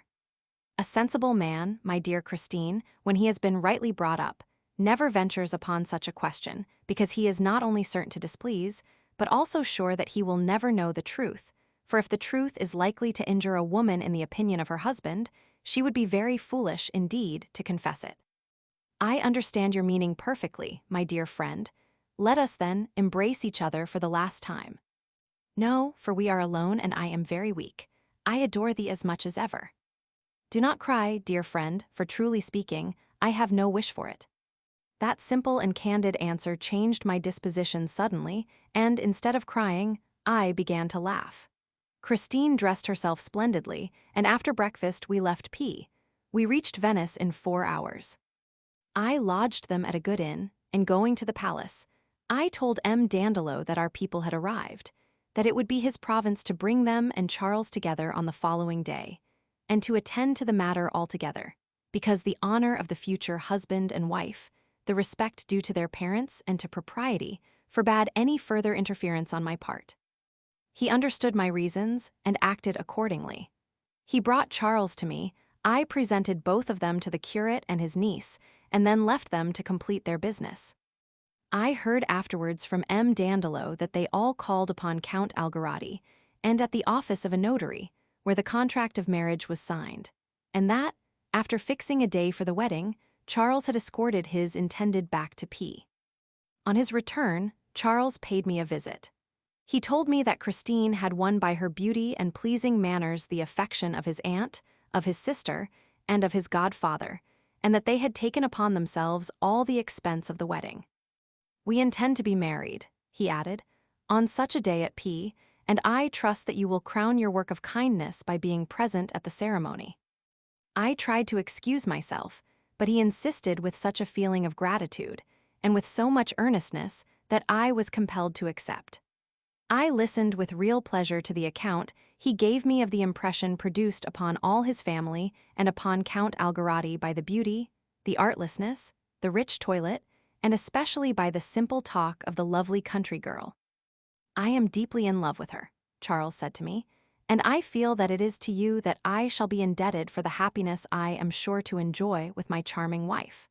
She will soon get rid of her country way of talking in Venice, because here envy and slander will but too easily show her the absurdity of it." His enthusiasm and happiness delighted me, and I congratulated myself upon my own work. Yet I felt inwardly some jealousy, and I could not help envying a lot which I might have kept for myself. M. d'Aridolo and M. Barbero having been also invited by Charles, I went with them to P. We found the dinner table laid out in the rector's house by the servants of Count Algarotti, who was acting as Charles's father, and having taken upon himself all the expense of the wedding, had sent his cook and his majordomo to P. When I saw Christine, the tears filled my eyes, and I had to leave the room. She was dressed as a country girl, but looked as lovely as a nymph. Her husband, her uncle, and Count Algarotti had vainly tried to make her adopt the Venetian costume, but she had very wisely refused. "As soon as I am your wife," she had said to Charles, "I will dress as you please, but here I will not appear before my young companions in any other costume than the one in which they have always seen me. I shall thus avoid being laughed at and accused of pride by the girls among whom I have been brought up." There was in these words something so noble, so just, and so generous that Charles thought his sweetheart a supernatural being. He told me that he had inquired, from the woman with whom Christine had spent a fortnight, about the offers of marriage she had refused at that time, and that he had been much surprised, for 2 of those offers were excellent ones. "Christine," he added, "was evidently destined by heaven for my happiness, and to you I am indebted for the precious possession of that treasure." His gratitude pleased me, and I must render myself the justice of saying that I entertained no thought of abusing it. I felt happy in the happiness I had thus given. We repaired to the church towards 11 o'clock, and were very much astonished at the difficulty we experienced in getting in. A large number of the nobility of Treviso, curious to ascertain whether it was true that the marriage ceremony of a country girl would be publicly performed during Lent when, by waiting only 1 month, a dispensation would have been useless, had come to P. Everyone wondered at the permission having been obtained from the Pope. Everyone imagined that there was some extraordinary reason for it, and was in despair because it was impossible to guess that reason. In spite of all feelings of envy, every face beamed with pleasure and satisfaction when the young couple made their appearance, and no one could deny that they deserved that extraordinary distinction, that exception to all established rules. A certain Countess of Toulouse, from Treviso, Christine's godmother, went up to her after the ceremony and embraced her most tenderly, complaining that the happy event had not been communicated to her in Treviso. Christine, in her artless way, answered with as much modesty as sweetness that the Countess ought to forgive her if she had failed in her duty towards her, on account of the marriage having been decided on so hastily. She presented her husband, and begged Count Algarotti to atone for her error towards her godmother by inviting her to join the wedding repast, an invitation which the Countess accepted with great pleasure. That behavior, which is usually the result of a good education and a long experience of society, was in the lovely peasant girl due only to a candid and well-balanced mind, which shone all the more because it was all nature and not art. As they returned from the church, Charles and Christine knelt down before the young wife's mother, who gave them her blessing with tears of joy. Dinner was served, and of course, Christine and her happy spouse took the seats of honor. Mine was the last, and I was very glad of it, but although everything was delicious, I ate very little and scarcely opened my lips. Christine was constantly busy, saying pretty things to every one of her guests, and looking at her husband to make sure that he was pleased with her. Once or twice, she addressed his aunt and sister in such a gracious manner that they could not help leaving their places and kissing her tenderly, congratulating Charles upon his good fortune. I was seated not very far from Count Algarotti, and I heard him say several times to Christine's godmother that he had never felt so delighted in his life. When 4 o'clock struck, Charles whispered a few words to his lovely wife. She bowed to her godmother, and everybody rose from the table. After the usual compliments and, in this case, they bore the stamp of sincerity the bride distributed among all the girls of the village, who were in the adjoining room, packets full of sugar plums which had been prepared beforehand, and she took leave of them, kissing them all without any pride. Count Algarotti invited all the guests to sleep at a house he had in Treviso, and to partake there of the dinner usually given the day after the wedding. The uncle alone excused himself, and the mother could not come, owing to her disease which prevented her from moving. The good woman died 3 months after Christine's marriage. Christine therefore left her village to follow her husband, and for the remainder of their lives they lived together in mutual happiness. Count Algarotti, Christine's godmother, and my 2 noble friends went away together. The bride and bridegroom had, of course, a carriage to themselves, and I kept the aunt and the sister of Charles company in another. I could not help envying the happy man somewhat, although in my inmost heart I felt pleased with his happiness. The sister was not without merit. She was a young widow of 25, and still deserved the homage of men, but I gave the preference to the aunt, who told me that her new niece was a treasure, a jewel which was worthy of everybody's admiration, but that she would not let her go into society until she could speak the Venetian dialect well. Her cheerful spirits, she added, her artless simplicity, her natural wit, are like her beauty, they must be dressed in the Venetian fashion. We are highly pleased with my nephew's choice, and he has incurred everlasting obligations towards you. I hope that for the future you will consider our house as your own. The invitation was polite, perhaps it was sincere, yet I did not avail myself of it, and they were glad of it. At the end of 1 year, Christine presented her husband with a living token of their mutual love, and that circumstance increased their conjugal felicity. We all found comfortable quarters in the Count's house in Treviso, where, after partaking of some refreshments, the guests retired to rest. The next morning I was with Count Algarotti and my 2 friends when Charles came in, handsome, bright, and radiant.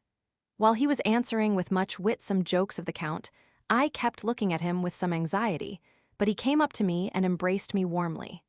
I confess that a kiss never made me happier. People wonder at the devout scoundrels who call upon their saint when they think themselves in need of heavenly assistance, or who thank him when they imagine that they have obtained some favor from him, but people are wrong, for it is a good and right feeling, which preaches against atheism. At the invitation of Charles, his aunt and his sister had gone to pay a morning visit to the young wife, and they returned with her. Happiness never shone on a more lovely face. M. Algarotti, going towards her, inquired from her affectionately whether she had had a good night. Her only answer was to rush to her husband's arms. It was the most artless, and at the same time the most eloquent, answer she could possibly give. Then turning her beautiful eyes towards me and offering me her hand, she said, "M. Casanova, I am happy, and I love to be indebted to you for my happiness." The tears which were flowing from my eyes, as I kissed her hand, told her better than words how truly happy I was myself. The dinner passed off delightfully. We then left for Mestre and Venice. We escorted the married couple to their house and returned home to amuse M. Bragadin with the relation of our expedition. This worthy and particularly learned man said 1,000 things about the marriage, some of great profundity and others of great absurdity. I laughed inwardly. I was the only one who had the key to the mystery and could realize the secret of the comedy. Episode 5, Milan and Mantua. Chapter 20. Slight misfortunes compel me to leave Venice my adventures in Milan and Mantua. On Low Sunday, Charles paid us a visit with his lovely wife, who seemed totally indifferent to what Christine used to be. Her hair dressed with powder did not please me as well as the raven black of her beautiful locks, and her fashionable town attire did not, in my eyes, suit her as well as her rich country dress. But the countenances of husband and wife bore the stamp of happiness. Charles reproached me in a friendly manner because I had not called once upon them, and in order to atone for my apparent negligence, I went to see them the next day with M. Dandolo. Charles told me that his wife was idolized by his aunt and his sister, who had become her bosom friend, that she was kind, affectionate, unassuming, and of a disposition which enforced affection. I was no less pleased with this favorable state of things than with the facility with which Christine was learning the Venetian dialect. When M. Dandolo and I called at their house, Charles was not at home. Christine was alone with his two relatives. The most friendly welcome was proffered to us, and in the course of conversation, the aunt praised the progress made by Christine in her writing very highly, and asked her to let me see her copybook. I followed her to the next room, where she told me that she was very happy, that every day she discovered new virtues in her husband. He had told her, without the slightest appearance of suspicion of displeasure, that he knew that we had spent 2 days together in Treviso, and that he had laughed at the well-meaning fool who had given him that piece of information in the hope of raising a cloud in the heaven of their felicity. Charles was truly endowed with all the virtues, with all the noble qualities of an honest and distinguished man. 26 years afterwards I happened to require the assistance of his purse, and found him my true friend. I never was a frequent visitor at his house, and he appreciated my delicacy. He died a few months before my last departure from Venice, leaving his widow in easy circumstances and 3 well-educated sons, all with good positions, who may, for what I know, be still living with their mother. In June, I went to the fair at Padua and made the acquaintance of a young man of my own age, who was then studying mathematics under the celebrated Professor Saxai. His name was Tognolo, but thinking it did not sound well, he changed it for that of Fabris. He became, in after years, Comte de Fabris, lieutenant general under Joseph Roman II, and died governor of Transylvania. This man, who owed his high fortune to his talents, would, perhaps, have lived and died unknown if he had kept his name of Tognolo, a truly vulgar one. He was from Uderzo, a large village of the Venetian Friuli.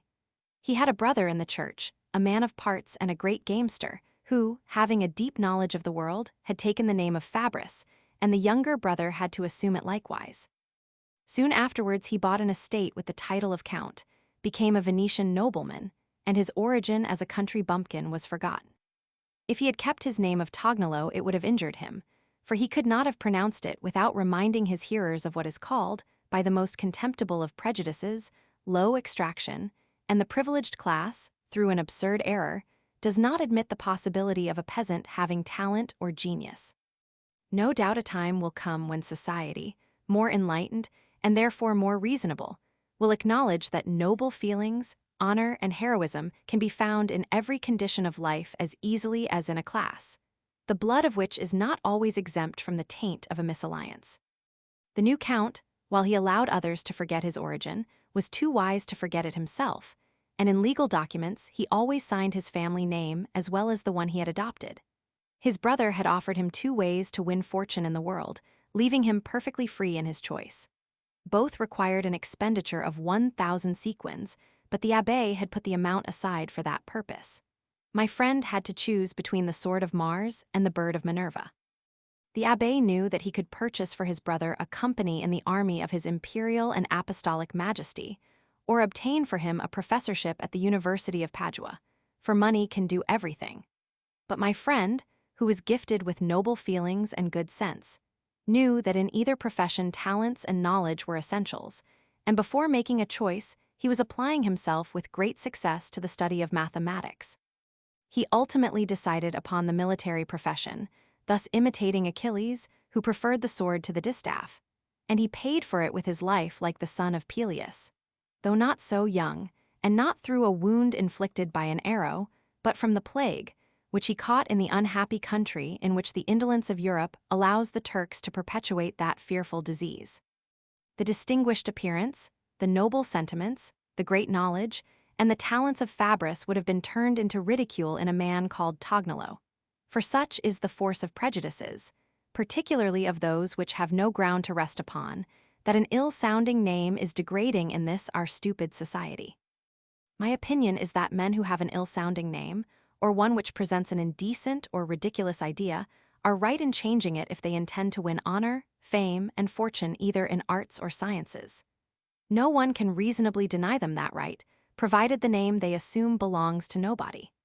The alphabet is general property, and everyone has the right to use it for the creation of a word forming an appellative sound. But he must truly create it. Voltaire, in spite of his genius, would not perhaps have reached posterity under his name of a Rowett, especially amongst the French, who always give way so easily to their keen sense of ridicule and equivocation. How could they have imagined that a writer, a Rowett, could be a man of genius? And D'Alembert, would he have attained his high fame, his universal reputation, if he had been satisfied with his name of M. Leronde or Mr. Allround? What would have become of Metastasio under his true name of Trapasso? What impression would Melanchthon have made with his name of Schwarzerd? Would he then have dared to raise the voice of a moralist philosopher, of a reformer of the Eucharist, and so many other holy things? Would not M. de Beauharnais have caused some persons to laugh and others to blush if he had kept his name of Beauvais, even if the first founder of his family had been indebted for his fortune to the fine quality expressed by that name? Would the Bourbon have made as good a figure on the throne as the Bourbons? I think that King Poniatowski ought to have abdicated the name of Augustus, which he had taken at the time of his accession to the throne, when he abdicated royalty. The Colleoni of Bergamo, however, would find it rather difficult to change their name, because they would be compelled at the same time to change their coat of arms, the two generative glands, and thus to annihilate the glory of their ancestor, the hero Bartholomew. Towards the end of autumn, my friend Fabris introduced me to a family in the midst of which the mind and the heart could find delicious food. That family resided in the country on the road to zero. Card-playing, love-making, and practical jokes were the order of the day. Some of those jokes were rather severe ones, but the order of the day was never to get angry and to laugh at everything, for one was to take every jest pleasantly or be thought a bore. Bedsteads would at night tumble down under their occupants, ghosts were personated, diuretic pills or sugar plums were given to young ladies, as well as comfits who produced certain winds rising from the Netherlands and impossible to keep under control. These jokes would sometimes go rather too far, but such was the spirit animating all the members of that circle. They would laugh. I was not less inured than the others to the war of offense and defense, but at last there was such a bitter joke played upon me that it suggested to me another, the fatal consequences of which put a stop to the mania by which we were all possessed. We were in the habit of walking to a farm which was about half a league distant by the road. But the distance could be reduced by half by going over a deep and miry ditch across which a narrow plank was thrown, and I always insisted upon going that way, in spite of the fright of the ladies who always trembled on the narrow bridge, although I never failed to cross the first, and to offer my hand to help them over. One fine day, I crossed first so as to give them courage, but suddenly, when I reached the middle of the plank, it gave way under me, and there I was in the ditch, up to the chin in stinking mud, and, in spite of my inward rage, obliged, according to the general understanding, to join in the merry laughter of all my companions.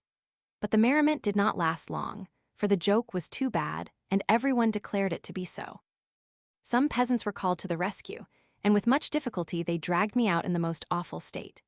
An entirely new dress, embroidered with spangles, my silk stockings, my lace, everything, was of course spoiled, but not minding it, I laughed more heartily than anybody else, although I had already made an inward vow to have the most cruel revenge. In order to know the author of that bitter joke, I had only to appear calm and indifferent about it. It was evident that the plank had been purposely sawn. I was taken back to the house. A shirt, a coat, a complete costume were lent me, for I had come that time only for 24 hours and had not brought anything with me. I went to the city the next morning, and towards the evening I returned to the gay company.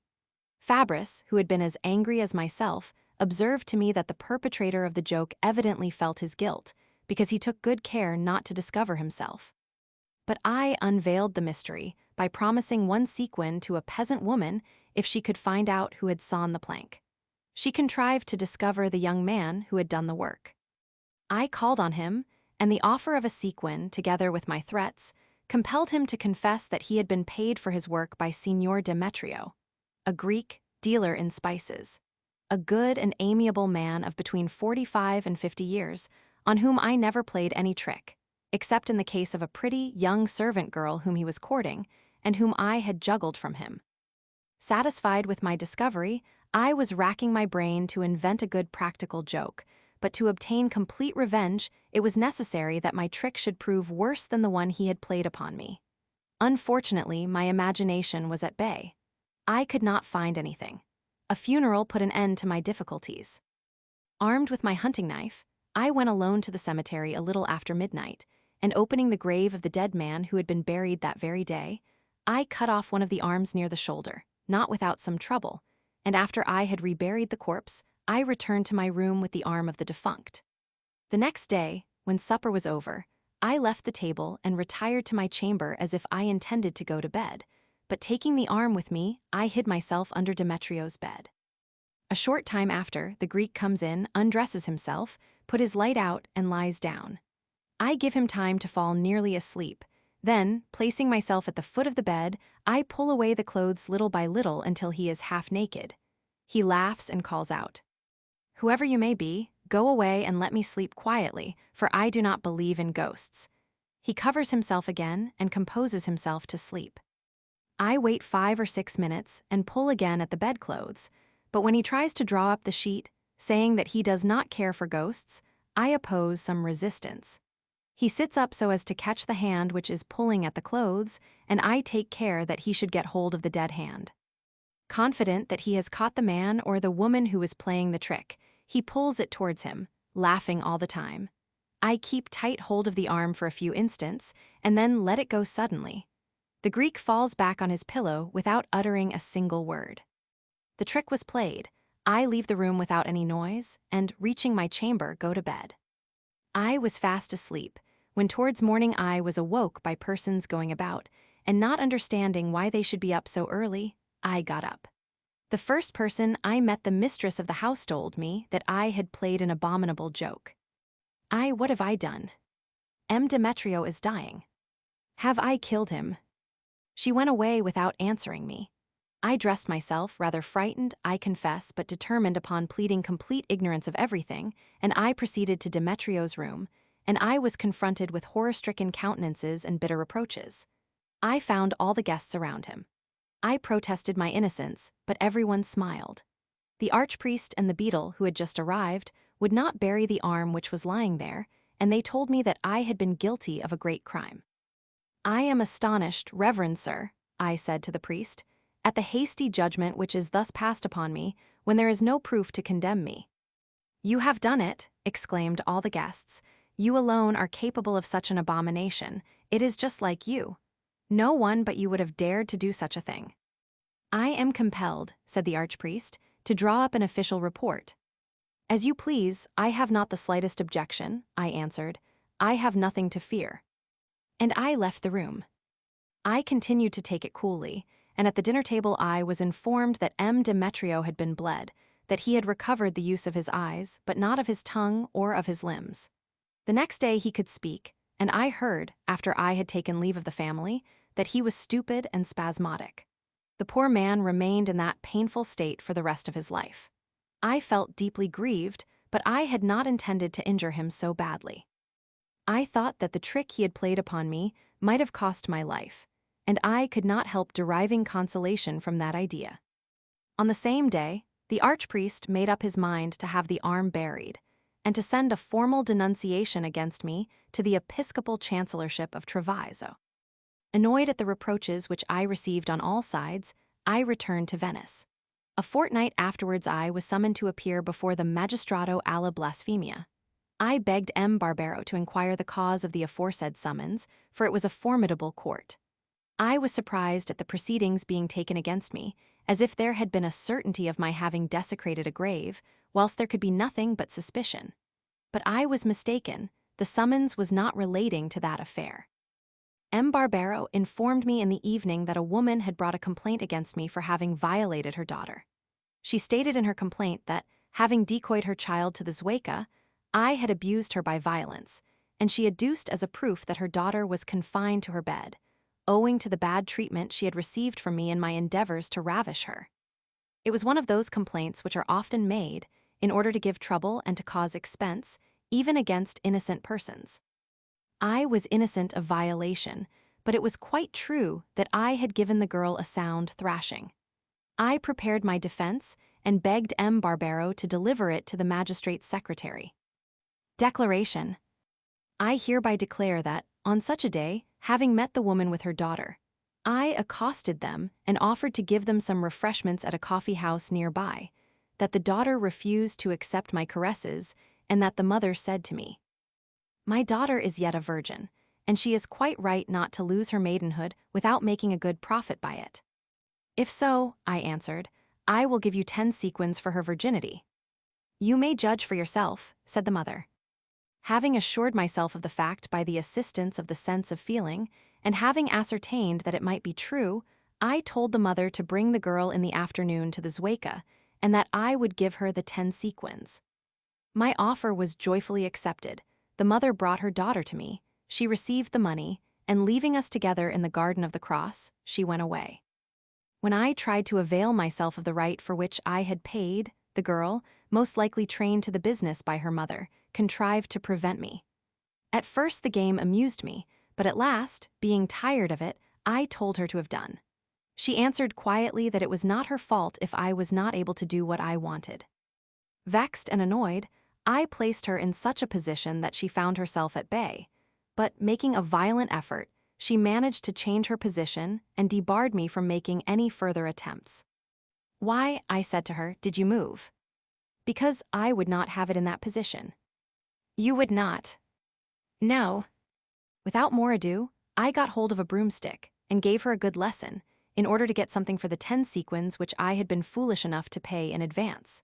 But I have broken none of her limbs, and I took care to apply my blows only on her posteriors, on which spot I have no doubt that all the marks may be seen. In the evening, I made her dress herself again, and sent her back in a boat which chanced to pass, and she was landed in safety. The mother received 10 sequins, the daughter has kept her hateful maidenhood, and if I am guilty of anything, it is only of having given a thrashing to an infamous girl, the pupil of a still more infamous mother. My declaration had no effect. The magistrate was acquainted with the girl, and the mother laughed at having duped me so easily. I was summoned, but did not appear before the court, and a writ was on the point of being issued against my body, when the complaint of the profanation of a grave was filed against me before the same magistrate. It would have been less serious for me if the second affair had been carried before the Council of 10, because one court might have saved me from the other. The second crime, which, after all, was only a joke, was high felony in the eyes of the clergy, and a great deal was made of it. I was summoned to appear within 24 hours, and it was evident that I would be arrested immediately afterwards. M. de Bragadin, who always gave good advice, told me that the best way to avoid the threatening storm was to run away. The advice was certainly wise, and I lost no time in getting ready. I have never left Venice with so much regret as I did then, for I had some pleasant intrigues on hand, and I was very lucky at cards. My 3 friends assured me that, within 1 year at the furthest, the cases against me would be forgotten, and in Venice, when public opinion has forgotten anything, it can be easily arranged. I left Venice in the evening, and the next day I slept at Verona. 2 days afterwards I reached Mantua. I was alone, with plenty of clothes and jewels, without letters of introduction, but with a well-filled purse, enjoying excellent health and my 23 years.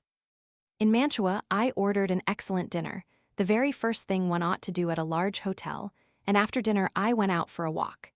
In the evening, after I had seen the coffee houses and the places of resort, I went to the theater, and I was delighted to see Marina appear on the stage as a comic dancer, amid the greatest applause, which she deserved, for she danced beautifully. She was tall, handsome, very well made, and very graceful. I immediately resolved on renewing my acquaintance with her, if she happened to be free, and after the opera I engaged a boy to take me to her house.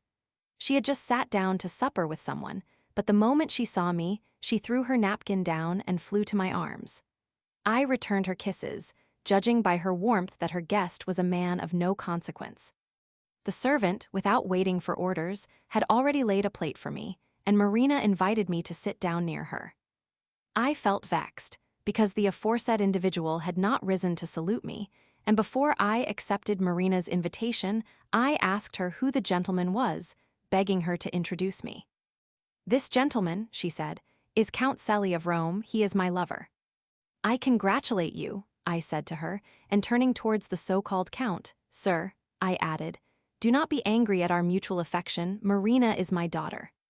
"She is a prostitute." "True," said Marina, "and you can believe the Count, for he is my procurer." At those words, the brute threw his knife at her face, but she avoided it by running away. The scoundrel followed her, but I drew my sword and said, "Stop, or you are a dead man." I immediately asked Marina to order her servant to light me out, but she hastily put a cloak on, and taking my arm, she entreated me to take her with me. "With pleasure," I said. The Count then invited me to meet him alone, on the following day, at the Casino of Pomi, to hear what he had to say. "Very well, sir, at 4 in the afternoon," I answered. I took Marina to my inn, where I lodged her in the room adjoining mine, and we sat down to supper. Marina, seeing that I was thoughtful, said, "Are you sorry to have saved me from the rage of that brute?" "No, I am glad to have done so, but tell me truly who and what he is." "He is a gambler by profession and gives himself out as Count Celi. I made his acquaintance here. He courted me, invited me to supper, played after supper, and having won a large sum from an Englishman whom he had decoyed to his supper by telling him that I would be present, he gave me 50 guineas, saying that he had given me an interest in his bank. As soon as I had become his mistress, he insisted upon my being compliant with all the men he wanted to make his dupes, and at last he took up his quarters at my lodgings. The welcome I gave you very likely vexed him, and you know the rest. Here I am, and here I will remain until my departure for Mantua, where I have an engagement as first dancer. My servant will bring me all I need for tonight, and I will give him orders to move all my luggage tomorrow. I will not see that scoundrel any more. I will be only yours, if you are free as in Corfu, and if you love me still. Yes, my dear Marina, I do love you, but if you wish to be my mistress, you must be only mine. Oh, of course. I have 300 sequins, and I will give them to you tomorrow if you will take me as your mistress. I do not want any money, all I want is yourself. Well, it is all arranged. Tomorrow evening we shall feel more comfortable. Perhaps you are thinking of a duel for tomorrow, but do not imagine such a thing, dearest. I know that man, he is an arrant coward. I must keep my engagement with him. I know that, but he will not keep his, and I am very glad of it. Changing the conversation and speaking of our old acquaintances, she informed me that she had quarreled with her brother Petronio, that her sister was prima donna in Genoa, and that Bellino Therese was still in Naples, where she continued to ruin dukes. She concluded by saying, "I am the most unhappy of the family." "How so? You are beautiful, and you have become an excellent dancer. Do not be so prodigal of your favors, and you cannot fail to meet with a man who will take care of your fortune. To be sparing of my favors is very difficult. When I love, I am no longer mine, but when I do not love, I cannot be amiable. Well, dearest, I could be very happy with you. Dear Marina, I am not wealthy, and my honor would not allow me." "Hold your tongue, I understand you. Why have you not a lady's maid with you, instead of a male servant?" "You are right. A maid would look more respectable, but my servant is so clever and so faithful. I can guess all his qualities, but he is not a fit servant for you." The next day after dinner I left Marina getting ready for the theater, and having put everything of value I possessed in my pocket, I took a carriage and proceeded to the Casino of Pomi. I felt confident of disabling the false count and sent the carriage away. I was conscious of being guilty of great folly in exposing my life with such an adversary. I might have broken my engagement with him without implicating my honor, but the fact is that I felt well disposed for a fight, and as I was certainly in the right, I thought the prospect of a duel very delightful. A visit to a dancer, a brute professing to be a nobleman, who insults her in my presence, who wants to kill her, who allows her to be carried off in his very teeth, and whose only opposition is to give me an appointment. It seemed to me that if I had failed to come, I should have given him the right to call me a coward. The Count had not yet arrived. I entered the coffee room to wait for him. I met a good-looking Frenchman there, and I addressed him. Being pleased with his conversation, I told him that I expected the arrival of a man, and that, as my honor required that he should find me alone, I would feel grateful if he would go away as soon as I saw the man approaching. A short time afterwards, I saw my adversary coming along, but with a second. I then told the Frenchman that he would oblige me by remaining, and he accepted as readily as if I had invited him to a party of pleasure. The Count came in with his follower, who was sporting a sword at least 40 inches long and had all the look of a cutthroat.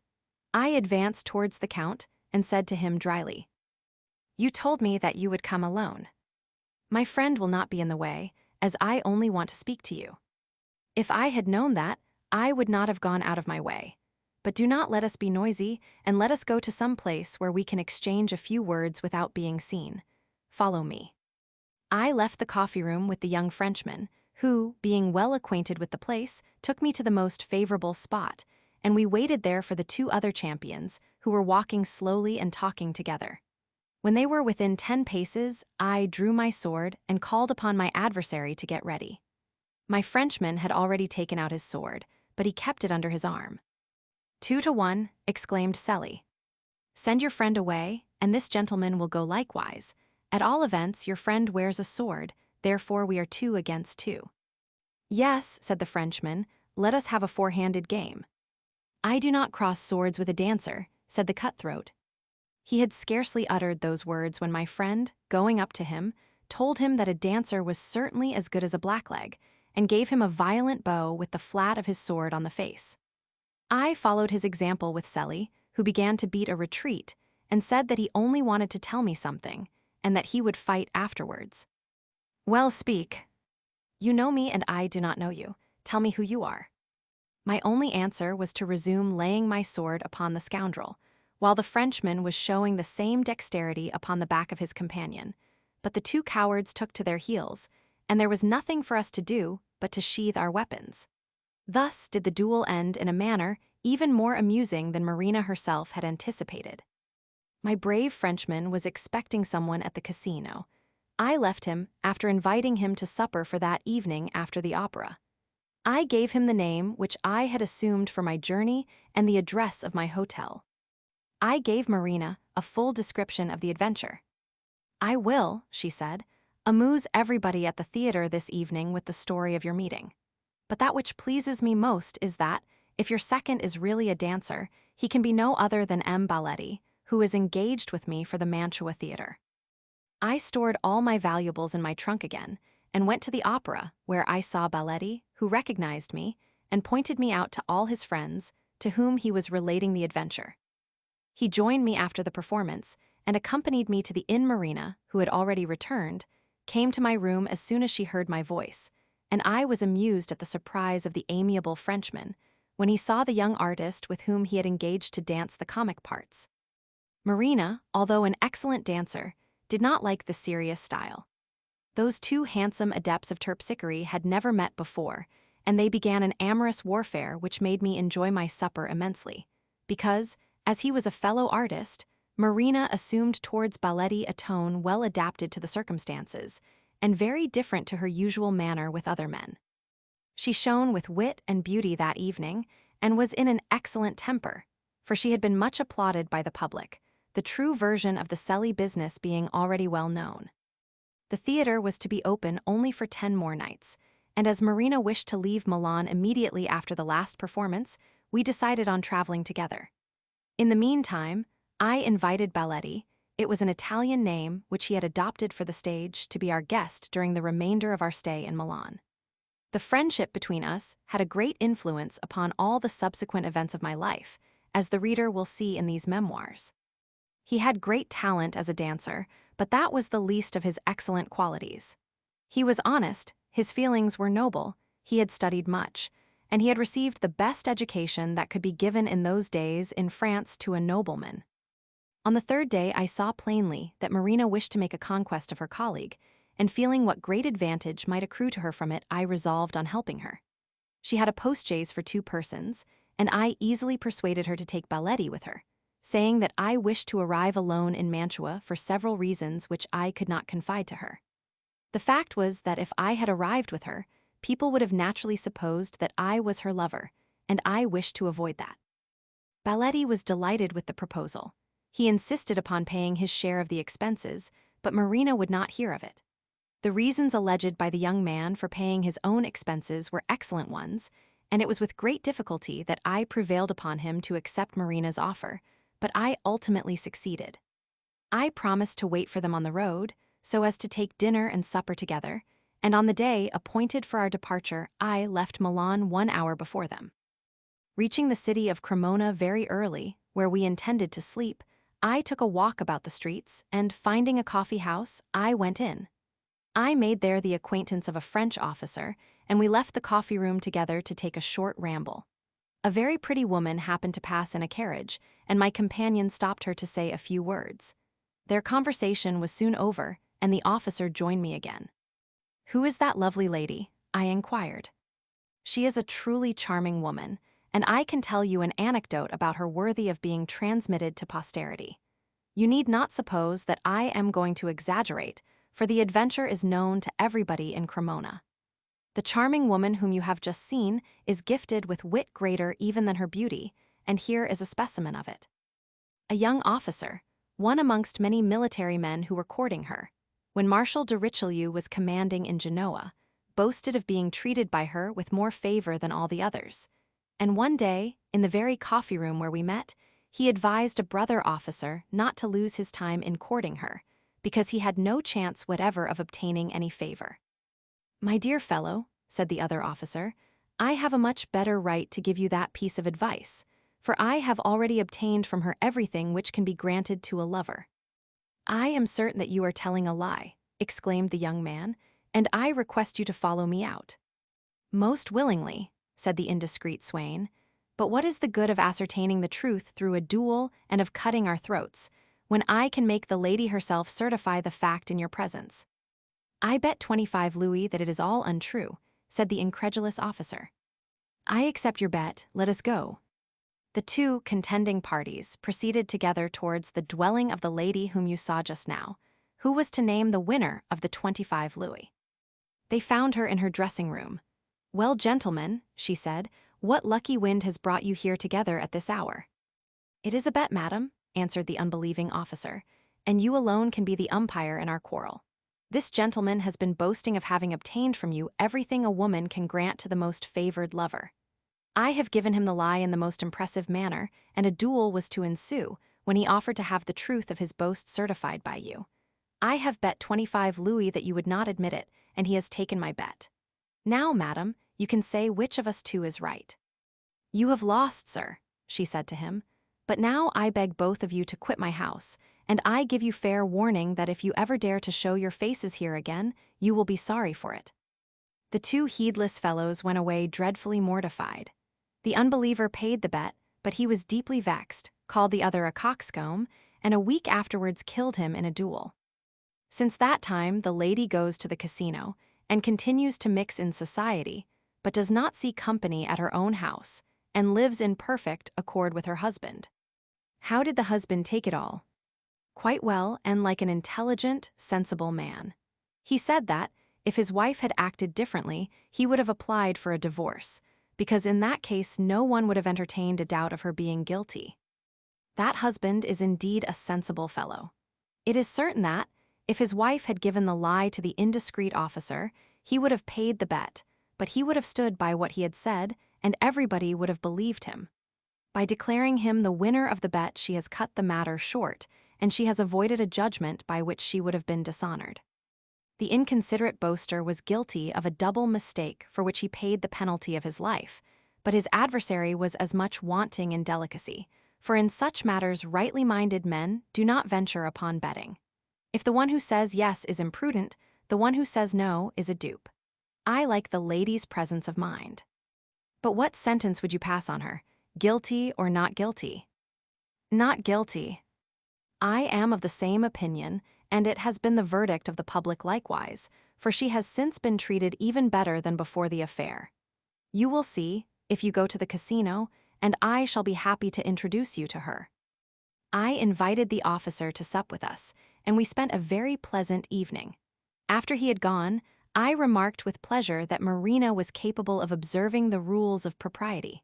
She had taken a bedroom to herself, so as not to hurt the feelings of her respectable fellow dancer. When I arrived in Mantua, I put up at St. Mark's Hotel.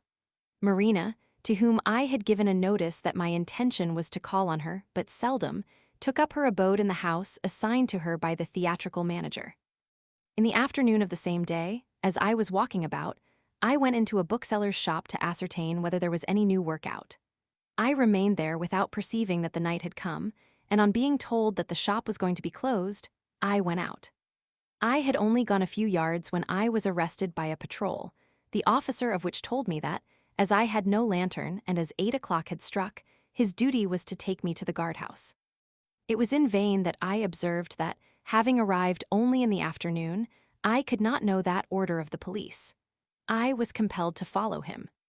When we reached the guardhouse, the officer of the patrol introduced me to his captain, a tall, fine-looking young man who received me in the most cheerful manner. I begged him to let me return to my hotel as I needed rest after my journey. He laughed and answered, "No, indeed, I want you to spend a joyous night with me, and in good company." He told the officer to give me back my sword, and addressing me again, he said, "I only consider you, my dear sir, as my friend and guest." I could not help being amused at such a novel mode of invitation, and I accepted it. He gave some orders to a German soldier, and soon afterwards the table was laid out for 4 persons. The 2 other officers joined us, and we had a very gay supper. When the dessert had been served, the company was increased by the arrival of 2 disgusting, dissolute females. A green cloth was spread over the table, and one of the officers began a faro bank. I punted so as not to appear unwilling to join the game, and after losing a few sequins, I went out to breathe the fresh air, for we had drunk freely. One of the 2 females followed me, teased me, and finally contrived, in spite of myself, to make me a present which condemned me to a regimen of 6 weeks. After that fine exploit, I went in again. A young and pleasant officer, who had lost some 15 or 20 sequins, was swearing like a trooper because the banker had pocketed his money and was going. The young officer had a great deal of gold before him on the table, and he contended that the banker ought to have warned him that it would be the last game. "Sir," I said to him politely, "you are in the wrong, for faro is the freest of games. Why do you not take the bank yourself? It would be too much trouble, and these gentlemen do not punt high enough for me, but if that sort of thing amuses you, take the bank and I will punt." "Captain," I said, "will you take a 4th share in my bank?" "Willingly." "Gentlemen, I beg you to give notice that I will lay the cards down after 6 games." I asked for new packs of cards and put 300 sequins on the table. The captain wrote on the back of a card, "Good for 100 sequins, O'Neilan," and placing it with my gold eye began my bank. The young officer was delighted and said to me, "Your bank might be defunct before the end of the 6th game." I did not answer, and the play went on. At the beginning of the 5th game, my bank was in the pangs of death. The young officer was in high glee. I rather astonished him by telling him that I was glad to lose, for I thought him a much more agreeable companion when he was winning. There are some civilities which very likely prove unlucky for those to whom they are addressed, and it turned out so in this case, for my compliment turned his brain. During the 5th game, a run of adverse cards made him lose all he had won, and as he tried to do violence to Dame Fortune in the 6th round, he lost every sequin he had. "Sir," he said to me, "you have been very lucky, but I hope you will give me my revenge tomorrow." "It would be with the greatest pleasure, sir, but I never play except when I am under arrest." I counted my money and found that I had won 250 sequins, besides a debt of 50 sequins due by an officer who played on trust which Captain O'Neilan took on his own account. I completed his share, and at daybreak he allowed me to go away. As soon as I got to my hotel, I went to bed, and when I awoke, I had a visit from Captain Laurent, the officer who had played on trust. Thinking that his object was to pay me what he had lost, I told him that O'Neilan had taken his debt on himself, but he answered that he had only called for the purpose of begging of me a loan of 6 sequins on his note of hand, by which he would pledge his honor to repay me within 1 week. I gave him the money, and he begged that the matter might remain between us. "I promise it," I said to him, "but do not break your word."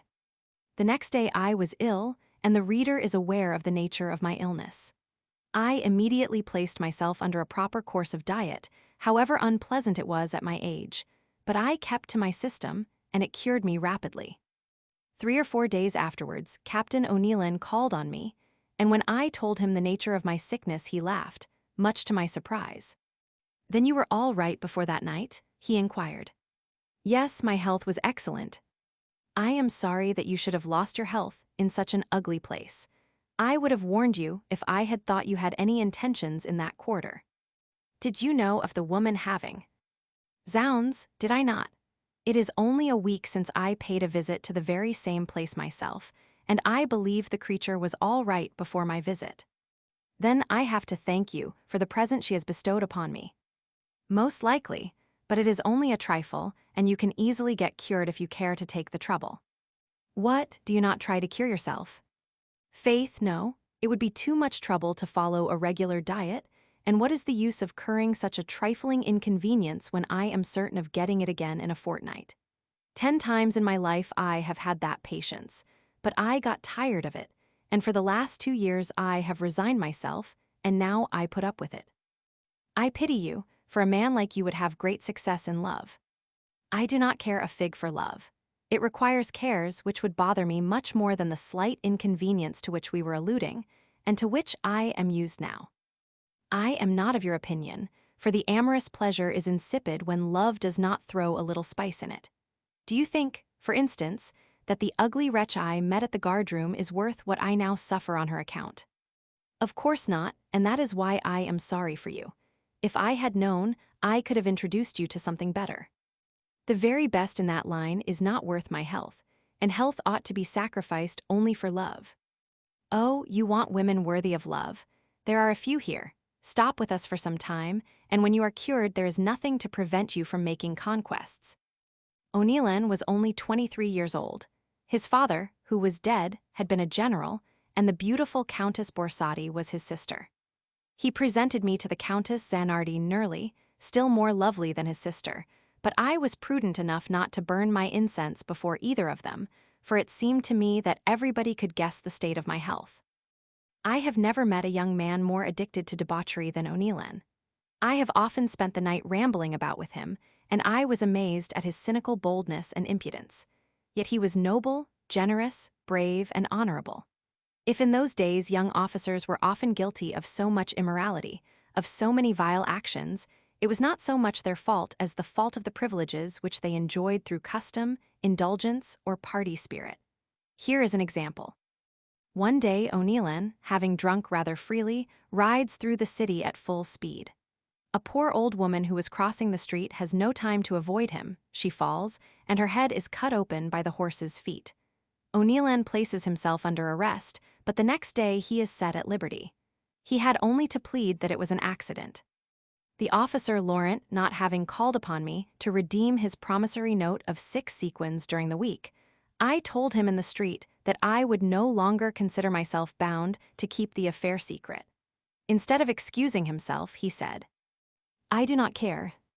The answer was insulting, and I intended to compel him to give me reparation, but the next day O'Neilan told me that Captain Laurent had gone mad and had been locked up in a madhouse. He subsequently recovered his reason, but his conduct was so infamous that he was cashiered. O'Neilan, who was as brave as Bayard, was killed a few years afterwards at the Battle of Prague. A man of his complexion was certain to fall the victim of Mars or of Venus. He might be alive now if he had been endowed only with the courage of the fox, but he had the courage of the lion. It is a virtue in a soldier, but almost a fault in an officer. Those who brave danger with a full knowledge of it are worthy of praise, but those who do not realize it escape only by a miracle, and without any merit attaching itself to them. Yet we must respect those great warriors, for their unconquerable courage is the offspring of a strong soul, of a virtue which places them above ordinary mortals. Whenever I think of Prince Charles de Ligne, I cannot restrain my tears. He was as brave as Achilles, but Achilles was invulnerable. He would be alive now if he had remembered during the fight that he was mortal. Who are they that, having known him, have not shed tears in his memory? He was handsome, kind, polished, learned, a lover of the arts, cheerful, witty in his conversation, a pleasant companion, and a man of perfect equability. Fatal, terrible revolution. A cannon ball took him from his friends, from his family, from the happiness which surrounded him. The Prince de Waldeck has also paid the penalty of his intrepidity with the loss of one arm. It is said that he consoles himself for that loss with the consciousness that with the remaining one he can yet command an army. O you who despise life, tell me whether that contempt of life renders you worthy of it. The opera opened immediately after Easter, and I was present at every performance. I was then entirely cured and had resumed my usual life. I was pleased to see that Balletti showed off Marina to the best advantage. I never visited her, but Balletti was in the habit of breakfasting with me almost every morning. He had often mentioned an old actress who had left the stage for more than 20 years and pretended to have been my father's friend. One day I took a fancy to call upon her, and he accompanied me to her house. I saw an old, broken-down crone whose toilet astonished me as much as her person. In spite of her wrinkles, her face was plastered with red and white, and her eyebrows were indebted to India ink for their black appearance. She exposed one half of her flabby, disgusting bosom, and there could be no doubt as to her false set of teeth. She wore a wig which fitted very badly, and allowed the intrusion of a few gray hairs which had survived the havoc of time. Her shaking hands made mine quiver when she pressed them. She diffused a perfume of amber at a distance of 20 yards, and her affected, mincing manner amused and sickened me at the same time. Her dress might possibly have been the fashion 20 years before. I was looking with dread at the fearful havoc of old age upon a face which, before merciless time had blighted it, had evidently been handsome. But what amazed me was the childish effrontery with which this time-withered specimen of womankind was still waging war with the help of her blasted charms. Balletti, who feared lest my too visible astonishment should vex her, told her that I was amazed at the fact that the beautiful strawberry which bloomed upon her chest had not been withered by the hand of time. It was a birthmark which was really very much like a strawberry. "It is that mark," said the old woman, simpering, "which gave me the name of La Fragoletta." Those words made me shudder. I had before my eyes the fatal phantom which was the cause of my existence. I saw the woman who had 30 years before seduced my father. If it had not been for her, he would never have thought of leaving his father's house, and would never have engendered me in the womb of a Venetian woman. I have never been of the opinion of the old author who says, "Nemo vitam velit siderator scientibus." Seeing how thoughtful I was, she politely inquired my name from Balletti, for he had presented me only as a friend, and without having given her notice of my visit. When he told her that my name was Casanova, she was extremely surprised. "Yes, madam," I said, "I am the son of Giton Casanova of Parma." "Heavens and earth, what is this? Ah, my friend, I adored your father. He was jealous without cause and abandoned me. Had he not done so, you would have been my son. Allow me to embrace you with the feelings of a loving mother." I expected as much, and for fear she should fall, I went to her, received her kiss, and abandoned myself to her tender recollections. Still an actress, she pressed her handkerchief to her eyes, pretending to weep, and assuring me that I was not to doubt the truth of what she said. "Although," she added, "I do not look an old woman yet. The only fault of your dear father," she continued, "was a want of gratitude." I have no doubt that she passed the same sentence upon the son, for, in spite of her kind invitation, I never paid her another visit.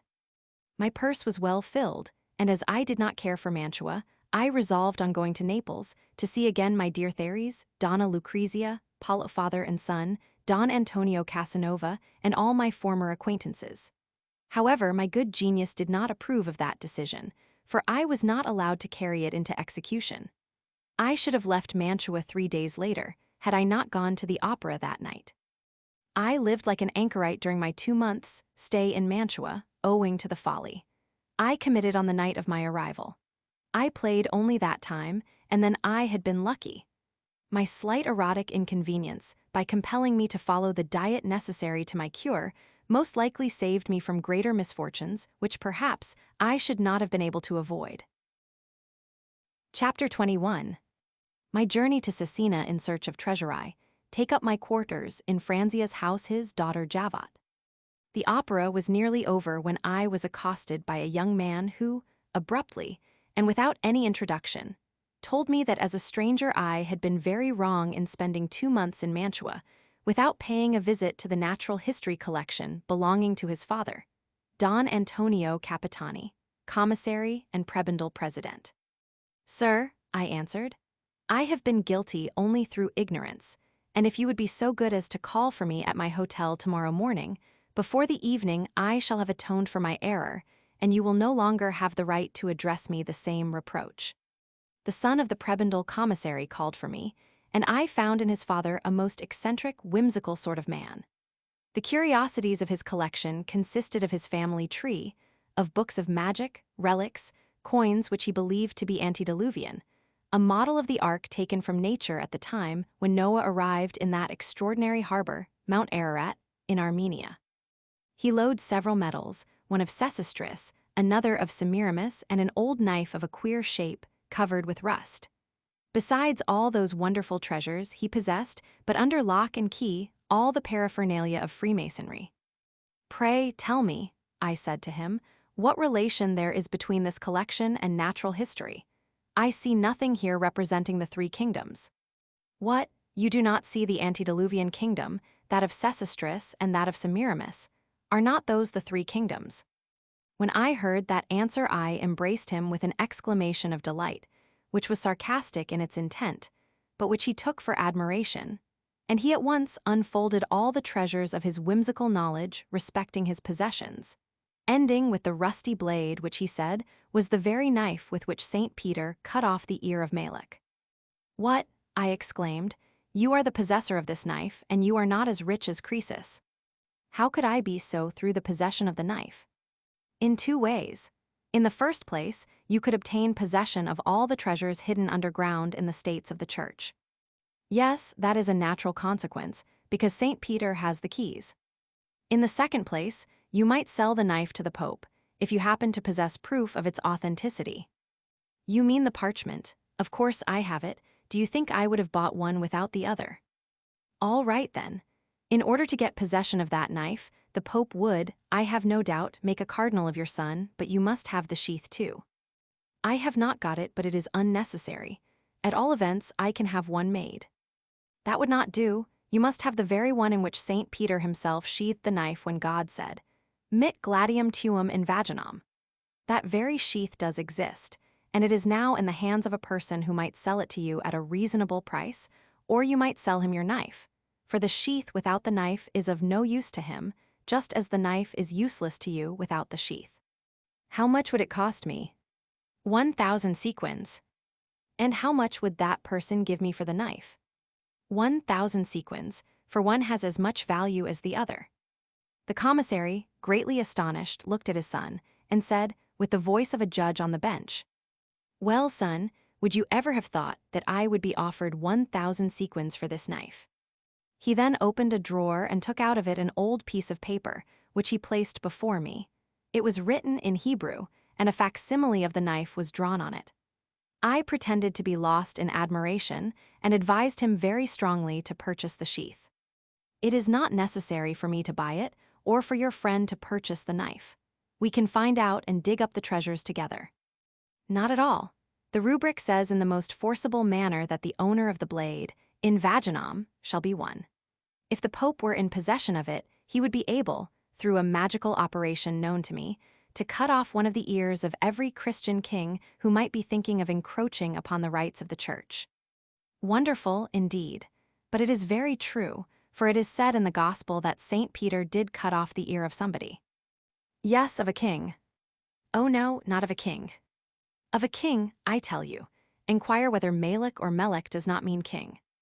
"Well, in case I should make up my mind to sell the knife, who would give me the 1,000 sequins?" "I would, 1/2 tomorrow, cash down, the balance of 500 in a letter of exchange payable 1 month after date." "Ah, that is like business. Be good enough to accept a dish of macaroni with us tomorrow, and under a solemn pledge of secrecy, we will discuss this important affair." I accepted and took my leave, firmly resolved on keeping up the joke. I came back on the following day, and the very first thing he told me was that, to his certain knowledge, there was an immense treasure hidden somewhere in the Papal States, and that he would make up his mind to purchase the sheath.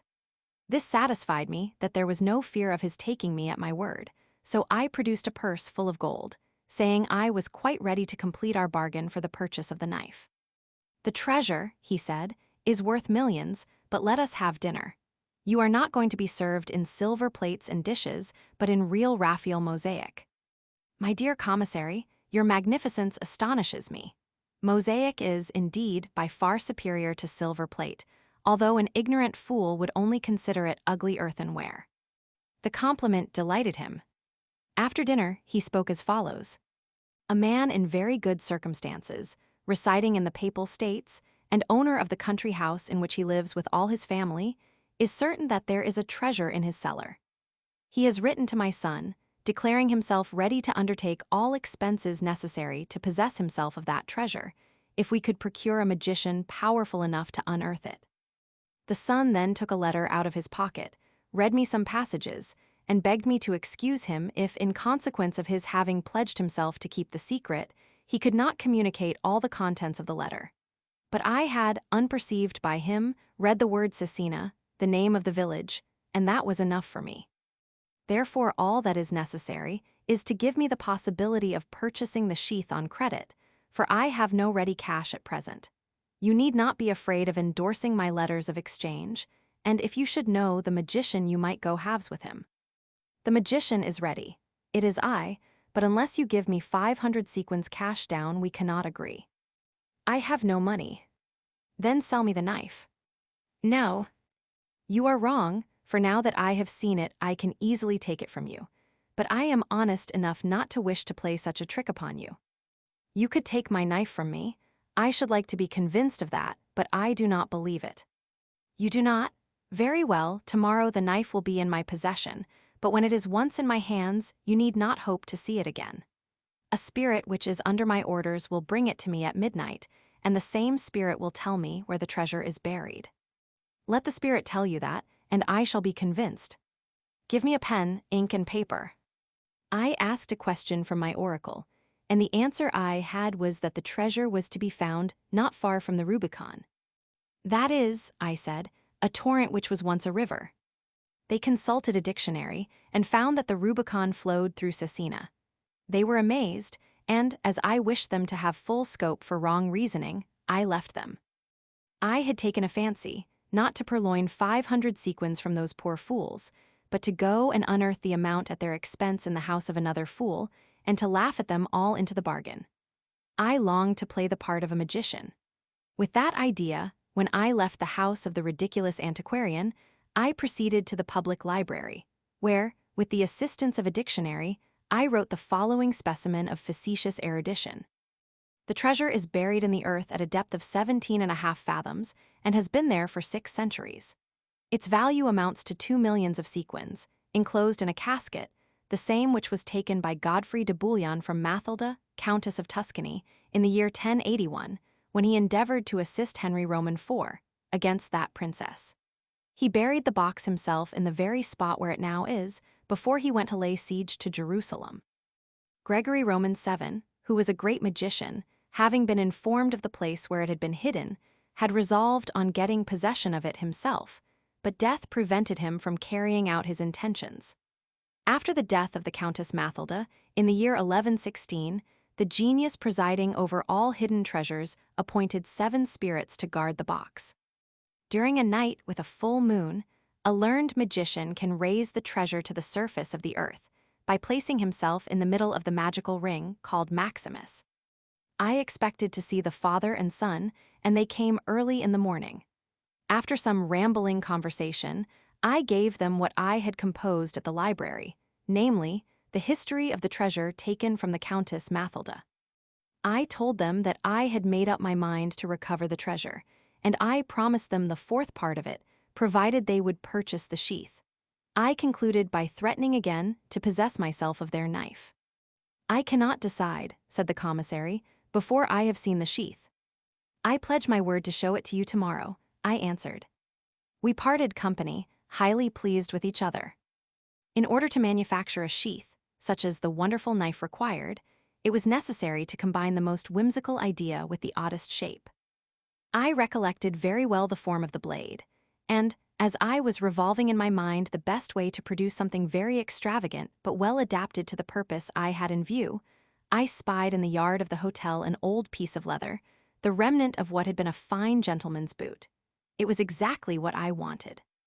I took that old sole, boiled it, and made in it a slit in which I was certain that the knife would go easily.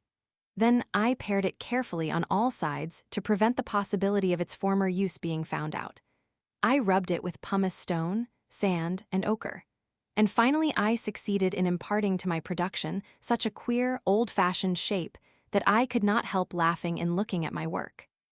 When I presented it to the commissary, and he had found it an exact fit for the knife, the good man remained astounded. We dined together, and after dinner it was decided that his son should accompany me and introduce me to the master of the house in which the treasure was buried, that I was to receive a letter of exchange for 1,000 Roman crowns, drawn by the son on Bologna, which would be made payable to my name only after I should have found the treasure, and that the knife with the sheath would be delivered into my hands only when I should require it for the great operation. Until then, the son was to retain possession of it. Those conditions having been agreed upon, we made an agreement in writing, binding upon all parties, and our departure was fixed for the day after the morrow. As we left Mantua, the father pronounced a fervent blessing over his son's head, and told me that he was Count Palatine, showing me the diploma which he had received from the Pope. I embraced him, giving him his title of count, and pocketed his letter of exchange. After bidding adieu to Marina, who was then the acknowledged mistress of Count Arcorati, and to Balletti, whom I was sure of meeting again in Venice before the end of the year, I went to sup with my friend O'Neilan. We started early in the morning, traveled through Ferrara and Bologna, and reached Cesena, where we put up at the posting house. We got up early the next day and walked quietly to the house of George Franzia, a wealthy peasant who was owner of the treasure. It was only a quarter of a mile from the city, and the good man was agreeably surprised by our arrival. He embraced Capitani, whom he knew already, and leaving me with his family, he went out with my companion to talk business.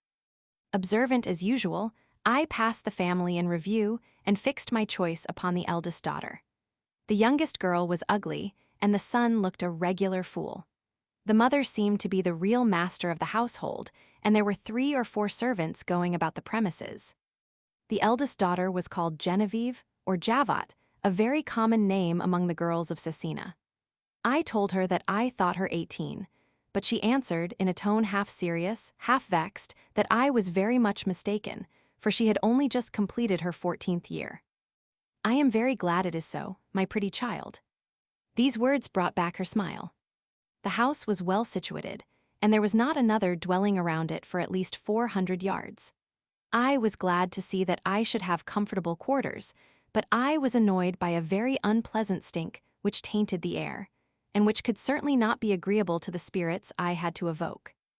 "Madame Franzia," said I to the mistress of the house, "what is the cause of that bad smell?" "Sir, it arises from the hemp which we are macerating." I concluded that if the cause were removed, I should get rid of the effect. "What is that hemp worth, madam?" I inquired. "About 40 crowns. "Here they are. The hemp belongs to me now, and I must beg your husband to have it removed immediately." Capitani called me, and I joined him. Franzia showed me all the respect due to a great magician, although I had not much the appearance of one. We agreed that he should receive 1/4 of the treasure, Capitani another 1/4, and that the remainder should belong to me. We certainly did not show much respect for the rights of St. Peter. I told Franzia that I should require a room with 2 beds for myself alone, and an anteroom with bathing apparatus. Capitani's room was to be in a different part of the house, and my room was to be provided with 3 tables, 2 of them small and 1 large. I added that he must at once procure me a sewing girl between the ages of 14 and 18. She was to be a virgin, and it was necessary that she should, as well as every person in the house, keep the secret faithfully, in order that no suspicion of our proceedings should reach the Inquisition, or all would be lost. I intend to take up my quarters here tomorrow, I added. I require 2 meals every day, and the only wine I can drink is Jevi's. For my breakfast, I drink a peculiar kind of chocolate which I make myself, and which I have brought with me. I promise to pay my own expenses in case we do not succeed. Please remove the hemp to a place sufficiently distant from the house, so that its bad smell may not annoy the spirits to be evoked by me, and let the air be purified by the discharge of gunpowder. Besides, you must send a trusty servant tomorrow to convey our luggage from the hotel here, and keep constantly in the house, and at my disposal 100 new wax candles and 3 torches.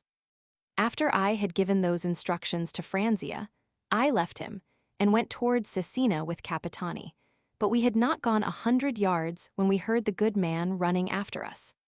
"Sir," he said to me, "be kind enough to take back the 40 crowns which you paid to my wife for the hemp." "No, I will not do anything of the sort, for I do not want you to sustain any loss." "Take them back, I beg. I can sell the hemp in the course of the day for 40 crowns without difficulty." "In that case I will, for I have confidence in what you say." Such proceedings on my part impressed the excellent man very favorably, and he entertained the deepest veneration for me, which was increased when, against Capitani's advice, I resolutely refused 100 sequins which he wanted to force upon me for my traveling expenses. I threw him into raptures by telling him that on the eve of possessing an immense treasure, it was unnecessary to think of such trifles. The next morning our luggage was sent for, and we found ourselves comfortably located in the house of the wealthy and simple Franzia. He gave us a good dinner, but with too many dishes, and I told him to be more economical, and to give only some good fish for our supper, which he did. After supper he told me that, as far as the young maiden was concerned, he thought he could recommend his daughter Javat, as he had consulted his wife, and had found I could rely upon the girl being a virgin. "Very good," I said. "Now tell me what grounds you have for supposing that there is a treasure in your house." "In the first place, the oral tradition transmitted from father to son for the last 8 generations. In the second, the heavy sounds which are heard underground during the night. Besides, the door of the cellar opens and shuts of itself every 3 or 4 minutes, which must certainly be the work of the devils seen every night wandering through the country in the shape of pyramidal flames. If it is as you say, it is evident that you have a treasure hidden somewhere in your house. It is as certain as the fact that 2 and 2 are 4. Be very careful not to put a lock to the door of the cellar to prevent its opening and shutting of itself. Otherwise you would have an earthquake, which would destroy everything here. Spirits will enjoy perfect freedom, and they break through every obstacle raised against them. God be praised for having sent here, 40 years ago, a learned man who told my father exactly the same thing. That great magician required only 3 days more to unearth the treasure when my father heard that the Inquisition had given orders to arrest him, and he lost no time in ensuring his escape. Can you tell me how it is that magicians are not more powerful than the inquisitors? Because the monks have a greater number of devils under their command than we have. But I feel certain that your father had already expended a great deal of money with that learned man. About 2,000 crowns. Oh, more. I told Franzia to follow me, and in order to accomplish something in the magic line, I dipped a towel in some water, and uttering fearful words which belonged to no human language, I washed the eyes, the temples, and the chest of every person in the family, including Javat, who might have objected to it if I had not begun with her father, mother, and brother. I made them swear upon my pocketbook that they were not laboring under any impure disease, and I concluded the ceremony by compelling Javat to swear likewise that she had her maidenhood. As I saw that she was blushing to the very roots of her hair in taking the oath, I was cruel enough to explain to her what it meant.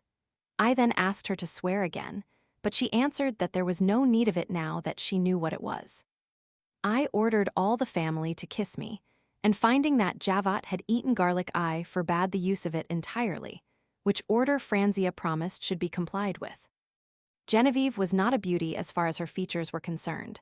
Her complexion was too much sunburnt, and her mouth was too large, but her teeth were splendid, and her underlip projected slightly as if it had been formed to receive kisses. Her bosom was well made and as firm as a rock, but her hair was too light, and her hands too fleshy. The defects, however, had to be overlooked, and altogether she was not an unpleasant morsel. I did not purpose to make her fall in love with me. With a peasant girl, that task might have been a long one. All I wanted was to train her to perfect obedience, which, in default of love, has always appeared to me the essential point. True that, in such a case, one does not enjoy the ecstatic raptures of love, but one finds a compensation in the complete control obtained over the woman. I gave notice to the father, to Capitani, and to Jacques that each would, in turn and in the order of their age, take supper with me, and that Jacques would sleep every night in my anteroom, where was to be placed a bath in which I would bathe my guest 1/2 hour before sitting down to supper, and the guest was not to have broken his fast throughout the day. I prepared a list of all the articles of which I pretended to be in need, and giving it to Franzia, I told him to go to Cesena himself the next day, and to purchase everything without bargaining to obtain a lower price. Among other things, I ordered a piece from 20 to 30 yards long, of white linen, thread, scissors, needles, storax, myrrh, sulfur, olive oil, camphor, 1 ream of paper, pens and ink, 12 sheets of parchment, brushes, and a branch of olive tree to make a stick of 18 inches in length. After I had given all my orders very seriously, and without any wish to laugh, I went to bed highly pleased with my personification of a magician, in which I was astonished to find myself so completely successful. The next morning, as soon as I was dressed, I sent for Capitani, and commanded him to proceed every day to Cesena, to go to the best coffee house, to learn carefully every piece of news and every rumor, and to report them to me. Franzia, who had faithfully obeyed my orders, returned before noon from the city with all the articles I had asked for. "I have not bargained for anything," he said to me, "and the merchants must, I have no doubt, have taken me for a fool, for I have certainly paid 1/3 more than the things are worth. So much the worse for them if they have deceived you, but you would have spoilt everything if you had beaten them down in their price. Now, send me your daughter and let me be alone with her." As soon as Jacques was in my room, I made her cut the linen in 7 pieces, 4 of 5 feet long, 2 of 2 feet, and 1 of 2 feet and a half. The last one was intended to form the hood of the robe I was to wear for the great operation. Then I said to Jacques, "Sit down near my bed and begin sewing. You will dine here and remain at work until the evening. When your father comes, you must let us be alone, but as soon as he leaves me, come back and go to bed." She dined in my room, where her mother waited on her without speaking, and gave her nothing to drink except St. Gevy's wine. Towards evening her father came, and she left us. I had the patience to wash the good man while he was in the bath, after which he had supper with me. He ate voraciously, telling me that it was the first time in his life that he had remained 24 hours without breaking his fast. Intoxicated with the St. Gevy's wine he had drunk, he went to bed and slept soundly until morning, when his wife brought me my chocolate. Jacques was kept sewing as on the day before. She left the room in the evening when Capitani came in, and I treated him in the same manner as Franzia. On the 3rd day, it was Jacques' turn, and that had been the object I had kept in view all the time. When the hour came, I said to her, "Go, Jacques, get into the bath and call me when you are ready, for I must purify you as I have purified your father and Capitani." She obeyed, and within a quarter of an hour she called me. I performed a great many ablutions on every part of her body, making her assume all sorts of positions, for she was perfectly docile. But as I was afraid of betraying myself, I felt more suffering than enjoyment, and my indiscreet hands, running over every part of her person, and remaining longer and more willingly on a certain spot, the sensitiveness of which is extreme, the poor girl was excited by an ardent fire which was at last quenched by the natural result of that excitement. I made her get out of the bath soon after that, and as I was drying her eye was very near forgetting magic to follow the impulse of nature, but, quicker than I, nature relieved itself, and I was thus enabled to reach the end of the scene without anticipating the denouement. I told Jacques to dress herself, and to come back to me as soon as she was ready. She had been fasting all day, and her toilet did not take a long time. She ate with a ferocious appetite, and the St. Gevy's wine, which she drank like water, imparted so much animation to her complexion that it was no longer possible to see how sunburnt she was. Being alone with her after supper, I said to her. My dear Javat, have you been displeased at all I have compelled you to submit to this evening? Not at all, I liked it very much. Then I hope that you will have no objection to get in the bath with me tomorrow, and to wash me as I have washed you. Most willingly, but shall I know how to do it well? I will teach you, and for the future I wish you to sleep every night in my room, because I must have a complete certainty that on the night of the great operation I shall find you such as you ought to be. From that time, Javat was at her ease with me, all her restraint disappeared, she would look at me and smile with entire confidence. Nature had operated, and the mind of a young girl soon enlarges its sphere when pleasure is her teacher. She went to bed, and as she knew that she had no longer anything to conceal from me, her modesty was not alarmed when she undressed herself in my presence. It was very warm, any kind of covering is unpleasant in the hot weather, so she stripped to the skin and soon fell asleep. I did the same, but I could not help feeling some regret at having engaged myself not to take advantage of the position before the night of the great incantation. I knew that the operation to unearth the treasure would be a complete failure, but I knew likewise that it would not fail because Javat's virginity was gone. At daybreak, the girl rose and began sewing. As soon as she had finished the robe, I told her to make a crown of parchment with 7 long points, on which I painted some fearful figures and hieroglyphs.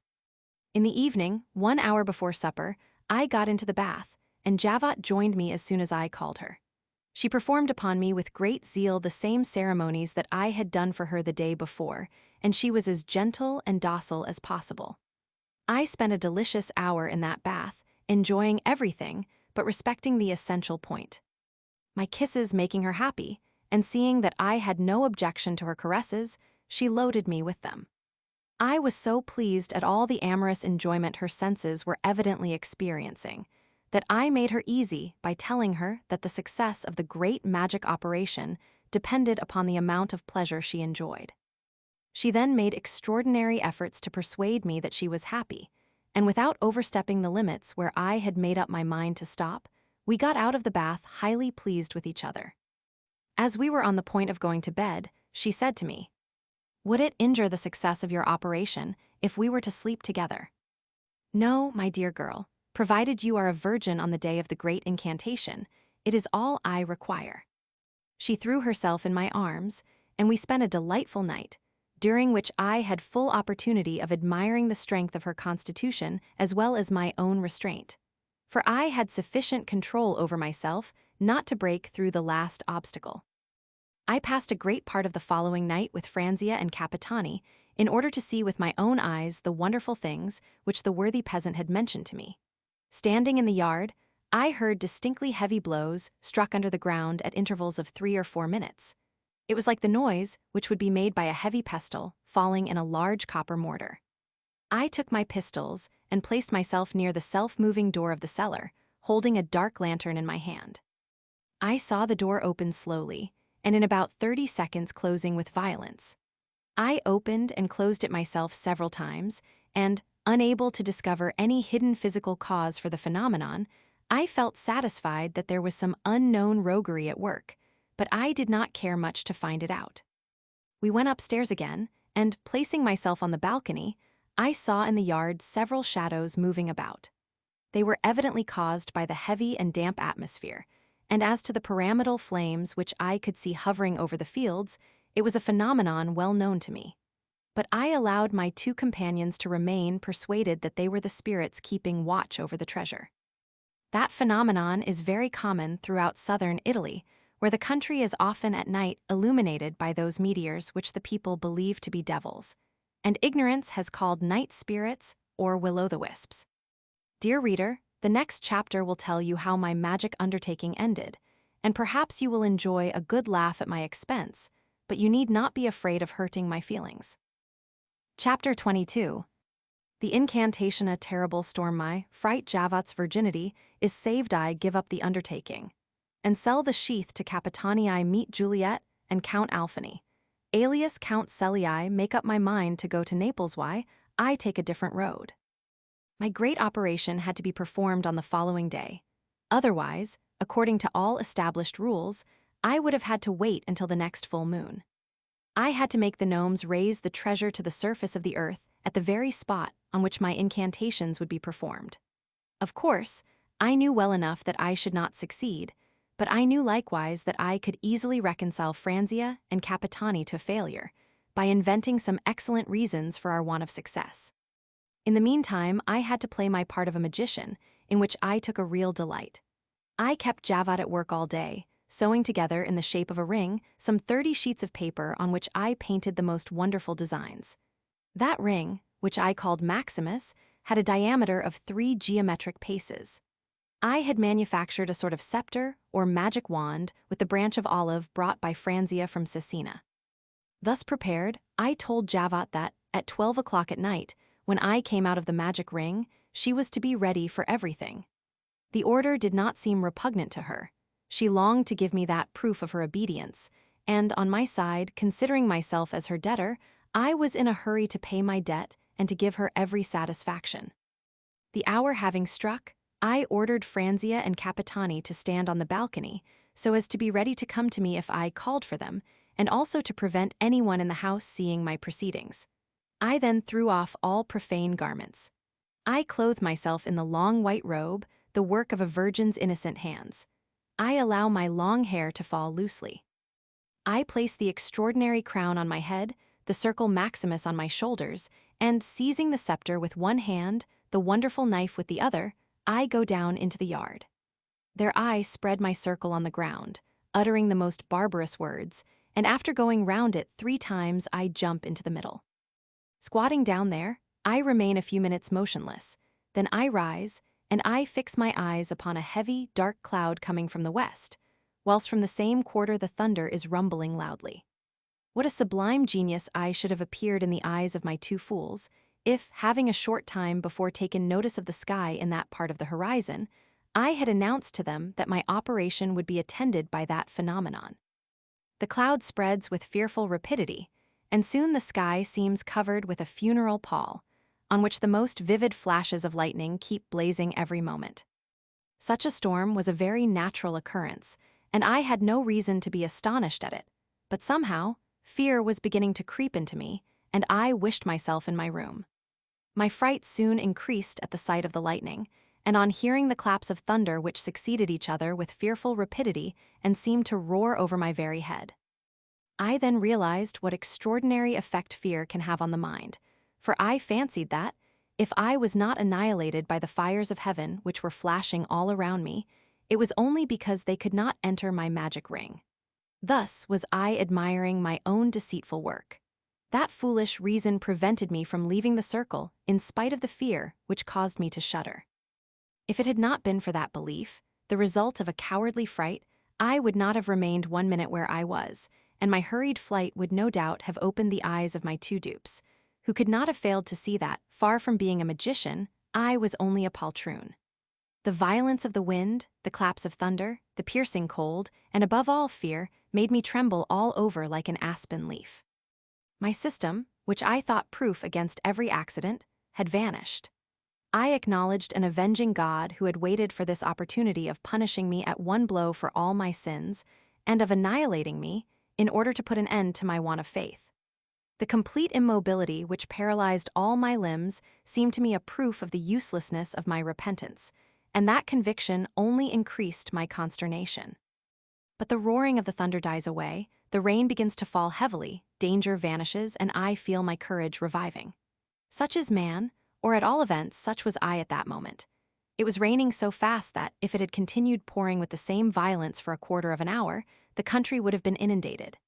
As soon as the rain had ceased, the wind abated, the clouds were dispersed, and the moon shone in all its splendor, like silver in the pure blue sky.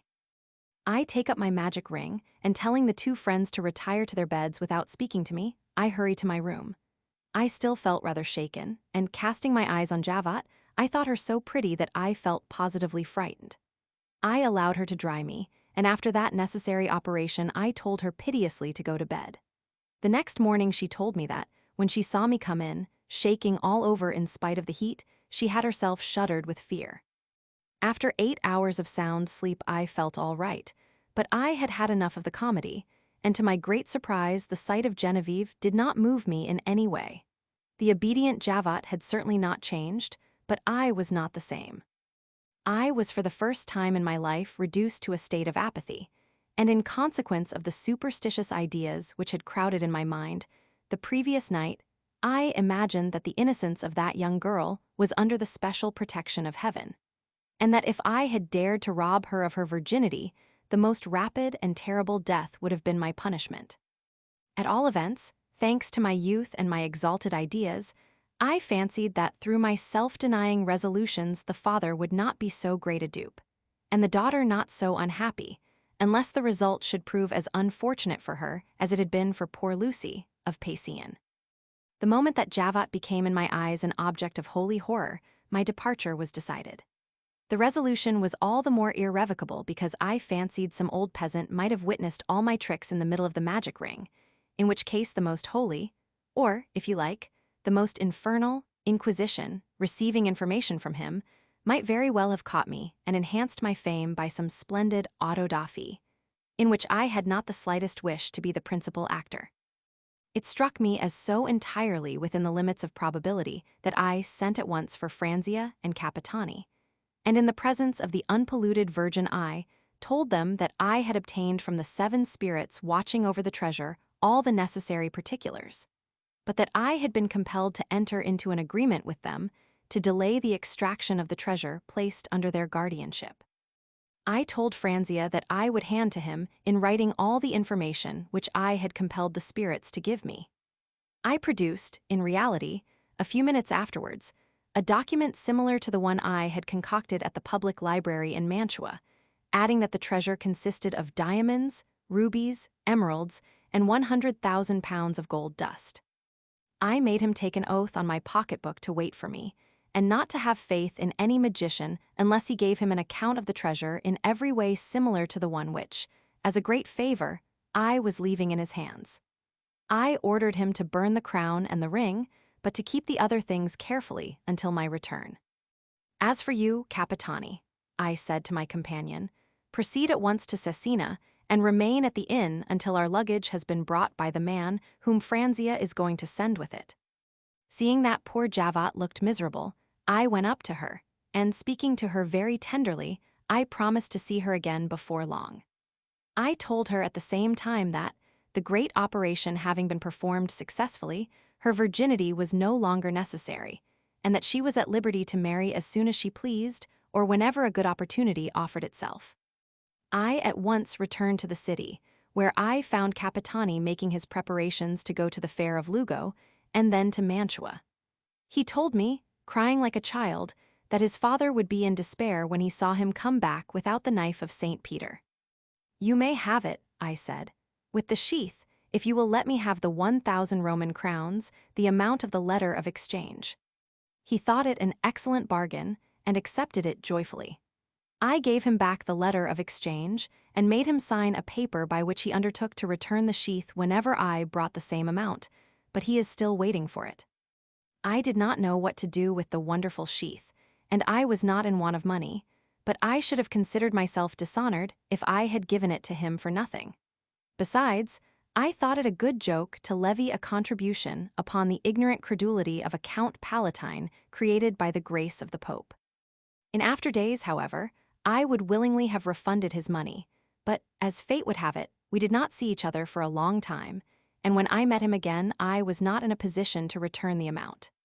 It is, therefore, only to chance that I was indebted for the sum, and certainly Capitani never dreamed of complaining, for being the possessor of gladium cum vagina, he truly believed himself the master of every treasure concealed in the Papal States. Capitani took leave of me on the following day, and I intended to proceed at once to Naples, but I was again prevented. This is how it happened. As I returned to the inn after a short walk, mine host handed me the bill of the play announcing 4 performances of the Didone of Metastasio at the Spada. Seeing no acquaintance of mine among the actors or actresses, I made up my mind to go to the play in the evening, and to start early the next day with post-horses. A remnant of my fear of the Inquisition urged me on, and I could not help fancying that spies were at my heels. Before entering the house I went into the actress's dressing room, and the leading lady struck me as rather good-looking. Her name was Narcissi, and she was from Bologna.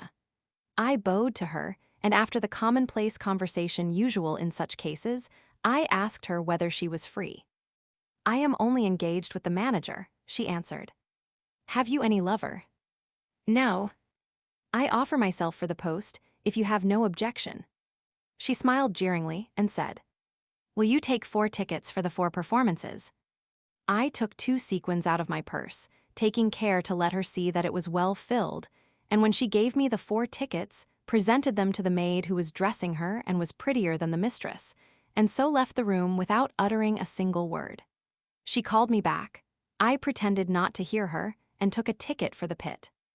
After the first ballet, finding the whole performance very poor, I was thinking of going away, when, happening to look towards the chief box, I saw to my astonishment that it was tenanted by the Venetian Manzoni and the celebrated Juliet.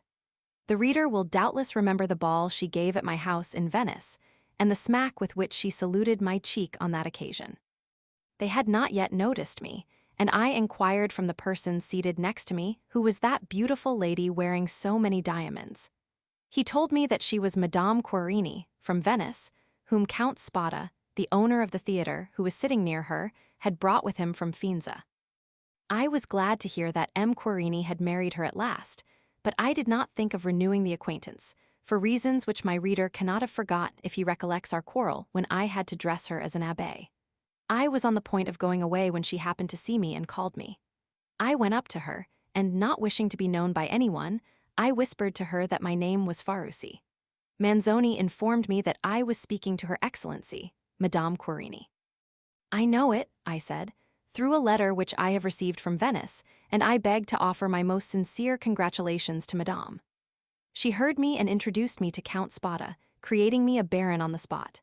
He invited me most kindly to come to his box, asked me where I came from, where I was going to, etc., and begged the pleasure of my company at supper for the same evening. 10 years before, he had been Juliet's friend in Vienna, when Maria Theresa, having been informed of the pernicious influence of her beauty, gave her notice to quit the city. She had renewed her acquaintance with him in Venice, and had contrived to make him take her to Bologna on a pleasure trip.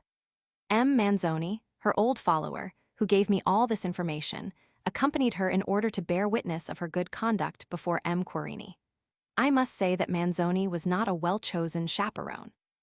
In Venice, she wanted everybody to believe that Querini had married her secretly, but at a distance of 50 leagues, she did not think such a formality necessary, and she had already been presented by the general to all the nobility of Cesena as Madame Querini Papazes. M. Querini would have been wrong in being jealous of the Count, for he was an old acquaintance who would do no harm. Besides, it is admitted amongst certain women that the reigning lover who is jealous of an old acquaintance is nothing but a fool, and ought to be treated as such.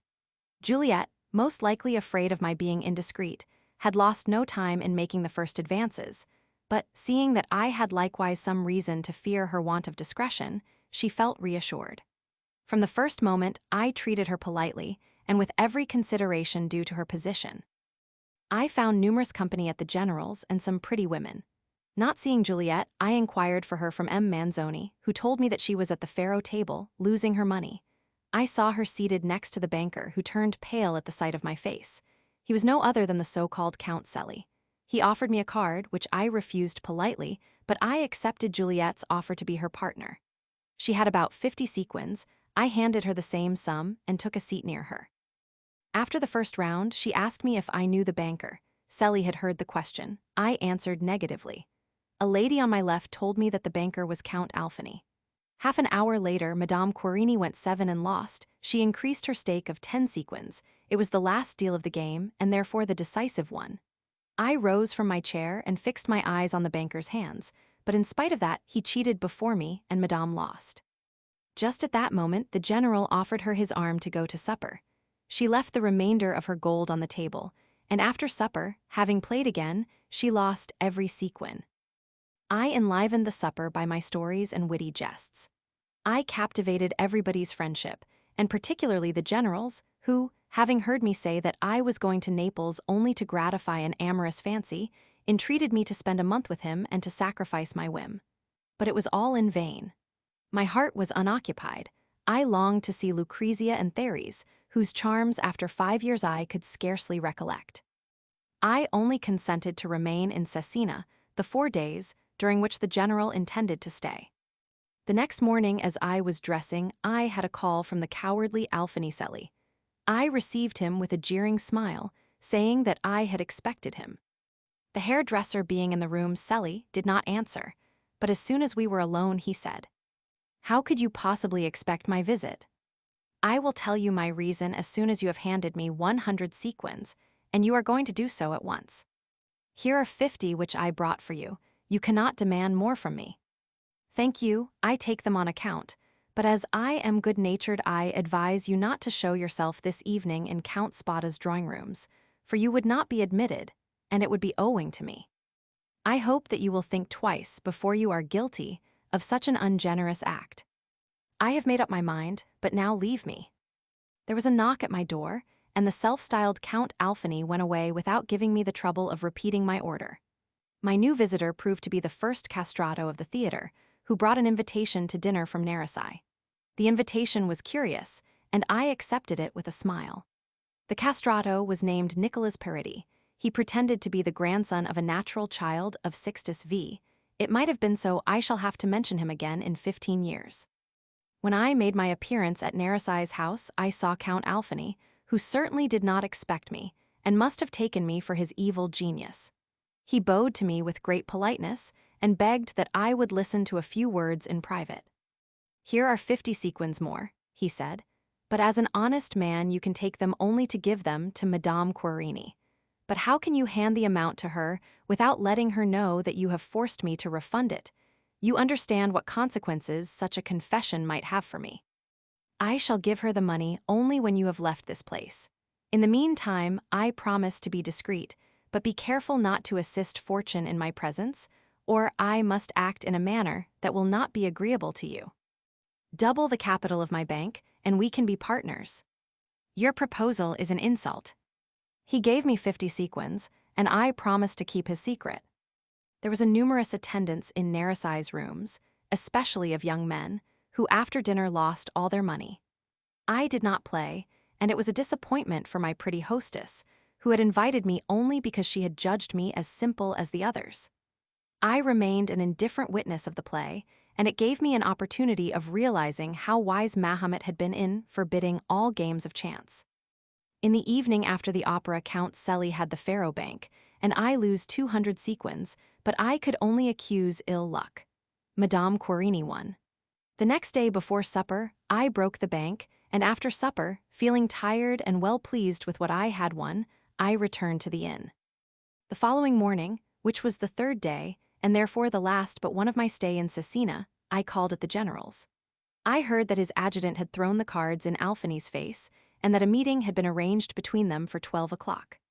I went to the adjutant's room and offered to be his second, assuring him that there would be no blood spilt. He declined my offer with many thanks, and at dinner time he told me that I had guessed rightly, for Count Alfani had left for Rome. "In that case," I said to the guests, "I will take the bank tonight." After dinner, being alone with Madame Querini, I told her all about Alfani, alias Selly, and handed her the 50 sequins of which I was the depositary.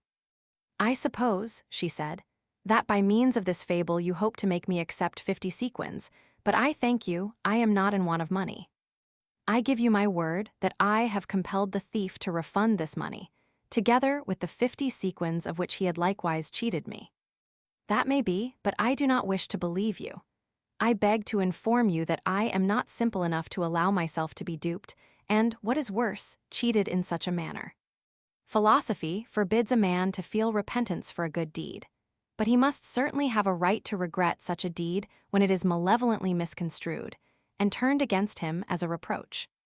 In the evening, after the performance, which was to be the last, I took the bank according to my promise. I lost a few sequins, but was caressed by everybody, and that is much more pleasant than winning, when we are not laboring under the hard necessity of making money. Count Spada, who had got quite fond of me, wanted me to accompany him to Brischetta, but I resisted his entreaties because I had firmly resolved on going to Naples. The next morning I was awoke by a terrible noise in the passage. almost at the door of my room. Getting out of my bed, I open my door to ascertain the cause of the uproar. I see a troop of esbirri at the door of a chamber, and in that chamber, sitting up in bed, a fine-looking man who was making himself hoarse by screaming in Latin against that rabble, the plague of Italy, and against the innkeeper who had been rascally enough to open the door. I inquire of the innkeeper what it all means. "This gentleman," answers the scoundrel, who, it appears, can only speak Latin, is in bed with a girl, and the esbirri of the bishop have been sent to know whether she is truly his wife, all perfectly regular. If she is his wife, he has only to convince them by showing a certificate of marriage, but if she is not, of course he must go to prison with her. Yet it need not happen, for I undertake to arrange everything in a friendly manner for a few sequins. I have only to exchange a few words with the chief of the esbirri, and they will all go away. If you can speak Latin, you had better go in and make him listen to reason. Who has broken open the door of his room? Nobody. I have opened it myself with the key, as is my duty. Yes, the duty of a highway robber, but not of an honest innkeeper. Such infamous dealing aroused my indignation, and I made up my mind to interfere. I enter the room, although I had still my nightcap on, and inform the gentleman of the cause of the disturbance. He answers with a laugh that, in the first place, it was impossible to say whether the person who was in bed with him was a woman, for that person had only been seen in the costume of a military officer, and that, in the second place, he did not think that any human being had a right to compel him to say whether his bedfellow was his wife or his mistress, even supposing that his companion was truly a woman. At all events, he added, I am determined not to give 1 crown to arrange the affair, and to remain in bed until my door is shut. The moment I am dressed, I will treat you to an amusing denouement of the comedy. I will drive away all those scoundrels at the point of my sword. I then see in a corner a broad sword and a Hungarian costume looking like a military uniform. I ask whether he is an officer. I have written my name and profession, he answers, in the hotel book. Astonished at the absurdity of the innkeeper, I ask him whether it is so. He confesses it, but adds that the clergy have the right to prevent scandal. The insult you have offered to that officer, Mr. Landlord, will cost you very dear. His only answer is to laugh in my face. Highly enraged at seeing such a scoundrel laugh at me, I take up the officer's quarrel warmly and asked him to entrust his passport to me for a few minutes. I have 2, he says, therefore I can let you have 1. And taking the document out of his pocketbook, he hands it to me. The passport was signed by Cardinal Albani. The officer was a captain in a Hungarian regiment belonging to the Empress and Queen. He was from Rome, on his way to Parma with dispatches from Cardinal Albani Alexander to M. Dudelat, Prime Minister of the Infante of Parma. At the same moment, a man burst into the room, speaking very loudly, and asked me to tell the officer that the affair must be settled at once, because he wanted to leave Cesena immediately. Who are you? I asked the man. He answered that he was the vetturino whom the captain had engaged. I saw that it was a regular put-up thing and begged the captain to let me attend to the business, assuring him that I would settle it to his honor and advantage. Do exactly as you please, he said. Then turning towards the vetturino, I ordered him to bring up the captain's luggage, saying that he would be paid at once. When he had done so, I handed him 8 sequins out of my own purse and made him give me a receipt in the name of the captain, who could only speak German, Hungarian, and Latin. The vetturino went away, and the esbirri followed him in the greatest consternation, except 2 who remained. Captain, I said to the Hungarian, keep your bed until I return. I am going now to the bishop to give him an account of these proceedings and make him understand that he owes you some reparation. Besides, General Spada is here and— I know him, interrupted the captain, and if I had been aware of his being in Cesena, I would have shot the landlord when he opened my door to those scoundrels. I hurried over my toilet, and without waiting for my hair to be dressed, I proceeded to the bishop's palace, and making a great deal of noise, I almost compelled the servants to take me to his room. A lackey who was at the door informed me that his lordship was still in bed. Never mind, I cannot wait. I pushed him aside and entered the room. I related the whole affair to the bishop, exaggerating the uproar, making much of the injustice of such proceedings, and railing at a vexatious police daring to molest travelers and to insult the sacred rights of individuals and nations. The bishop, without answering me, referred me to his chancellor, to whom I repeated all I had said to the bishop, but with words calculated to irritate rather than to soften, and certainly not likely to obtain the release of the captain. I even went so far as to threaten, and I said that if I were in the place of the officer, I would demand a public reparation. The priest laughed at my threats. It was just what I wanted, and after asking me whether I had taken leave of my senses, the chancellor told me to apply to the captain of the Esbury. "I shall go to somebody else," I said. "Reverend sir, besides the captain of the Esbury." Delighted at having made matters worse, I left him and proceeded straight to the house of General Spada, but being told that he could not be seen before 8 o'clock, I returned to the inn. The state of excitement in which I was, the ardor with which I had made the affair mine, might have led anyone to suppose that my indignation had been roused only by disgust at seeing an odious persecution perpetrated upon a stranger by an unrestrained, immoral, and vexatious police. But why should I deceive the kind reader, to whom I have promised to tell the truth? I must therefore say that my indignation was real, but my ardor was excited by another feeling of a more personal nature. I fancied that the woman concealed under the bedclothes was a beauty. I longed to see her face, which shame, most likely, had prevented her from showing. She had heard me speak, and the good opinion that I had of myself did not leave the shadow of a doubt in my mind that she would prefer me to her captain. The door of the room being still open, I went in and related to the captain all I had done, assuring him that in the course of the day he would be at liberty to continue his journey at the bishop's expense, for the general would not fail to obtain complete satisfaction for him. He thanked me warmly, gave back the 8 ducats I had paid for him, and said that he would not leave the city till the next day. "From what country," I asked him, "is your traveling companion?" "From France, and he only speaks his native language." "Then you speak French?" "Not one word." "That is amusing. Then you converse in pantomime." "Exactly." "I pity you, for it is a difficult language." "Yes, to express the various shades of thought, but in the material part of our intercourse, we understand each other quite well." "May I invite myself to breakfast with you?" "Ask my friend whether he has any objection." "Amiable companion of the captain," I said in French, "will you kindly accept me as a third guest at the breakfast table?" At these words I saw coming out of the bedclothes a lovely head, with disheveled hair, and a blooming, laughing face which, although it was crowned with a man's cap, left no doubt that the captain's friend belonged to that sex, without which man would be the most miserable animal on earth. Delighted with the graceful creature, I told her that I had been happy enough to feel interested in her even before I had seen her, and that now that I had the pleasure of seeing her, I could but renew with greater zeal all my efforts to serve her. She answered me with the grace and the animation which are the exclusive privilege of her native country, and retorted my argument in the most witty manner. I was already under the charm. My request was granted.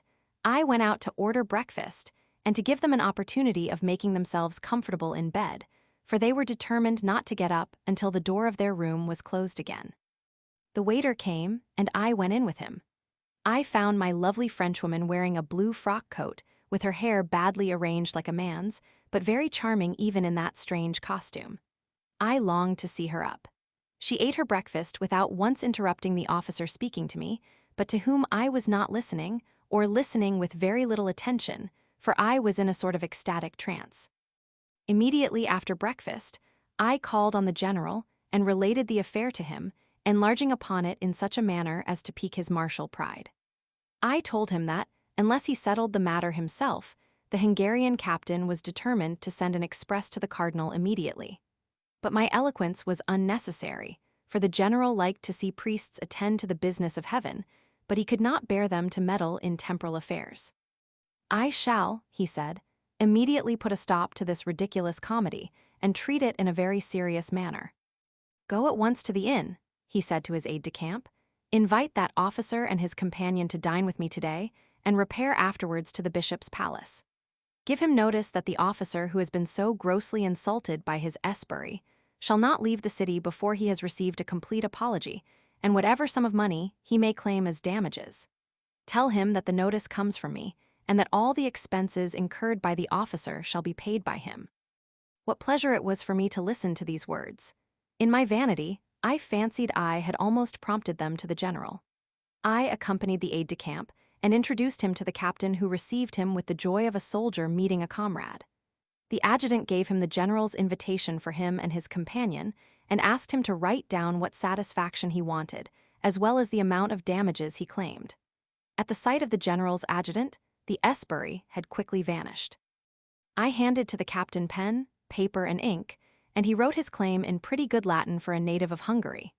The excellent fellow absolutely refused to ask for more than 30 sequins, in spite of all I said to make him claim 100. He was likewise a great deal too easy as to the satisfaction he demanded, for all he asked was to see the landlord and the Esbury beg his pardon on their knees in the presence of the general's adjutant.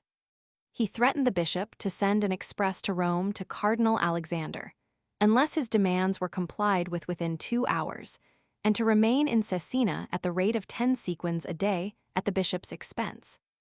The officer left us, and a moment afterwards the landlord came in respectfully to inform the captain that he was free, but the captain having begged me to tell the scoundrel that he owed him a sound thrashing, he lost no time in gaining the door. I left my friends alone to get dressed and to attend to my own toilet, as I dined with them at the general's. An hour afterwards I found them ready in their military costumes. The uniform of the Frenchwoman was of course a fancy one, but very elegant. The moment I saw her, I gave up all idea of Naples and decided upon accompanying the 2 friends to Parma. The beauty of the lovely Frenchwoman had already captivated me. The captain was certainly on the threshold of 60, and, as a matter of course, I thought such a union very badly assorted. I imagined that the affair which I was already concocting in my brain could be arranged amicably. The adjutant came back with a priest sent by the bishop, who told the captain that he should have the satisfaction as well as the damages he had claimed, but that he must be content with 15 sequins. 30 or nothing, dryly answered the Hungarian. They were at last given to him, and thus the matter ended. The victory was due to my exertions, and I had won the friendship of the captain and his lovely companion. In order to guess, even at first sight, that the friend of the worthy captain was not a man, it was enough to look at the hips. She was too well made as a woman ever to pass for a man, and the women who disguise themselves in male attire and boast of being like men are very wrong, for by such a boast they confess themselves deficient in one of the greatest perfections appertaining to woman. A little before dinner time, we repaired to General Spada's mansion, and the general presented the 2 officers to all the ladies. Not one of them was deceived in the young officer, but, being already acquainted with the adventure, they were all delighted to dine with the hero of the comedy, and treated the handsome officer exactly as if he had truly been a man, but I am bound to confess that the male guests offered the Frenchwoman homages more worthy of her sex. Madame Querini alone did not seem pleased, because the lovely stranger monopolized the general attention, and it was a blow to her vanity to see herself neglected. She never spoke to her, except to show off her French, which she could speak well. The poor captain scarcely opened his lips, for no one cared to speak Latin, and the general had not much to say in German. An elderly priest, who was one of the guests, tried to justify the conduct of the bishop by assuring us that the innkeeper and the Esbury had acted only under the orders of the Holy Office. "That is the reason," he said, "for which no bolts are allowed in the rooms of the hotels, so that strangers may not shut themselves up in their chambers. The Holy Inquisition does not allow a man to sleep with any woman but his wife." 20 years later I found all the doors in Spain with a bolt outside, so that travelers were, as if they had been in prison, exposed to the outrageous molestation of nocturnal visits from the police. That disease is so chronic in Spain that it threatens to overthrow the monarchy some day, and I should not be astonished if one fine morning the Grand Inquisitor was to have the king shaved and to take his place. See. Chapter 23. I purchase a handsome carriage, and proceed to Parma with the old captain and the young Frenchwoman. I pay a visit to Javat. and present her with a beautiful pair of gold bracelets my perplexities, respecting my lovely traveling companion a monologue conversation with the Captain Teat a Teat with Henriette. The conversation was animated, and the young female officer was entertaining everybody, even Madame Querini, although she hardly took the trouble of concealing her spleen. "It seems strange," she remarked, "that you and the captain should live together without ever speaking to each other." "Why, madam? We understand one another perfectly, for speech is of very little consequence in the kind of business we do together." That answer, given with graceful liveliness, made everybody laugh, except Madame Querini Juliet, who, foolishly assuming the air of a prude, thought that its meaning was too clearly expressed. "I do not know any kind of business," she said, "that can be transacted without the assistance of the voice or the pen." "Excuse me, madam, there are some. Playing at cards, for instance, is a business of that sort." "Are you always playing?" "We do nothing else. We play the game of the Pharaoh, and I hold the bank." Everybody, understanding the shrewdness of this evasive answer, laughed again, and Juliet herself could not help joining in the general merriment. "But tell me," said Count Spada, "does the bank receive much?" "As for the deposits, they are of so little importance that they are hardly worth mentioning." No one ventured upon translating that sentence for the benefit of the worthy captain. The conversation continued in the same amusing style, and all the guests were delighted with the graceful wit of the charming officer. Late in the evening, I took leave of the general and wished him a pleasant journey. "Adieu," he said. "I wish you a pleasant journey to Naples, and hope you will enjoy yourself there." "Well, General, I am not going to Naples immediately.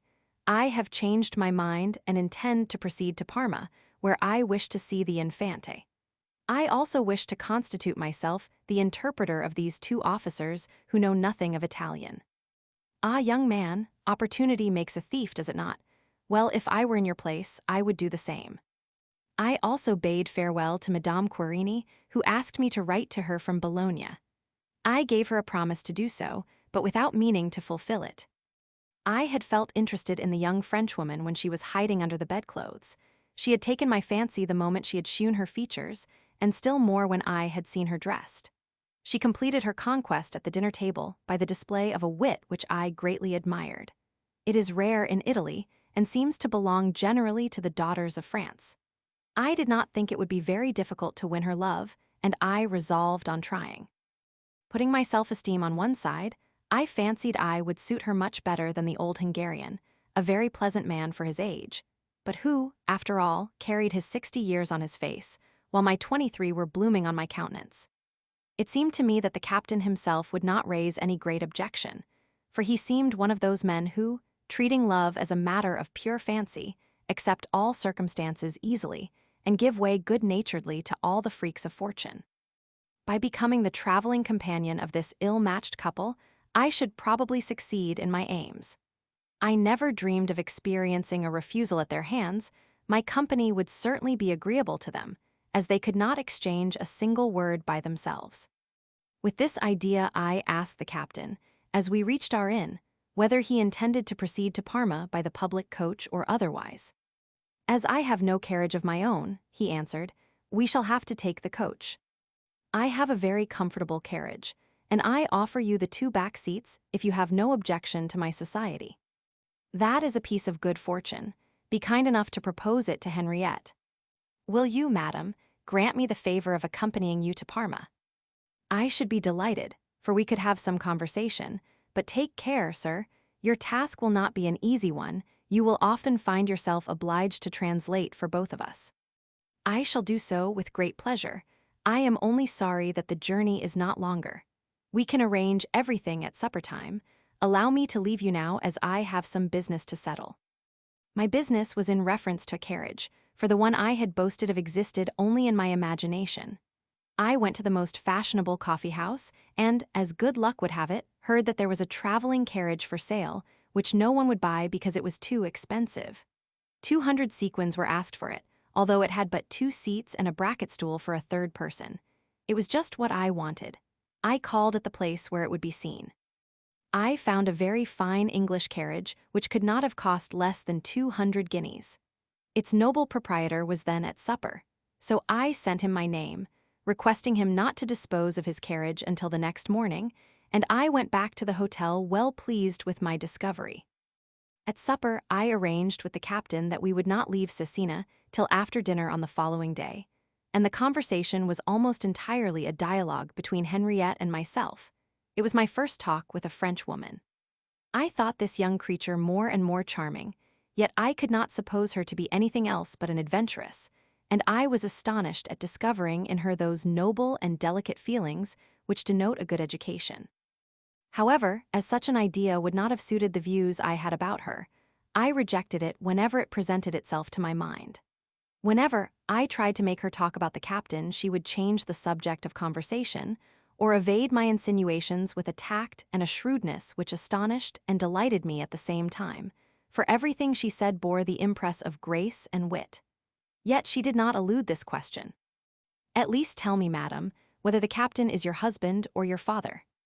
"Neither one nor the other," she answered with a smile. That was enough for me, and in reality, what more did I want to know? The worthy captain had fallen asleep. When he awoke, I wished them both good night, and retired to my room with a heart full of love and a mind full of projects. I saw that everything had taken a good turn, and I felt certain of success, for I was young, I enjoyed excellent health, I had money and plenty of daring. I liked the affair all the better because it must come to a conclusion in a few days. Early the next morning I called upon Count Dandini, the owner of the carriage, and as I passed a jeweler's shop, I bought a pair of gold bracelets in Venetian filigree, each 5 yards long and of rare fineness. I intended them as a present for Jacques. The moment Count Dandini saw me, he recognized me. He had seen me in Padua at the house of his father, who was professor of civil law at the time I was a student there. I bought his carriage on condition that he would send it to me in good repair at 1 o'clock in the afternoon. Having completed the purchase, I went to my friend, Franzia, and my present of the bracelets made Jacques perfectly happy. There was not one girl in Cesena who could boast of possessing a finer pair, and with that present my conscience felt at ease, for it paid the expense I had occasioned during my stay of 10 or 12 days at her father's house 4 times over. But this was not the most important present I offered the family.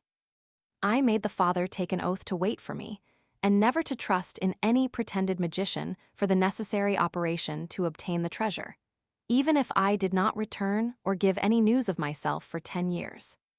"Because," I said to him, "in consequence of the agreement in which I have entered with the spirits watching the treasure, at the first attempt made by any other person, the casket containing the treasure will sink to twice its present depth, that is to say as deep as 35 fathoms, and then I shall have myself 10 times more difficulty in raising it to the surface.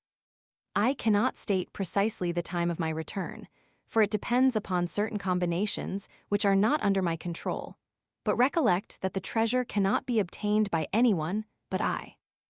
I accompanied my advice with threats of utter ruin to his family if he should ever break his oath. And in this manner, I atoned for all I had done. For, far from deceiving the worthy man, I became his benefactor by guarding against the deceit of some cheat who would have cared for his money more than for his daughter. I never saw him again, and most likely he is dead, but knowing the deep impression I left on his mind, I am certain that his descendants are even now waiting for me, for the name of Farusi must have remained immortal in that family. Jacques accompanied me as far as the gate of the city, where I kissed her affectionately, which made me feel that the thunder and lightning had had but a momentary effect upon me. Yet I kept control over my senses, and I congratulate myself on doing so to this day. I told her, before bidding her adieu, that, her virginity being no longer necessary for my magic operations, I advised her to get married as soon as possible, if I did not return within 3 months. She shed a few tears, but promised to follow my advice. I trust that my readers will approve of the noble manner in which I concluded my magic business. I hardly dare to boast of it, but I think I deserve some praise for my behavior. Perhaps I might have ruined poor Franzia with a light heart had I not possessed a well-filled purse. I do not wish to inquire whether any young man, having intelligence, loving pleasure, and placed in the same position, would not have done the same, but I beg my readers to address that question to themselves. As for Capitani, to whom I sold the sheath of St. Peter's knife for rather more than it was worth, I confess that I have not yet repented on his account, for Capitani thought he had duped me in accepting it as security for the amount he gave me, and the Count, his father, valued it until his death as more precious than the finest diamond in the world. Dying with such a firm belief, he died rich, and I shall die a poor man. Let the reader judge which of the two made the best bargain. But I must return now to my future traveling companions. As soon as I had reached the inn, I prepared everything for our departure for which I was now longing. Henriette could not open her lips without my discovering some fresh perfection, for her wit delighted me even more than her beauty. It struck me that the old captain was pleased with all the attention I showed her, and it seemed evident to me that she would not be sorry to exchange her elderly lover for me. I had all the better right to think so, inasmuch as I was perfection from a physical point of view, and I appeared to be wealthy, although I had no servant. I told Henriette that, for the sake of having none, I spent twice as much as a servant would have cost me, that by my being my own servant, I was certain of being served according to my taste, and I had the satisfaction of having no spy at my heels and no privileged thief to fear. She agreed with everything I said, and it increased my love. The honest Hungarian insisted upon giving me in advance the amount to be paid for the post horses at the different stages as far as Parma. We left Cesena after dinner, but not without a contest of politeness respecting the seats. The captain wanted me to occupy the back seat near Henriette, but the reader will understand how much better the seat opposite to her suited me. Therefore, I insisted upon taking the bracket seat, and had the double advantage of showing my politeness, and of having constantly and without difficulty before my eyes the lovely woman whom I adored. My happiness would have been too great if there had been no drawback to it, but where can we find roses without thorns? When the charming Frenchwoman uttered some of those witty sayings which proceed so naturally from the lips of her countrywomen, I could not help pitying the sorry face of the poor Hungarian, and, wishing to make him share my mirth, I would undertake to translate in Latin Henriette's sallies. But far from making him merry, I often saw his face bear a look of astonishment, as if what I had said seemed to him rather flat. I had to acknowledge to myself that I could not speak Latin as well as she spoke French, and this was indeed the case. The last thing which we learn in all languages is wit, and wit never shines so well as in jests. I was 30 years of age before I began to laugh in reading Terence, Plautus, and Martial. Something being the matter with the carriage, we stopped at Forlì to have it repaired. After a very cheerful supper, I retired to my room to go to bed, thinking of nothing else but the charming woman by whom I was so completely captivated. Along the road, Henriette had struck me as so strange that I would not sleep in the second bed in their room. I was afraid lest she should leave her old comrade to come to my bed and sleep with me, and I did not know how far the worthy captain would have put up with such a joke. I wished, of course, to possess that lovely creature, but I wanted everything to be settled amicably, for I felt some respect for the brave officer. Henriette had nothing but the military costume in which she stood, not any woman's linen, not even one chemise. For a change, she took the captain's shirt. Such a state of things was so new to me that the situation seemed to me a complete enigma. In Bologna, excited by an excellent supper, and by the amorous passion which was every hour burning more fiercely in me, I asked her by what singular adventure she had become the friend of the honest fellow who looked her father rather than her lover.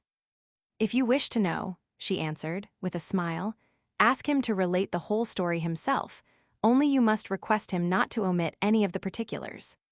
Of course, I applied at once to the captain, and, having first ascertained by signs that the charming Frenchwoman had no objection, the good man spoke to me thus. A friend of mine, an officer in the army, having occasion to go to Rome, I solicited a furlough of 6 months, and accompanied him. I seized with great delight the opportunity of visiting a city, the name of which has a powerful influence on the imagination, owing to the memories of the past attached to it. I did not entertain any doubt that the Latin language was spoken there in good society, at least as generally as in Hungary. But I was indeed greatly mistaken, for nobody can speak it, not even the priests, who only pretend to write it, and it is true that some of them do so with great purity. I was therefore rather uncomfortable during my stay in Rome, and with the exception of my eyes, my senses remained perfectly inactive. I had spent a very tedious month in that city, the ancient queen of the world, when Cardinal Albani gave my friend dispatches for Naples. Before leaving Rome, he introduced me to His Eminence, and his recommendation had so much influence that the cardinal promised to send me very soon with dispatches for the Duke of Parma, Piacenza, and Guastalla, assuring me that all my traveling expenses would be defrayed. As I wished to see the harbor called in former times Centum Celli and now Civitavecchia, I gave up the remainder of my time to that visit, and I proceeded there with a cicerone who spoke Latin. I was loitering about the harbor when I saw, coming out of a tartan, an elderly officer and this young woman dressed as she is now. Her beauty struck me, but I should not have thought any more about it if the officer had not put up at my inn, and in an apartment over which I had a complete view whenever I opened my window. In the evening, I saw the couple taking supper at the same table, but I remarked that the elderly officer never addressed a word to the young one. When the supper was over, the disguised girl left the room, and her companion did not lift his eyes from a letter which he was reading, as it seemed to me, with the deepest attention. Soon afterwards the officer closed the windows, the light was put out, and I suppose my neighbors went to bed. The next morning, being up early as is my habit, I saw the officer go out, and the girl remained alone in the room. I sent my cicerone, who was also my servant, to tell the girl in the garb of an officer that I would give her 10 sequins for an hour's conversation. He fulfilled my instructions, and on his return he informed me that her answer, given in French, had been to the effect that she would leave for Rome immediately after breakfast, and that, once in that city, I should easily find some opportunity of speaking to her. "I can find out from the vetturino," said my cicerone, "where they put up in Rome, and I promise you to inquire of him." She left Civitavecchia with the elderly officer, and I returned home on the following day. 2 days afterwards, the cardinal gave me the dispatches, which were addressed to M. Dudelot, the French minister, with a passport and the money necessary for the journey. He told me, with great kindness, that I need not hurry on the road. I had almost forgotten the handsome adventuress, when 2 days before my departure, my cicerone gave me the information that he had found out where she lived, and that she was with the same officer. I told him to try to see her, and to let her know that my departure was fixed for the day after the morrow. She sent me word by him that, if I would inform her of the hour of my departure, she would meet me outside of the gate, and get into the coach with me to accompany me on my way. I thought the arrangement very ingenious, and during the day I sent the cicerone to tell her the hour at which I intended to leave, and where I would wait for her outside of the Porto del Popolo. She came at the appointed time, and we have remained together ever since. As soon as she was seated near me, she made me understand by signs that she wanted to dine with me. You may imagine what difficulty we had in understanding one another, but we guessed somehow the meaning expressed by our pantomime, and I accepted the adventure with delight. We dined gaily together, speaking without understanding, but after the dessert we comprehended each other very well.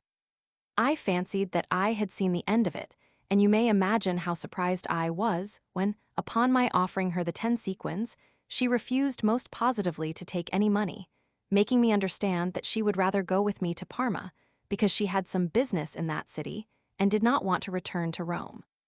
The proposal was, after all, rather agreeable to me. I consented to her wishes. I only regretted my inability to make her understand that, if she was followed by anyone from Rome, and if that person wanted to take her back, I was not in a position to defend her against violence. I was also sorry that, with our mutual ignorance of the language spoken by each of us, we had no opportunity of conversation, for I should have been greatly pleased to hear her adventures, which, I think, must be interesting. You can, of course, guess that I have no idea of who she can be. I only know that she calls herself Henriette, that she must be a Frenchwoman, that she is as gentle as a turtle dove, that she has evidently received a good education, and that she enjoys good health. She is witty and courageous, as we have both seen, I in Rome and you in Cesena at General Spada's table. If she would tell you her history, and allow you to translate it for me in Latin, she would indeed please me much, for I am sincerely her friend, and I can assure you that it will grieve me to part from her in Parma. Please to tell her that I intend to give her the 30 sequins I received from the Bishop of Cesena, and that if I were rich I would give her more substantial proofs of my tender affection. Now, sir, I shall feel obliged to you if you will explain it all to her in French. I asked her whether she would feel offended if I gave her an exact translation. She assured me that, on the contrary, she wished me to speak openly, and I told her literally what the captain had related to me. With a noble frankness which a slight shade of shame rendered more interesting, Henriette confirmed the truth of her friend's narrative, but she begged me to tell him that she could not grant his wish respecting the adventures of her life.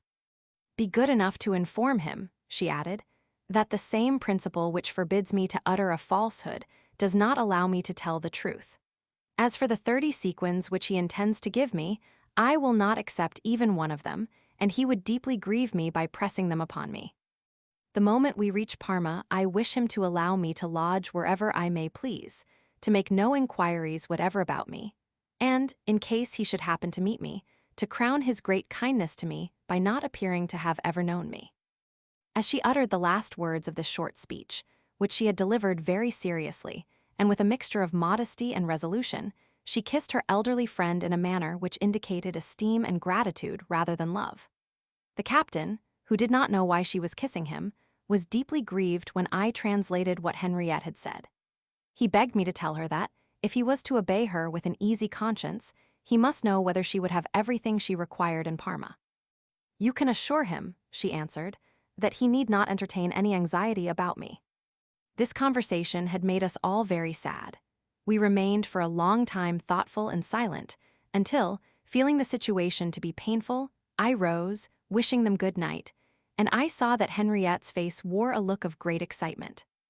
As soon as I found myself alone in my room, deeply moved by conflicting feelings of love, surprise, and uncertainty, I began to give vent to my feelings in a kind of soliloquy, as I always do when I am strongly excited by anything.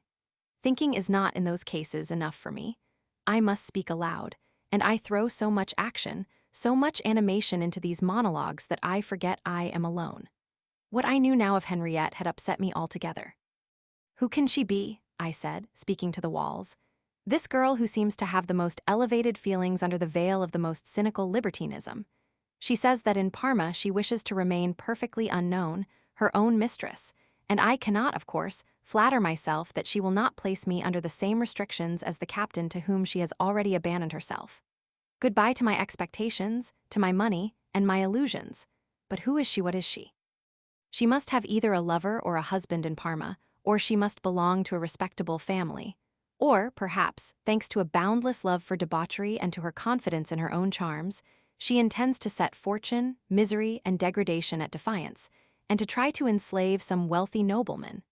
But that would be the plan of a mad woman or of a person reduced to utter despair, and it does not seem to be the case with Henriette.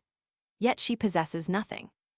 True, but she refused, as if she had been provided with all she needed, the kind assistance of a man who has the right to offer it, and from whom, in sooth, she can accept without blushing, since she has not been ashamed to grant him favors with which love had nothing to do. Does she think that it is less shameful for a woman to abandon herself to the desires of a man unknown and unloved than to receive a present from an esteemed friend, and particularly at the eve of finding herself in the street, entirely destitute in the middle of a foreign city, amongst people whose language she cannot even speak? Perhaps she thinks that such conduct will justify the faux pas of which she has been guilty with the captain, and give him to understand that she had abandoned herself to him only for the sake of escaping from the officer with whom she was in Rome. But she ought to be quite certain that the captain does not entertain any other idea. He shows himself so reasonable that it is impossible to suppose that he ever admitted the possibility of having inspired her with a violent passion, because she had seen him once through a window in Civita Vecchia. She might possibly be right, and feel herself justified in her conduct towards the captain, but it is not the same with me, for with her intelligence she must be aware that I would not have traveled with them if she had been indifferent to me, and she must know that there is but one way in which she can obtain my pardon. She may be endowed with many virtues, but she has not the only one which could prevent me from wishing the reward which every man expects to receive at the hands of the woman he loves. If she wants to assume prudish manners towards me, and to make a dupe of me, I am bound in honor to show her how much she is mistaken. After this monologue, which had made me still more angry, I made up my mind to have an explanation in the morning before our departure. I shall ask her, said I to myself, to grant me the same favors which she has so easily granted to her old captain, and if I meet with a refusal, the best revenge will be to show her a cold and profound contempt until our arrival in Parma. I felt sure that she could not refuse me some marks of real or of pretended affection, unless she wished to make a show of a modesty which certainly did not belong to her. And knowing that her modesty would only be all pretense, I was determined not to be a mere toy in her hands. As for the captain, I felt certain, from what he had told me, that he would not be angry with me if I risked a declaration. For as a sensible man, he could only assume a neutral position. Satisfied with my wise reasoning, and with my mind fully made up, I fell asleep. My thoughts were too completely absorbed by Henriette for her not to haunt my dreams, but the dream which I had throughout the night was so much like reality that, on awaking, I looked for her in my bed, and my imagination was so deeply struck with the delights of that night that, if my door had not been fastened with a bolt, I should have believed that she had left me during my sleep to resume her place near the worthy Hungarian. When I was awake, I found that the happy dream of the night had turned my love for the lovely creature into a perfect amorous frenzy, and it could not be otherwise. Let the reader imagine a poor devil going to bed broken down with fatigue and starvation. He succumbs to sleep, that most imperative of all human wants, but in his dream he finds himself before a table covered with every delicacy. What will then happen? Why, a very natural result. His appetite, much more lively than on the previous day, does not give him a minute's rest. He must satisfy it or die of sheer hunger. I dressed myself, resolved on making sure of the possession of the woman who had inflamed all my senses, even before resuming our journey. If I do not succeed, I said to myself, I will not go one step further. But in order not to offend against propriety, and not to deserve the reproaches of an honest man, I felt that it was my duty to have an explanation with the captain in the first place. I fancy that I hear one of those sensible, calm, passionless readers who have had the advantage of what is called a youth without storms, or one of those whom old age has forced to become virtuous, exclaim, "Can anyone attach so much importance to such nonsense? Age has calmed my passions down by rendering them powerless, but my heart has not grown old, and my memory has kept all the freshness of youth. And far from considering that sort of thing a mere trifle, my only sorrow, dear reader, arises from the fact that I have not the power to practice, to the day of my death, that which has been the principal affair of my life." When I was ready, I repaired to the chamber occupied by my two traveling companions, and after paying each of them the usual morning compliments, I told the officer that I was deeply in love with Henriette, and I asked him whether he would object to my trying to obtain her as my mistress. "The reason for which she begs you," I added, "to leave her in Parma and not to take any further notice of her, must be that she hopes to meet some lover of hers there. Let me have half an hour's conversation with her, and I flatter myself I can persuade her to sacrifice that lover for me. If she refuses me, I remain here. You will go with her to Parma, where you will leave my carriage at the post, only sending me a receipt so that I can claim it whenever I please." "As soon as breakfast is over," said the excellent man, "I shall go and visit the Institute and leave you alone with Henriette. I hope you may succeed, for I should be delighted to see her under your protection when I part with her. Should she persist in her first resolution, I could easily find a vetturino here, and you could keep your carriage. I thank you for your proposal, and it will grieve me to leave you." Highly pleased at having accomplished half of my task, and at seeing myself near the denouement, I asked the lovely Frenchwoman whether she would like to see the sights of Bologna. "I should like it very much," she said, "if I had some other clothes, but with such a costume as this I do not care to show myself about the city." "Then you do not want to go out?" "No." "Can I keep you company?" "That would be delightful." The captain went out immediately after breakfast. The moment he had gone, I told Henriette that her friend had left us alone purposely, so as to give me the opportunity of a private interview with her. "Tell me now whether you intended the order which you gave him yesterday to forget you, never to inquire after you, and even not to know you if he happened to meet you, from the time of our arrival in Parma, for me as well as for him." "It is not an order that I gave him. I have no right to do so, and I could not so far forget myself. It is only a prayer I address to him, a service which circumstances have compelled me to claim at his hands, and as he has no right to refuse me, I never entertained any doubt of his granting my command. As far as you are concerned, it is certain that I should have addressed the same prayer to you if I had thought that you had any views about me. You have given me some marks of your friendship, but you must understand that if, under the circumstances, I am likely to be injured by the kind attentions of the captain, yours would injure me much more.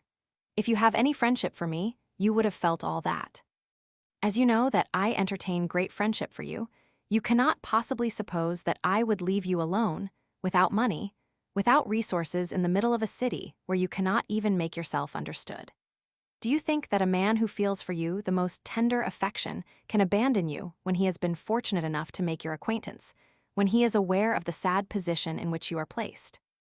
If you think such a thing possible, you must have a very false idea of friendship, and should such a man grant your request, he would only prove that he is not your friend. I am certain that the captain is my friend, yet you have heard him, he will obey me and forget me. I do not know what sort of affection that honest man feels for you, or how far he can rely upon the control he may have over himself. But I know that if he can grant you what you have asked from him, his friendship must be of a nature very different from mine. For I am bound to tell you it is not only impossible for me to afford you willingly the strange gratification of abandoning you in your position, but even that, if I go to Parma, you could not possibly carry out your wishes. Because I love you so passionately that you must promise to be mine, or I must remain here. In that case you must go to Parma alone with the captain, for I feel that, if I accompanied you any further, I should soon be the most wretched of men. I could not bear to see you with another lover, with a husband, not even in the midst of your family. In fact, I would fain see you and live with you forever. Let me tell you, lovely Henriette, that if it is possible for a Frenchman to forget, an Italian cannot do it, at least if I judge from my own feelings. I have made up my mind, you must be good enough to decide now, and to tell me whether I am to accompany you or to remain here. Answer yes or no. If I remain here, it is all over. I shall leave for Naples tomorrow, and I know I shall be cured in time of the mad passion I feel for you, but if you tell me that I can accompany you to Parma, you must promise me that your heart will forever belong to me alone.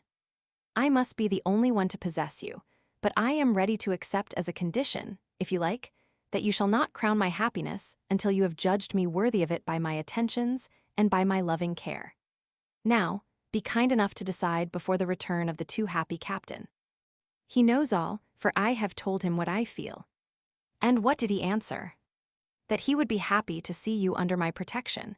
But what is the meaning of that smile playing on your lips? Pray, allow me to laugh, for I have never in my life realized the idea of a furious declaration of love. Do you understand what it is to say to a woman in a declaration which ought to be passionate, but at the same time tender and gentle, the following terrible words? Madam, make your choice, either one or the other, and decide instanter. Ha, ha, ha. Yes, I understand perfectly. It is neither gentle, nor gallant, nor pathetic, but it is passionate. Remember that this is a serious matter, and that I have never yet found myself so much pressed by time. Can you, on your side, realize the painful position of a man who, being deeply in love, finds himself compelled to take a decision which may perhaps decide issues of life and death? Be good enough to remark that, in spite of the passion raging in me, I do not fail in the respect I owe you, that the resolution I intend to take, if you should persist in your original decision, is not a threat, but an effort worthy of a hero, which ought to call for your esteem. I beg of you to consider that we cannot afford to lose time. The word choose must not sound harshly in your ears, since it leaves my fate as well as yours entirely in your hands. To feel certain of my love, do you want to see me kneeling before you like a simpleton, crying and entreating you to take pity on me? No, madam, that would certainly displease you, and it would not help me. I am conscious of being worthy of your love, I therefore ask for that feeling and not for pity. Leave me, if I displease you, but let me go away, for if you are humane enough to wish that I should forget you, allow me to go far away from you so as to make my sorrow less immense. Should I follow you to Parma, I would not answer for myself, for I might give way to my despair. Consider everything well, I beseech you. You would indeed be guilty of great cruelty, were you to answer now. Come to Parma, although I must beg of you not to see me in that city. Confess that you cannot, in all fairness, give me such an answer. Am I not right? Certainly, if you truly love me. Good God, if I love you. Oh yes, believe me, my love is immense, sincere. Now decide my fate. What, always the same song? Yes. But are you aware that you look very angry? No, for it is not so. I am only in a state of uncontrollable excitement, in one of the decisive hours of my life, a prey to the most fearful anxiety. I ought to curse my whimsical destiny and the Esbury of Cesena, may God curse them too, for, without them, I should never have known you. Are you, then, so very sorry to have made my acquaintance? Have I not some reason to be so? No, for I have not given you my decision yet. Now I breathe more freely, for I am sure you will tell me to accompany you to Parma. Yes, come to Parma. Volume 2, To Paris and Prison. Episode 6, Paris. Chapter 1. Leave Bologna, a happy man. The captain parts from us in Reggio, where I spend a delightful night with Henriette. Our arrival in Parma. Henriette resumes the costume of a woman. Our mutual felicity. I meet some relatives of mine, but do not discover myself. The reader can easily guess that there was a change as sudden as a transformation in a pantomime, and that the short but magic sentence, "Come to Parma," proved a very fortunate catastrophe, thanks to which I rapidly changed, passing from the tragic to the gentle mood, from the serious to the tender tone. Sooth to say, I fell at her feet, and lovingly pressing her knees, I kissed them repeatedly with raptures of gratitude. No more furore, no more bitter words, they do not suit the sweetest of all human feelings. Loving, docile, grateful, I swear never to beg for any favor, not even to kiss her hand, until I have shewn myself worthy of her precious love. The heavenly creature, delighted to see me pass so rapidly from despair to the most lively tenderness, tells me, with a voice the tone of which breathes of love, to get up from my knees. I am sure that you love me, says she, and be quite certain that I shall leave nothing undone to secure the constancy of your feelings. Even if she had said that she loved me as much as I adored her, she would not have been more eloquent, for her words expressed all that can be felt. My lips were pressed to her beautiful hands as the captain entered the room. He complimented us with perfect good faith, and I told him, my face beaming with happiness, that I was going to order the carriage. I left them together, and in a short time we were on our road, cheerful, pleased, and merry. Before reaching Reggio, the honest captain told me that in his opinion it would be better for him to proceed to Parma alone, as, if we arrived in that city all together, it might cause some remarks, and people would talk about us much less if we were without him. We both thought him quite right, and we immediately made up our minds to pass the night in Reggio, while the captain would take a postchaise and go alone to Parma. According to that arrangement, his trunk was transferred to the vehicle which he hired in Reggio.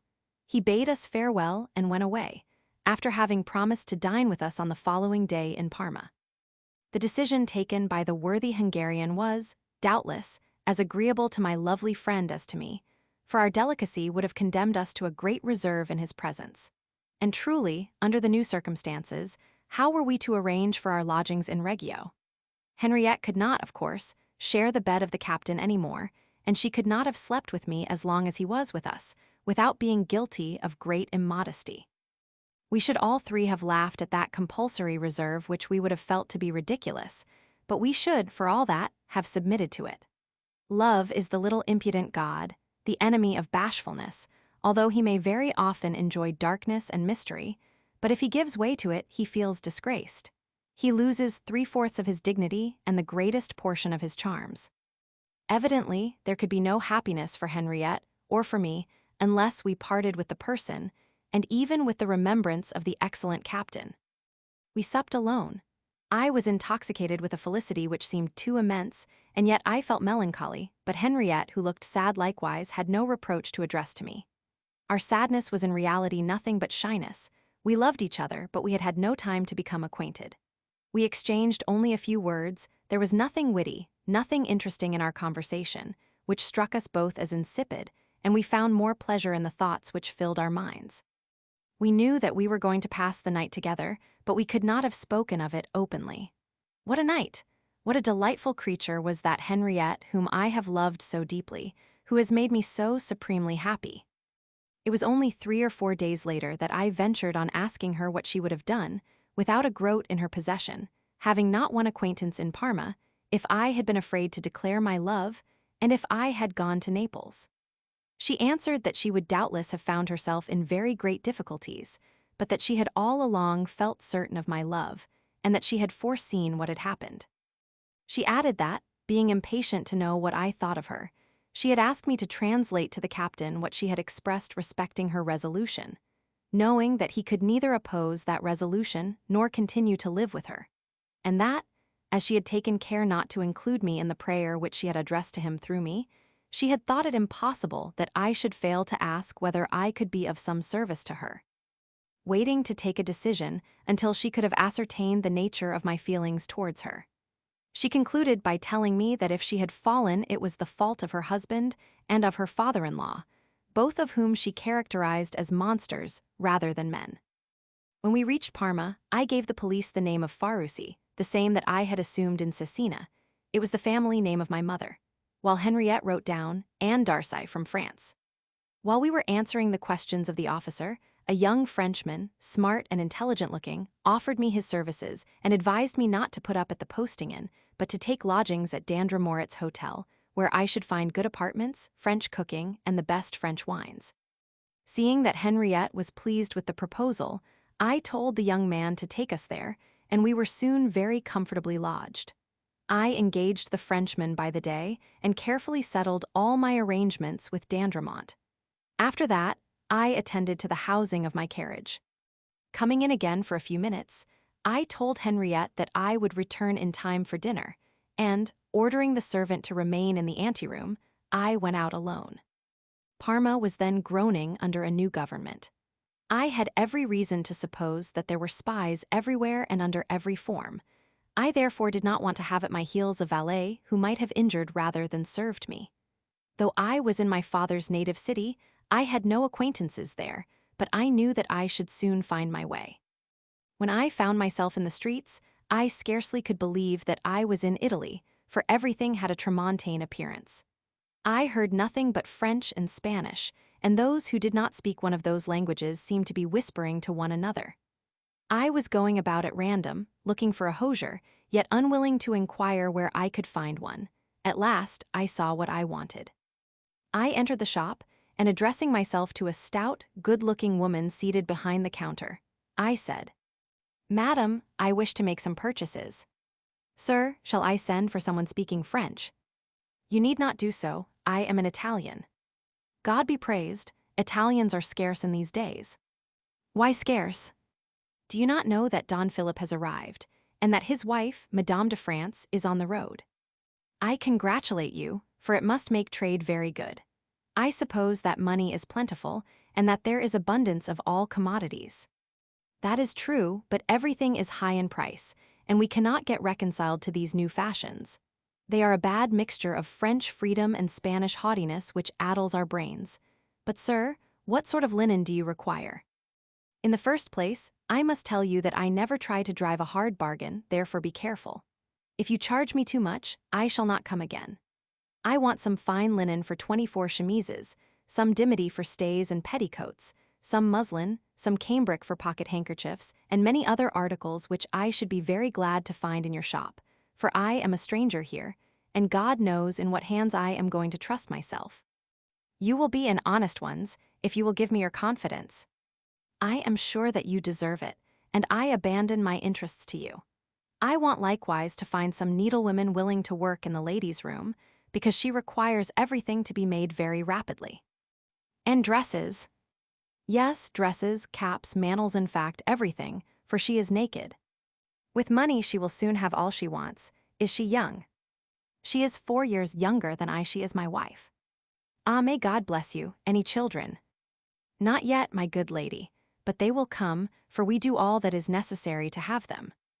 "I have no doubt of it. How pleased I am! Well, sir, I shall send for the very phoenix of all dressmakers.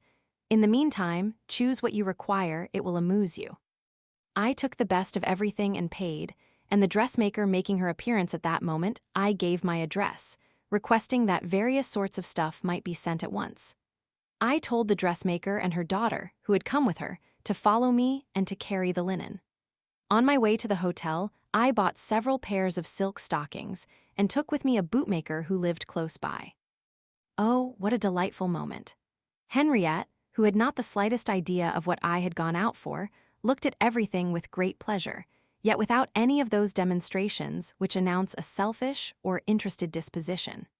She showed her gratitude only by the delicate praise which she bestowed upon my taste and upon the quality of the articles I had purchased. She was not more cheerful on account of my presence, but the tender affection with which she looked at me was the best proof of her grateful feelings. The valet I had hired had entered the room with the shoemaker. Henriette told him quietly to withdraw and not to come unless he was called. The dressmaker set to work, the shoemaker took her measure, and I told him to bring some slippers. He returned in a short time, and the valet came in again with him without having been called. The shoemaker, who spoke French, was talking the usual nonsense of dealers, when she interrupted him to ask the valet, who was standing familiarly in the room, what he wanted. "Nothing, madam, I am only waiting for your orders.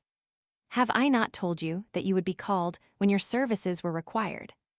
I should like to know who is my master, you or the gentleman." "Neither," I replied, laughing. "Here are your day's wages, be off at once." The shoemaker, seeing that Henriette spoke only French, begged to recommend a teacher of languages. "What country does he belong to?" she inquired. "To Flanders, madam," answered Crispin. "He is a very learned man, about 50 years old. He is said to be a good man. He charges 3 liber for each lesson of 1 hour and 6 for 2 hours, but he requires to be paid each time." "My dear," said Henriette to me, "do you wish me to engage that master?" "Yes, dearest, it will amuse you." The shoemaker promised to send the Flemish professor the next morning. The dressmakers were hard at work, the mother cutting and the daughter sewing, but, as progress could not be too rapid, I told the mother that she would oblige us if she could procure another seamstress who spoke French. "You shall have one this very day, sir," she answered, and she offered me the services of her own son as a servant, saying that if I took him I should be certain to have neither a thief nor a spy about me, and that he spoke French pretty well. Henriette thought we could not do better than take the young man. Of course that was enough to make me consent at once, for the slightest wish of the woman we love is our supreme law. The mother went for him, and she brought back at the same time the half-French dressmaker. It all amused my goddess, who looked very happy. The young man was about 18, pleasant, gentle, and modest. I inquired his name, and he answered that it was Caudagna. The reader may very likely recollect that my father's native place had been Parma, and that one of his sisters had married a Caudagna. It would be a curious coincidence, I thought, if that dressmaker should be my aunt and my valet my cousin, but I did not say it aloud. Henriette asked me if I had any objection to the first dressmaker dining at our table. "I entreat you, my darling," I answered, "never, for the future, to ask my consent in such trifling matters. Be quite certain, my beloved, that I shall always approve everything you may do." She smiled and thanked me. I took out my purse and said to her, "Take these 50 sequins, dearest, to pay for all your small expenses, and to buy the many trifles which I should be sure to forget." She took the money, assuring me that she was vastly obliged to me. A short time before dinner, the worthy captain made his appearance. Henriette ran to meet him and kissed him, calling him her dear father, and I followed her example by calling him my friend. My beloved little wife invited him to dine with us every day. The excellent fellow, seeing all the women working busily for Henriette, was highly pleased at having procured such a good position for his young adventuress, and I crowned his happiness by telling him that I was indebted to him for my felicity. Our dinner was delicious, and it proved a cheerful meal. I found out that Henriette was dainty, and my old friend a lover of good wines. I was both, and felt that I was a match for them. We tasted several excellent wines which Dandremont had recommended, and altogether we had a very good dinner. The young valet pleased me in consequence of the respectful manner in which he served everyone, his mother as well as his masters. His sister and the other seamstress had dined apart. We were enjoying our dessert when the hosier was announced, accompanied by another woman and a milliner who could speak French. The other woman had brought patterns of all sorts of dresses. I let Henriette order caps, head dresses, etc., as she pleased, but I would interfere in the dress department, although I complied with the excellent taste of my charming friend. I made her choose 4 dresses, and I was indeed grateful for her ready acceptance of them, for my own happiness was increased in proportion to the pleasure I gave her and the influence I was obtaining over her heart. Thus did we spend the first day, and we could certainly not have accomplished more.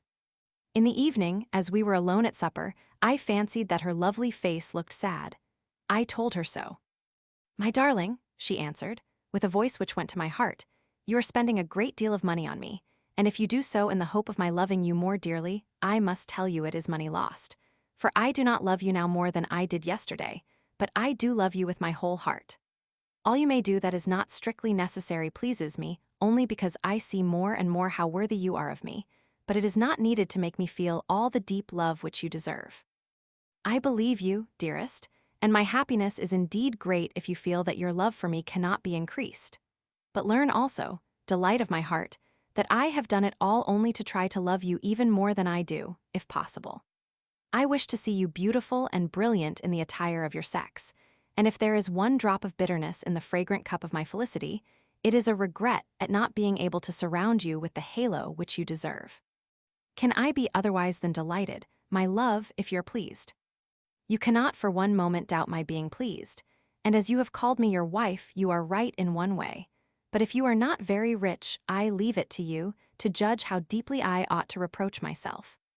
Ah, my beloved angel, let me, I beg of you, believe myself wealthy, and be quite certain that you cannot possibly be the cause of my ruin. You were born only for my happiness. All I wish is that you may never leave me. Tell me whether I can entertain such a hope. I wish it myself, dearest, but who can be sure of the future? Are you free? Are you dependent on anyone? I am free in the broadest meaning of that word. I am dependent on no one but you, and I love to be so. I congratulate you, and I am very glad of it, for no one can tear you from my arms, but, alas, you know that I cannot say the same as you. I am certain that some persons are, even now, seeking for me, and they will not find it very difficult to secure me if they ever discover where I am. Alas, I feel how miserable I should be if they ever succeeded in dragging me away from you. You make me tremble. Are you afraid of such a dreadful misfortune here? No, unless I should happen to be seen by someone knowing me. Are any such persons likely to be here at present? I think not. Then do not let our love take alarm. I trust your fears will never be verified. Only, my darling one, you must be as cheerful as you were in Cesena. I shall be more truly so now, dear friend. In Cesena I was miserable, while now I am happy. Do not be afraid of my being sad, for I am of a naturally cheerful disposition.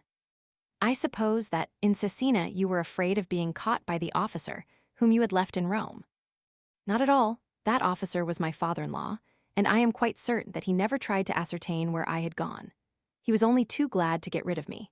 I felt unhappy because I could not bear to be a charge on a man whom I could not love, and with whom I could not even exchange one thought.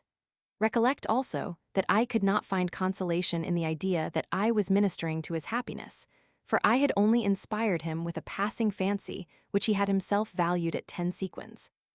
I could not help feeling that his fancy, once gratified, was not likely at his time of life to become a more lasting sentiment, and I could therefore only be a burden to him, for he was not wealthy. Besides, there was a miserable consideration which increased my secret sorrow. I thought myself bound in duty to caress him, and on his side, as he thought that he ought to pay me in the same money, I was afraid of his ruining his health for me, and that idea made me very unhappy.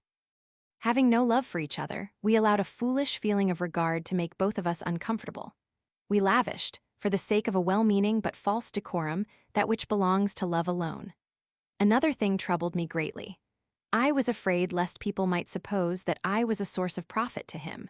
That idea made me feel the deepest shame, yet, whenever I thought of it, I could not help admitting that such a supposition, however false, was not wanting in probability. It is owing to that feeling that you found me so reserved towards you, for I was afraid that you might harbor that fearful idea if I allowed you to read in my looks the favorable impression which you had made on my heart. then it was not owing to a feeling of self-love. No, I confess it, for you could but judge me as I deserved. I had been guilty of the folly now known to you because my father-in-law intended to bury me in a convent, and that did not suit my taste.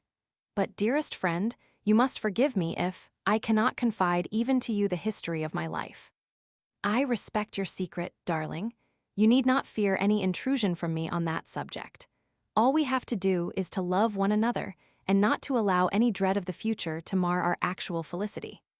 The next day, after a night of intense enjoyment, I found myself more deeply in love than before, and the next 3 months were spent by us in an intoxication of delight. At 9 o'clock the next morning, the teacher of Italian was announced. I saw a man of respectable appearance, polite, modest, speaking little but well, reserved in his answers, and with the manners of olden times. We conversed, and I could not help laughing when he said, with an air of perfect good faith, that a Christian could only admit the system of Copernicus as a clever hypothesis. I answered that it was the system of God himself because it was that of nature, and that it was not in Holy Scripture that the laws of science could be learned. The teacher smiled in a manner which betrayed the Tartuffe, and if I had consulted only my own feelings, I should have dismissed the poor man, but I thought that he might amuse Henriette and teach her Italian. After all, it was what I wanted from him. My dear wife told him that she would give him 6 libbre for a lesson of 2 hours. The libbre of Parma being worth only about 3d, his lessons were not very expensive. She took her first lesson immediately and gave him 2 sequins, asking him to purchase her some good novels. Whilst my dear Henriette was taking her lesson, I had some conversation with the dressmaker, in order to ascertain whether she was a relative of mine. "What does your husband do?" I asked her. "He is steward to the Marquis of Sissa." "Is your father still alive?" "No, sir, he is dead." "What was his family name?" "Scotti." "Are your husband's parents still alive?" "His father is dead, but his mother is still alive, and resides with her uncle, Canon Casanova." That was enough. The good woman was my Welsh cousin, and her children were my Welsh nephews. My niece Jeanetton was not pretty, but she appeared to be a good girl. I continued my conversation with the mother, but I changed the topic. "Are the Parmesans satisfied with being the subjects of a Spanish prince?" "Satisfied? Well, in that case, we should be easily pleased, for we are now in a regular maze. Everything is upset, we do not know where we are. Oh, happy times of the House of Farnese, whither have you departed? The day before yesterday I went to the theatre, and Harlequin made everybody roar with laughter. Well now, fancy, Don Filippo, our new duke, did all he could to remain serious, and when he could not manage it, he would hide his face in his hat so that people should not see that he was laughing, for it is said that laughter ought never to disturb the grave and stiff countenance of an infante of Spain, and that he would be dishonored in Madrid if he did not conceal his mirth. What do you think of that? Can such manners suit us? Here we laugh willingly and heartily. Oh. The good Duke Antonio, God rest his soul, was certainly as great a prince as Duke Filippo, but he did not hide himself from his subjects when he was pleased, and he would sometimes laugh so heartily that he could be heard in the streets. Now we are all in the most fearful confusion, and for the last 3 months no one in Parma knows what's o'clock. Have all the clocks been destroyed? No, but ever since God created the world, the sun has always gone down at 5:30, and at 6 the bells have always been tolled for the Angelus. All respectable people knew that at that time the candle had to be lit. Now, it is very strange, the sun has gone mad, for he sets every day at a different hour. Our peasants do not know when they are to come to market. All that is called a regulation, but do you know why? Because now everybody knows that dinner is to be eaten at 12 o'clock. A fine regulation, indeed. Under the Farnese, we used to eat when we were hungry, and that was much better. That way of reasoning was certainly singular, but I did not think it sounded foolish in the mouth of a woman of humble rank. It seems to me that a government ought never to destroy ancient customs abruptly, and that innocent errors ought to be corrected only by degrees. Henriette had no watch. I felt delighted at the idea of offering her such a present, and I went out to purchase one, but after I had bought a very fine watch, I thought of earrings, of a fan, and of many other pretty knickknacks. Of course, I bought them all at once. She received all those gifts offered by love with a tender delicacy which overjoyed me. She was still with the teacher when I came back. "I should have been able," he said to me, "to teach your lady heraldry, geography, history, and the use of the globes, but she knows that already. She has received an excellent education." The teacher's name was Valentin de la Haye. He told me that he was an engineer and professor of mathematics. I shall have to speak of him very often in these memoirs, and my readers will make his acquaintance by his deeds better than by any portrait I could give of him, so I will merely say that he was a true Tartuffe, a worthy pupil of Escobar. We had a pleasant dinner with our Hungarian friend. Henriette was still wearing the uniform, and I longed to see her dressed as a woman. She expected a dress to be ready for the next day, and she was already supplied with petticoats and chemises. Henriette was full of wit and a mistress of repartee. The milliner, who was a native of Lyon, came in one morning and said in French, "Madame et monsieur, j'ai l'honneur de vous souhaiter le bonjour." "Why," said my friend, "do you not say monsieur et madame?" I have always heard that in society the precedence is given to the ladies. But from whom do we wish to receive that honor? From gentlemen, of course. And do you not see that women would render themselves ridiculous if they did not grant to men the same that they expect from them? If we wish them never to fail in politeness towards us, we must show them the example. "Madam," answered the shrewd milliner, "you have taught me an excellent lesson, and I will profit by it. Monsieur et madame, je suis votre servante." This feminine controversy greatly amused me. Those who do not believe that a woman can make a man happy through the 24 hours of the day have never possessed a woman like Henriette. The happiness which filled me, if I can express it in that manner, was much greater when I conversed with her even than when I held her in my arms. She had read much, she had great tact, and her taste was naturally excellent. Her judgment was sane, and without being learned, she could argue like a mathematician, easily and without pretension, and in everything she had that natural grace which is so charming. She never tried to be witty when she said something of importance, but accompanied her words with a smile which imparted to them an appearance of trifling and brought them within the understanding of all. In that way, she would give intelligence even to those who had none, and she won every heart. Beauty without wit offers love nothing but the material enjoyment of its physical charms, whilst witty ugliness captivates by the charms of the mind, and at last fulfills all the desires of the man it has captivated. Then what was my position during all the time that I possessed my beautiful and witty Henriette? That of a man so supremely happy that I could scarcely realize my felicity. Let anyone ask a beautiful woman without wit whether she would be willing to exchange a small portion of her beauty for a sufficient dose of wit. If she speaks the truth, she will say, "No, I am satisfied to be as I am." But why is she satisfied? Because she is not aware of her own deficiency. Let an ugly but witty woman be asked if she would change her wit against beauty, and she will not hesitate in saying no. Why? Because, knowing the value of her wit, she is well aware that it is sufficient by itself to make her a queen in any society. But a learned woman, a blue stocking, is not the creature to minister to a man's happiness. Positive knowledge is not a woman's province. It is antipathetic to the gentleness of her nature, to the amenity, to the sweet timidity which are the greatest charms of the fair sex.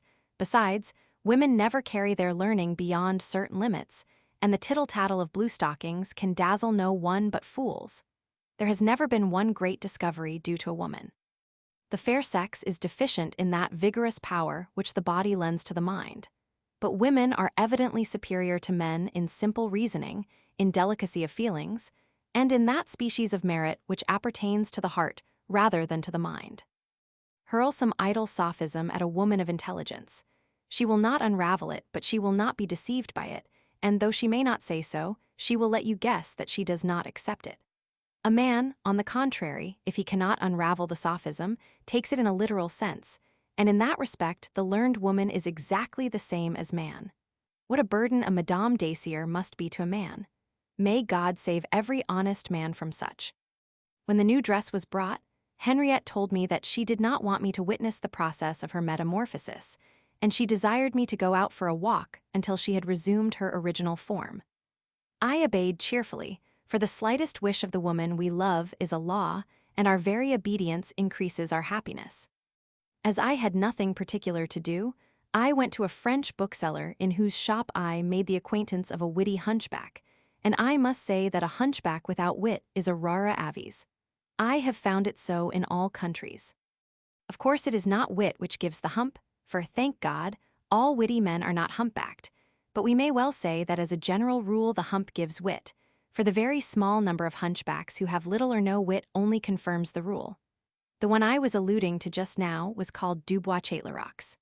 He was a skillful engraver and director of the Mint of Parma for the Infante, although that prince could not boast of such an institution. I spent an hour with the witty hunchback, who showed me several of his engravings, and I returned to the hotel, where I found the Hungarian waiting to see Henriette. He did not know that she would that morning receive us in the attire of her sex. The door was thrown open, and a beautiful, charming woman met us with a courtesy full of grace, which no longer reminded us of the stiffness or of the too great freedom which belonged to the military costume. Her sudden appearance certainly astonished us, and we did not know what to say or what to do. She invited us to be seated, looked at the captain in a friendly manner, and pressed my hand with the warmest affection, but without giving way any more to that outward familiarity which a young officer can assume, but which does not suit a well-educated lady. Her noble and modest bearing soon compelled me to put myself in unison with her, and I did so without difficulty, for she was not acting a part, and the way in which she had resumed her natural character made it easy for me to follow her on that ground. I was gazing at her with admiration, and, urged by a feeling which I did not take time to analyze, I took her hand to kiss it with respect, but without giving me an opportunity of raising it to my lips, she offered me her lovely mouth. Never did a kiss taste so delicious. "Am I not then always the same?" said she to me with deep feeling. "No, heavenly creature, and it is so true that you are no longer the same in my eyes that I could not now use any familiarity towards you. You are no longer the witty, free young officer who told Madame Querini about the game of Pharaoh, and about the deposits made to your bank by the captain in so niggardly a manner that they were hardly worth mentioning. It is very true that, wearing the costume of my sex, I should never dare to utter such words. Yet, dearest friend, it does not prevent my being your Henriette, that Henriette who has in her life been guilty of 3 escapades, the last of which would have utterly ruined me if it had not been for you, but which I call a delightful error, since it has been the cause of my knowing you." Those words moved me so deeply that I was on the point of throwing myself at her feet, to entreat her to forgive me for not having shewn her more respect. But Henriette, who saw the state in which I was, and who wanted to put an end to the pathetic scene, began to shake our poor captain, who sat as motionless as a statue, and as if he had been petrified. He felt ashamed at having treated such a woman as an adventuress, for he knew that what he now saw was not an illusion. He kept looking at her with great confusion and bowing most respectfully, as if he wanted to atone for his past conduct towards her. As for Henriette, she seemed to say to him, but without the shadow of a reproach, "I am glad that you think me worth more than 10 sequins." We sat down to dinner, and from that moment she did the honors of the table with the perfect ease of a person who is accustomed to fulfill that difficult duty. She treated me like a beloved husband, and the captain like a respected friend. The poor Hungarian begged me to tell her that if he had seen her, as she was now, in Civita Vecchia, when she came out of the tartan, he should never have dreamed of dispatching his cicerone to her room. "Oh, tell him that I do not doubt it. But is it not strange that a poor little female dress should command more respect than the garb of an officer? Pray do not abuse the officer's costume, for it is to it that I am indebted for my happiness." "Yes," she said, with a loving smile, "as I owe mine to the Esbury of Cesena." We remained for a long time at the table, and our delightful conversation turned upon no other topic than our mutual felicity. If it had not been for the uneasiness of the poor captain, which at last struck us, we should never have put a stop either to the dinner or to our charming prattle. Chapter 2. I engage a box at the opera. In spite of Henriette's reluctance, Dubois pays us a visit and dines with us. My darling plays him a trick Henriette argues on happiness we call on Dubois, and my wife displays her marvelous talent. Due to lot the court gives a splendid entertainment in the ducal gardens. A fatal meeting. I have an interview with Danton, the favorite of the Infante of Spain. The happiness I was enjoying was too complete to last long. I was fated to lose it, but I must not anticipate events. Madame de France, wife of the Infante Don Philip, having arrived in Parma, the opera house was opened, and I engaged a private box, telling Henriette that I intended to take her to the theater every night. She had several times confessed that she had a great passion for music, and I had no doubt that she would be pleased with my proposal. She had never yet seen an Italian opera, and I felt certain that she wished to ascertain whether the Italian music deserved its universal fame. But I was indeed surprised when she exclaimed, "What, dearest, you wish to go every evening to the opera?" "I think, my love, that, if we did not go, we should give some excuse for scandal-mongers to gossip. Yet, should you not like it, you know that there is no need for us to go. Do not think of me, for I prefer our pleasant chat in this room to the heavenly concert of the seraphs. I am passionately fond of music, darling, but I cannot help trembling at the idea of going out. If you tremble, I must shudder, but we ought to go to the opera or leave Parma. Let us go to London or to any other place. Give your orders, I am ready to do anything you like." "Well, take a private box as little exposed as possible." "How kind you are." The box I had engaged was in the second tier, but the theater being small, it was difficult for a pretty woman to escape observation. I told her so. "I do not think there is any danger," she answered, "for I have not seen the name of any person of my acquaintance in the list of foreigners which you gave me to read." Thus did Henriette go to the opera. I had taken care that our box should not be lighted up. It was an opera buffa, the music of Burellano was excellent, and the singers were very good. Henriette made no use of her opera glass except to look on the stage, and nobody paid any attention to us. As she had been greatly pleased with the finale of the second act, I promised to get it for her, and I asked Dubois to procure it for me. Thinking that she could play the harpsichord, I offered to get one, but she told me that she had never touched that instrument. On the night of the fourth or fifth performance, M. Dubois came to our box, and as I did not wish to introduce him to my friend, I only asked what I could do for him. He then handed me the music I had begged him to purchase for me, and I paid him what it had cost, offering him my best thanks. As we were just opposite the ducal box, I asked him, for the sake of saying something, whether he had engraved the portraits of their highnesses. He answered that he had already engraved 2 medals, and I gave him an order for both, in gold. He promised to let me have them and left the box. Henriette had not even looked at him, and that was according to all established rules, as I had not introduced him, but the next morning he was announced as we were at dinner. M. de la Haye, who was dining with us, complimented us upon having made the acquaintance of Dubois, and introduced him to his pupil the moment he came into the room. It was then right for Henriette to welcome him, which she did most gracefully. After she had thanked him for the Partigiani, she begged he would get her some other music, and the artist accepted her request as a favor granted to him. "Sir," said Dubois to me, "I have taken the liberty of bringing the medals you wish to have. Here they are." On one were the portraits of the Infante and his wife, on the other was engraved only the head of Don Philip. They were both beautifully engraved, and we expressed our just admiration. "The workmanship is beyond all price," said Henriette, "but the gold can be bartered for other gold." "Madam," answered the modest artist, "the medals weigh 16 sequins." She gave him the amount immediately and invited him to call again at dinner time. Coffee was just brought in at that moment, and she asked him to take it with us.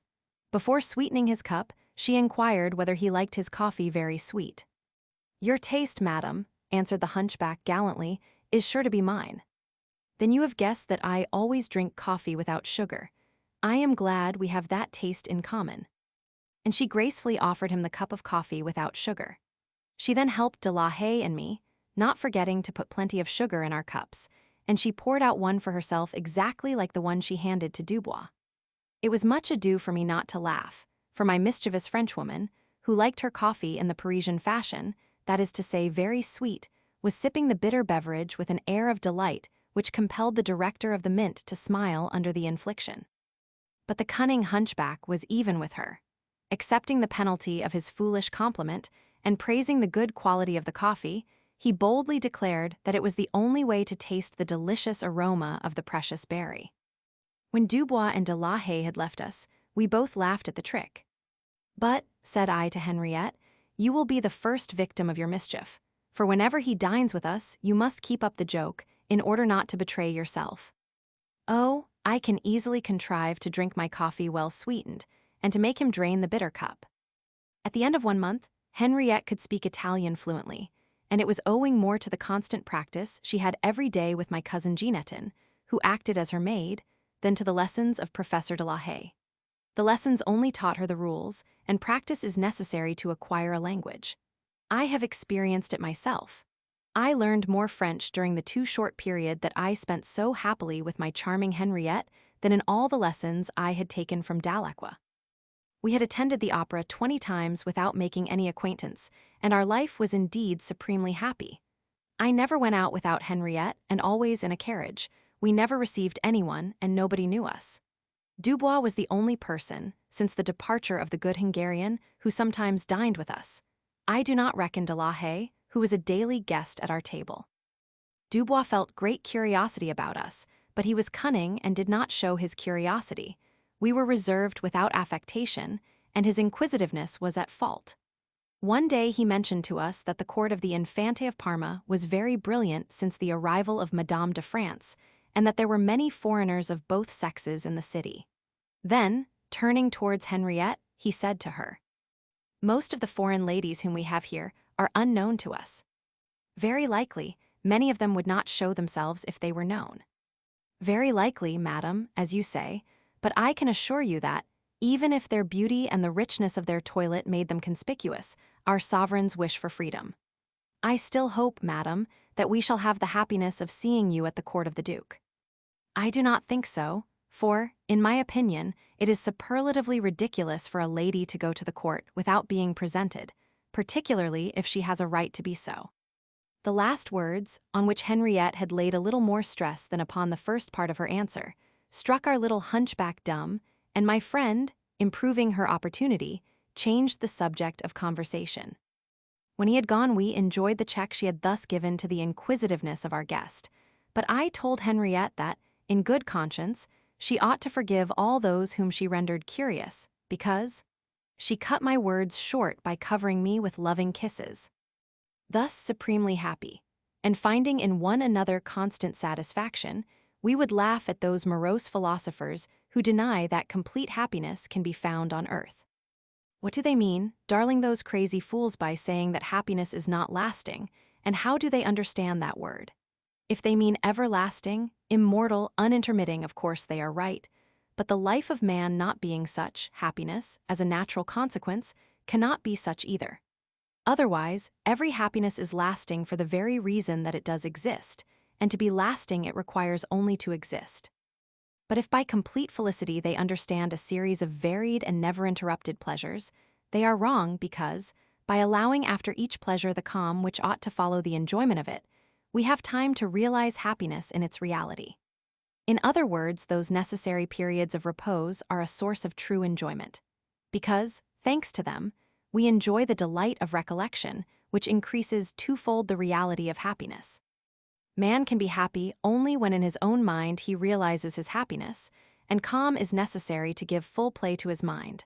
Therefore, without calm man would truly never be completely happy, and pleasure, in order to be felt, must cease to be active. Then what do they mean by that word lasting? Every day we reach a moment when we long for sleep, and, although it be the very likeness of non-existence, can anyone deny that sleep is a pleasure? No, at least it seems to me that it cannot be denied with consistency, for, the moment it comes to us, we give it the preference over all other pleasures, and we are grateful to it only after it has left us. Those who say that no one can be happy throughout life speak, likewise, frivolously. Philosophy teaches the secret of securing that happiness, provided one is free from bodily sufferings.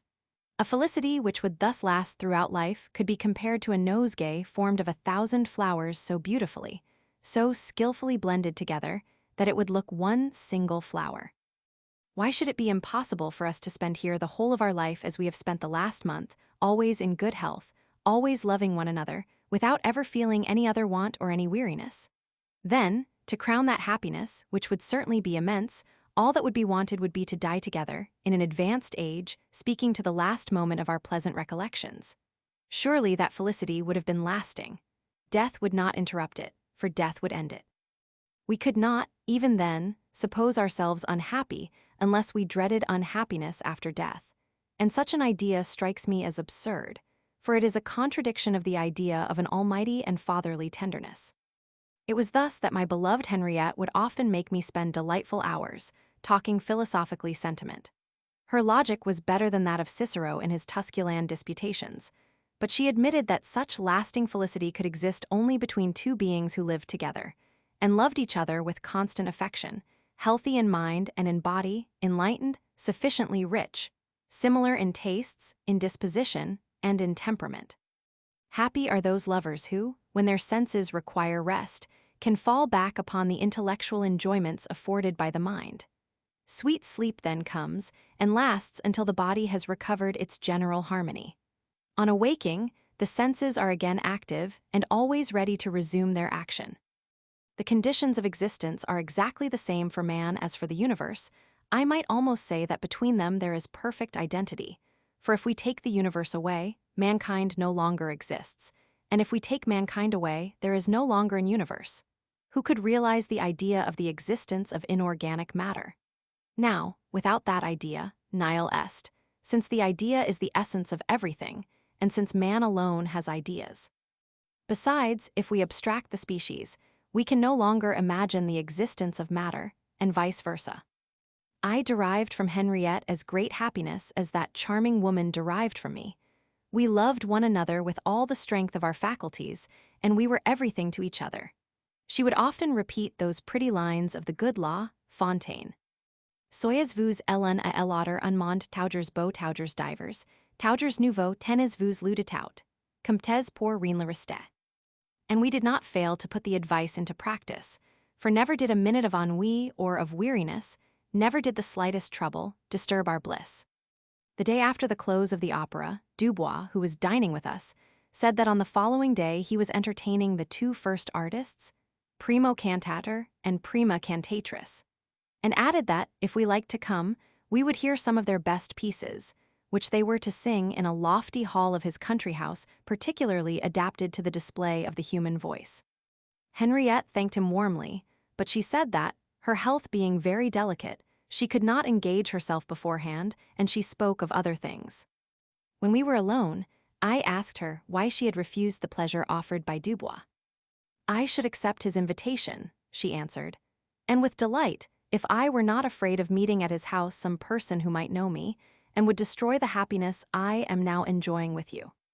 If you have any fresh motive for dreading such an occurrence, you are quite right, but if it is only a vague, groundless fear, my love, why should you deprive yourself of a real and innocent pleasure?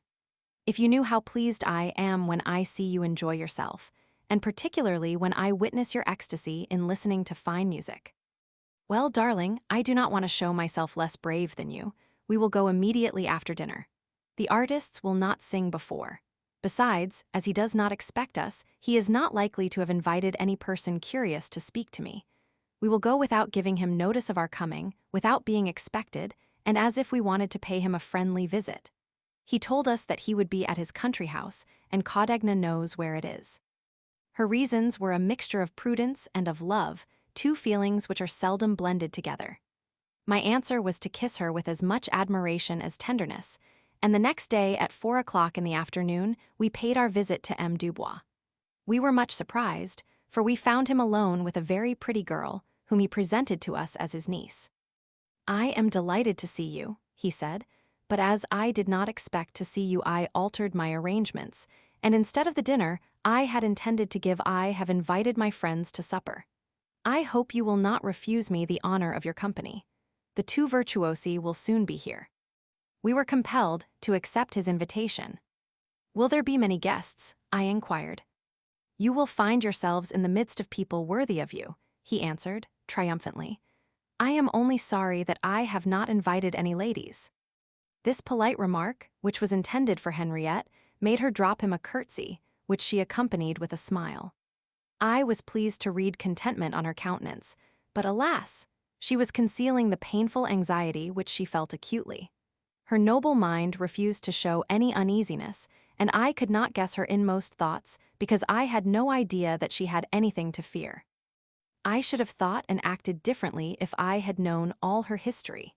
Instead of remaining in Parma, I should have gone with her to London, and I know now that she would have been delighted to go there.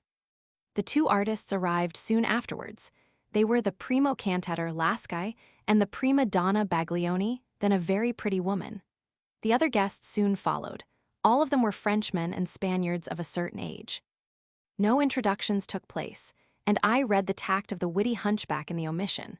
But as all the guests were men used to the manners of the court, that neglect of etiquette did not prevent them from paying every honor to my lovely friend, who received their compliments with that ease and good breeding which are known only in France, and even there only in the highest society, with the exception, however, of a few French provinces in which the nobility, wrongly called good society, show rather too openly the haughtiness which is characteristic of that class. The concert began by a magnificent symphony, after which Lasci and Baglioni sang a duet with great talent and much taste. They were followed by a pupil of the celebrated Vandini, who played a concerto on the violoncello and was warmly applauded. The applause had not yet ceased when Henriette, leaving her seat, went up to the young artist and told him with modest confidence as she took the violoncello from him that she could bring out the beautiful tone of the instrument still better. I was struck with amazement. She took the young man's seat, placed the violoncello between her knees, and begged the leader of the orchestra to begin the concerto again. The deepest silence prevailed.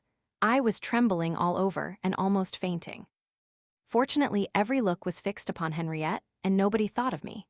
Nor was she looking towards me. She would not have then ventured even one glance, for she would have lost courage if she had raised her beautiful eyes to my face.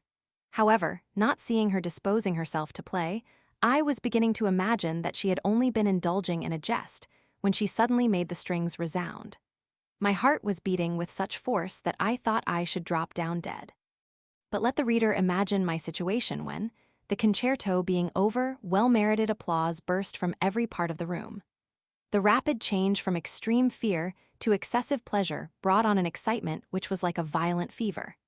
The applause did not seem to have any effect upon Henriette, who, without raising her eyes from the notes which she saw for the first time, played 6 pieces with the greatest perfection. As she rose from her seat, she did not thank the guests for their applause, but, addressing the young artist with affability, she told him, with a sweet smile, that she had never played on a finer instrument. Then, curtsying to the audience, she said, "I entreat your forgiveness for a movement of vanity, which has made me encroach on your patience for half an hour." The nobility and grace of this remark completely upset me, and I ran out to weep like a child, in the garden where no one could see me. "Who is she, this Henriette?" I said to myself, my heart beating and my eyes swimming with tears of emotion. "What is this treasure I have in my possession?" My happiness was so immense that I felt myself unworthy of it. Lost in these thoughts which enhanced the pleasure of any tears, I should have stayed for a long time in the garden if Dubois had not come out to look for me. He felt anxious about me, owing to my sudden disappearance, and I quieted him by saying that a slight giddiness had compelled me to come out to breathe the fresh air. Before re-entering the room, I had time to dry my tears, but my eyelids were still red. Henriette, however, was the only one to take notice of it, and she said to me, "I know, my darling, why you went into the garden." She knew me so well that she could easily guess the impression made on my heart by the evening's occurrence. Dubois had invited the most amiable noblemen of the court, and his supper was dainty and well arranged. I was seated opposite Henriette, who was, as a matter of course, monopolizing the general attention, but she would have met with the same success if she had been surrounded by a circle of ladies whom she would certainly have thrown into the shade by her beauty, her wit, and the distinction of her manners. She was the charm of that supper by the animation she imparted to the conversation. M. Dubois said nothing, but he was proud to have such a lovely guest in his house. She contrived to say a few gracious words to everyone, and was shrewd enough never to utter something witty without making me take a share in it. On my side, I openly showed my submissiveness, my deference, and my respect for that divinity, but it was all in vain. She wanted everybody to know that I was her lord and master. She might have been taken for my wife, but my behavior to her rendered such a supposition improbable. The conversation having fallen on the respective merits of the French and Spanish nations, Dubois was foolish enough to ask Henriette, to which she gave preference.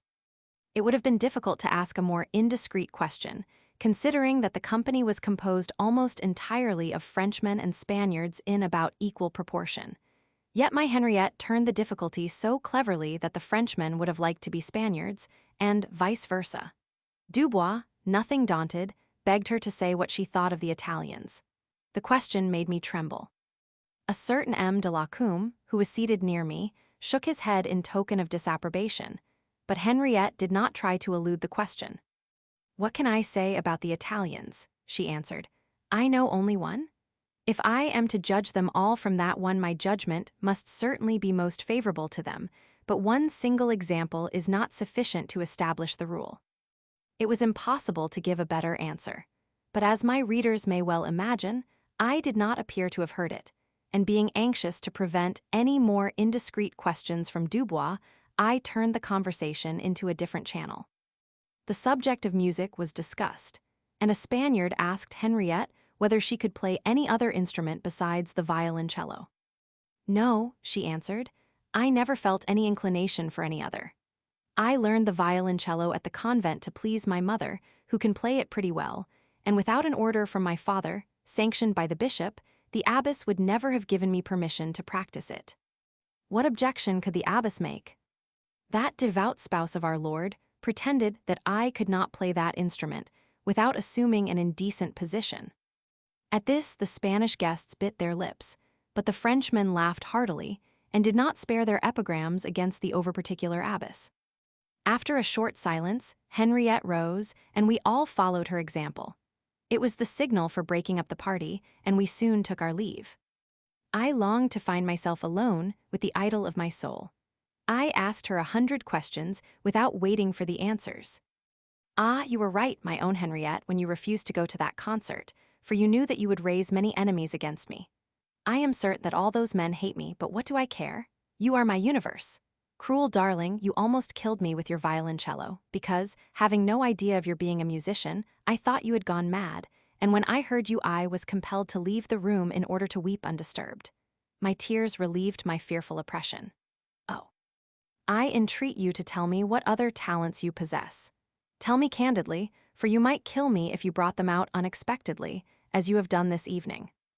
"I have no other accomplishments, my best beloved. I have emptied my bag all at once. Now you know your Henriette entirely. Had you not chanced to tell me about a month ago that you had no taste for music, I would have told you that I could play the violoncello remarkably well, but if I had mentioned such a thing, I know you well enough to be certain that you would have bought an instrument immediately, and I could not, dearest, find pleasure in anything that would weary you." The very next morning she had an excellent violoncello, and, far from wearying me, each time she played she caused me a new and greater pleasure. I believe that it would be impossible even to a man disliking music not to become passionately fond of it, if that art were practiced to perfection by the woman he adores. The vox humana of the violoncello, the king of instruments, went to my heart every time that my beloved Henriette performed upon it. She knew I loved to hear her play, and every day she afforded me that pleasure. Her talent delighted me so much that I proposed to her to give some concerts, but she was prudent enough to refuse my proposal. But in spite of all her prudence, we had no power to hinder the decrees of fate. The fatal hunchback came the day after his fine supper to thank us, and to receive our well-merited praises of his concert, his supper, and the distinction of his guests. "I foresee, madam," he said to Henriette, "all the difficulty I shall have in defending myself against the prayers of all my friends, who will beg of me to introduce them to you. You need not have much trouble on that score. You know that I never receive anyone." Dubois did not again venture upon speaking of introducing any friend.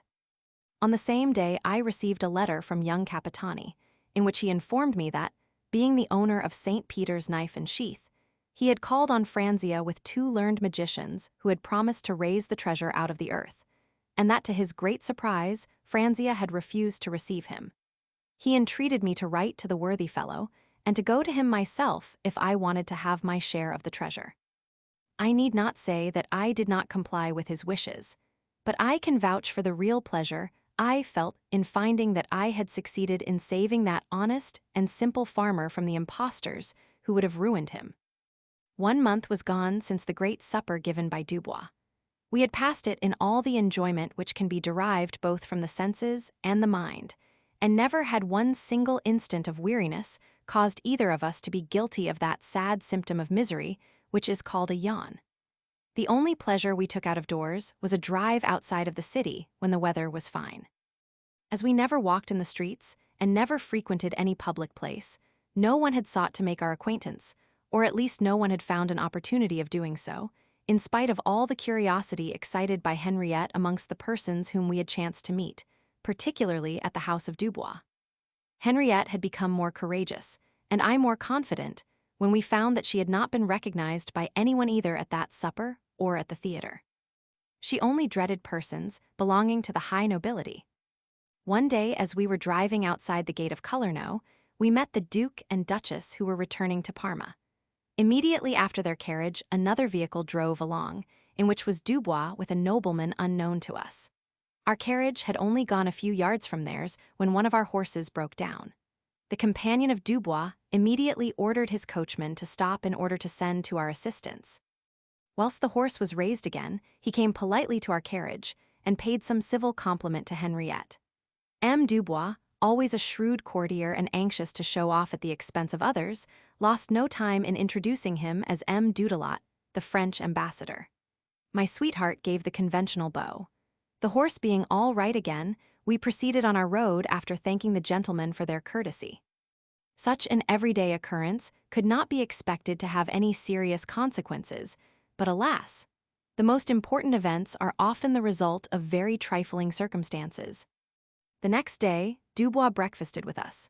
He told us frankly that M. Dudalot had been delighted at the fortunate chance which had afforded him an opportunity of making our acquaintance, and that he had entreated him to ask our permission to call on us. On Madame or on me? I asked at once. On both. Very well, but one at a time. Madame, as you know, has her own room and I have mine. Yes, but they are so near each other. Granted, yet I must tell you that, as far as I am concerned, I should have much pleasure in waiting upon His Excellency if he should ever wish to communicate with me, and you will oblige me by letting him know it. As for Madame, she is here. Speak to her, my dear M. Dubois, for I am only her very humble servant. Henriette assumed an air of cheerful politeness, and said to him, Sir, I beg you will offer my thanks to M. Dudalot, and inquire from him whether he knows me. I am certain, madam, said the hunchback, that he does not. You see, he does not know me, and yet he wishes to call on me. You must agree with me that if I accepted his visits, I should give him a singular opinion of my character. Be good enough to tell him that, although known to no one and knowing no one, I am not an adventuress, and therefore I must decline the honor of his visits. Dubois felt that he had taken a false step and remained silent. We never asked him how the ambassador had received our refusal. 3 weeks after the last occurrence, the ducal court residing then at Colorno, a great entertainment was given in the gardens which were to be illuminated all night. Everybody had permission to walk about the gardens. Dubois, the fatal hunchback appointed by destiny, spoke so much of that festival that we took a fancy to see it, always the same story of Adam's apple. Dubois accompanied us. We went to Colorno the day before the entertainment and put up at an inn. In the evening we walked through the gardens, in which we happened to meet the ducal family and suite. According to the etiquette of the French court, Madame de France was the first to curtsy to Henriette, without stopping. My eyes fell upon a gentleman walking by the side of Don Louis, who was looking at my friend very attentively. A few minutes after, as we were retracing our steps, we came across the same gentleman who, after bowing respectfully to us, took Dubois aside. They conversed together for a quarter of an hour, following us all the time, and we were passing out of the gardens, when the gentleman, coming forward and politely apologizing to me, asked Henriette whether he had the honor to be known to her. I do not recollect having ever had the honor of seeing you before. That is enough, madam, and I entreat you to forgive me. Dubois informed us that the gentleman was the intimate friend of the Infante Don Louis, and that, believing he knew madam, he had begged to be introduced. Dubois had answered that her name was Darcy, and that, if he was known to the lady, he required no introduction. M. Danton said that the name of Darcy was unknown to him, and that he was afraid of making a mistake. In that state of doubt, added Dubois, and wishing to clear it, he introduced himself, but now he must see that he was mistaken. After supper, Henriette appeared anxious. I asked her whether she had only pretended not to know M. Danton. No, dearest, I can assure you. I know his name, which belongs to an illustrious family of Provence, but I have never seen him before. Perhaps he may know you. He might have seen me, but I am certain that he never spoke to me, or I would have recollected him. That meeting causes me great anxiety, and it seems to have troubled you. I confess it has disturbed my mind. Let us leave Parma at once and proceed to Genoa. We will go to Venice as soon as my affairs there are settled. Yes, my dear friend, we shall then feel more comfortable, but I do not think we need be in any hurry. We returned to Parma, and 2 days afterwards my servant handed me a letter, saying that the footman who had brought it was waiting in the anteroom. This letter, I said to Henriette, troubles me. She took it, and after she had read it she gave it back to me, saying, I think M. Danton is a man of honor, and I hope that we may have nothing to fear. The letter ran as follows.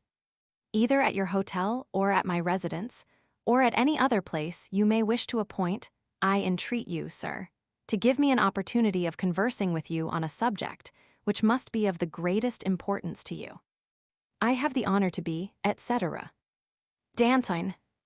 It was addressed M. Farusi. I think I must see him, I said, but where? Neither here nor at his residence, but in the ducal gardens. Your answer must name only the place and the hour of the meeting.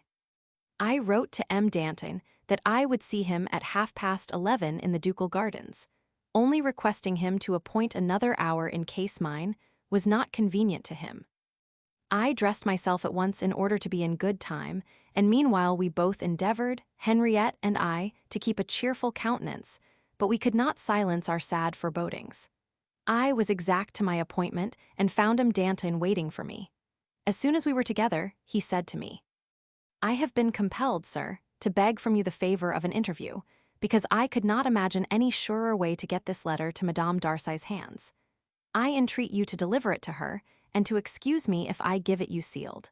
Should I be mistaken, my letter will not even require an answer, but should I be right, Madame Darcy alone can judge whether she ought to communicate it to you. That is my reason for giving it to you sealed. If you are truly her friend, the contents of that letter must be as interesting to you as to her. May I hope, sir, that you will be good enough to deliver it to her? Sir, on my honor I will do it. We bowed respectfully to each other and parted company. I hurried back to the hotel. Chapter 3. Henriette receives the visit of M. Danton. I accompany her as far as Geneva, and then I lose her eye cross the St. Bernard. And return to Parma. A letter from Henriette, my desperta, La Haye, becomes attached to me unpleasant adventure with an actress, and its consequences I turn a thorough bigot Beauvoir. I mystify a bragging officer. As soon as I had reached our apartment, my heart bursting with anxiety, I repeated to Henriette every word spoken by M. Danton, and delivered his letter, which contained 4 pages of writing. She read it attentively with visible emotion, and then she said, Dearest friend, do not be offended, but the honor of 2 families does not allow of my imparting to you the contents of this letter. I am compelled to receive M. Danton, who represents himself as being one of my relatives. Ah, I exclaimed, this is the beginning of the end. What a dreadful thought. I am near the end of a felicity which was too great to last. Wretch that I have been, why did I tarry so long in Parma? What fatal blindness! Of all the cities in the whole world, except France, Parma was the only one I had to fear, and it is here that I have brought you, when I could have taken you anywhere else, for you had no will but mine. I am all the more guilty that you never concealed your fears from me. Why did I introduce that fatal Dubois here? Ought I not to have guessed that his curiosity would sooner or later prove injurious to us? And yet I cannot condemn that curiosity, for it is, alas, a natural feeling. I can only accuse all the perfections which heaven has bestowed upon you, perfections which have caused my happiness, and which will plunge me in an abyss of despair, for, alas, I foresee a future of fearful misery. I entreat you, dearest, to foresee nothing, and to calm yourself. Let us avail ourselves of all our reason in order to prove ourselves superior to circumstances, whatever they may be. I cannot answer this letter, but you must write to M. Danton to call here tomorrow and to send up his name. Alas, you compel me to perform a painful task. You are my best, my only friend. I demand nothing, I impose no task upon you, but can you refuse me? No, never, no matter what you ask.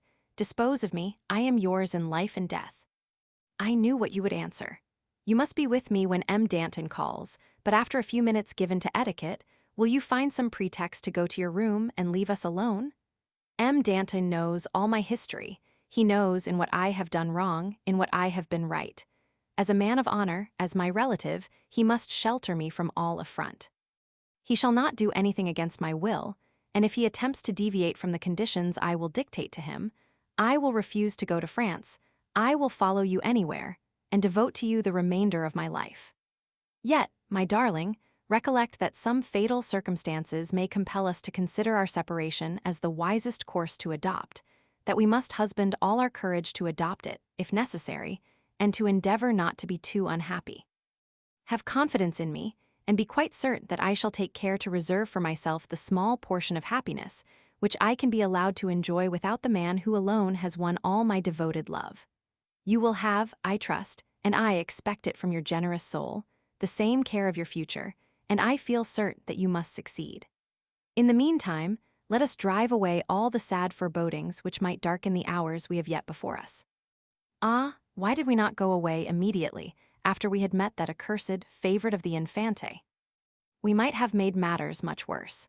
For in that case, M. Danton might have made up his mind to give my family a proof of his zeal by instituting a search to discover our place of residence, and I should then have been exposed to violent proceedings which you would not have endured. It would have been fatal to both of us. I did everything she asked me. From that moment, our love became sad, and sadness is a disease which gives the death blow to affection. We would often remain a whole hour opposite each other without exchanging a single word, and our sighs would be heard whatever we did to hush them.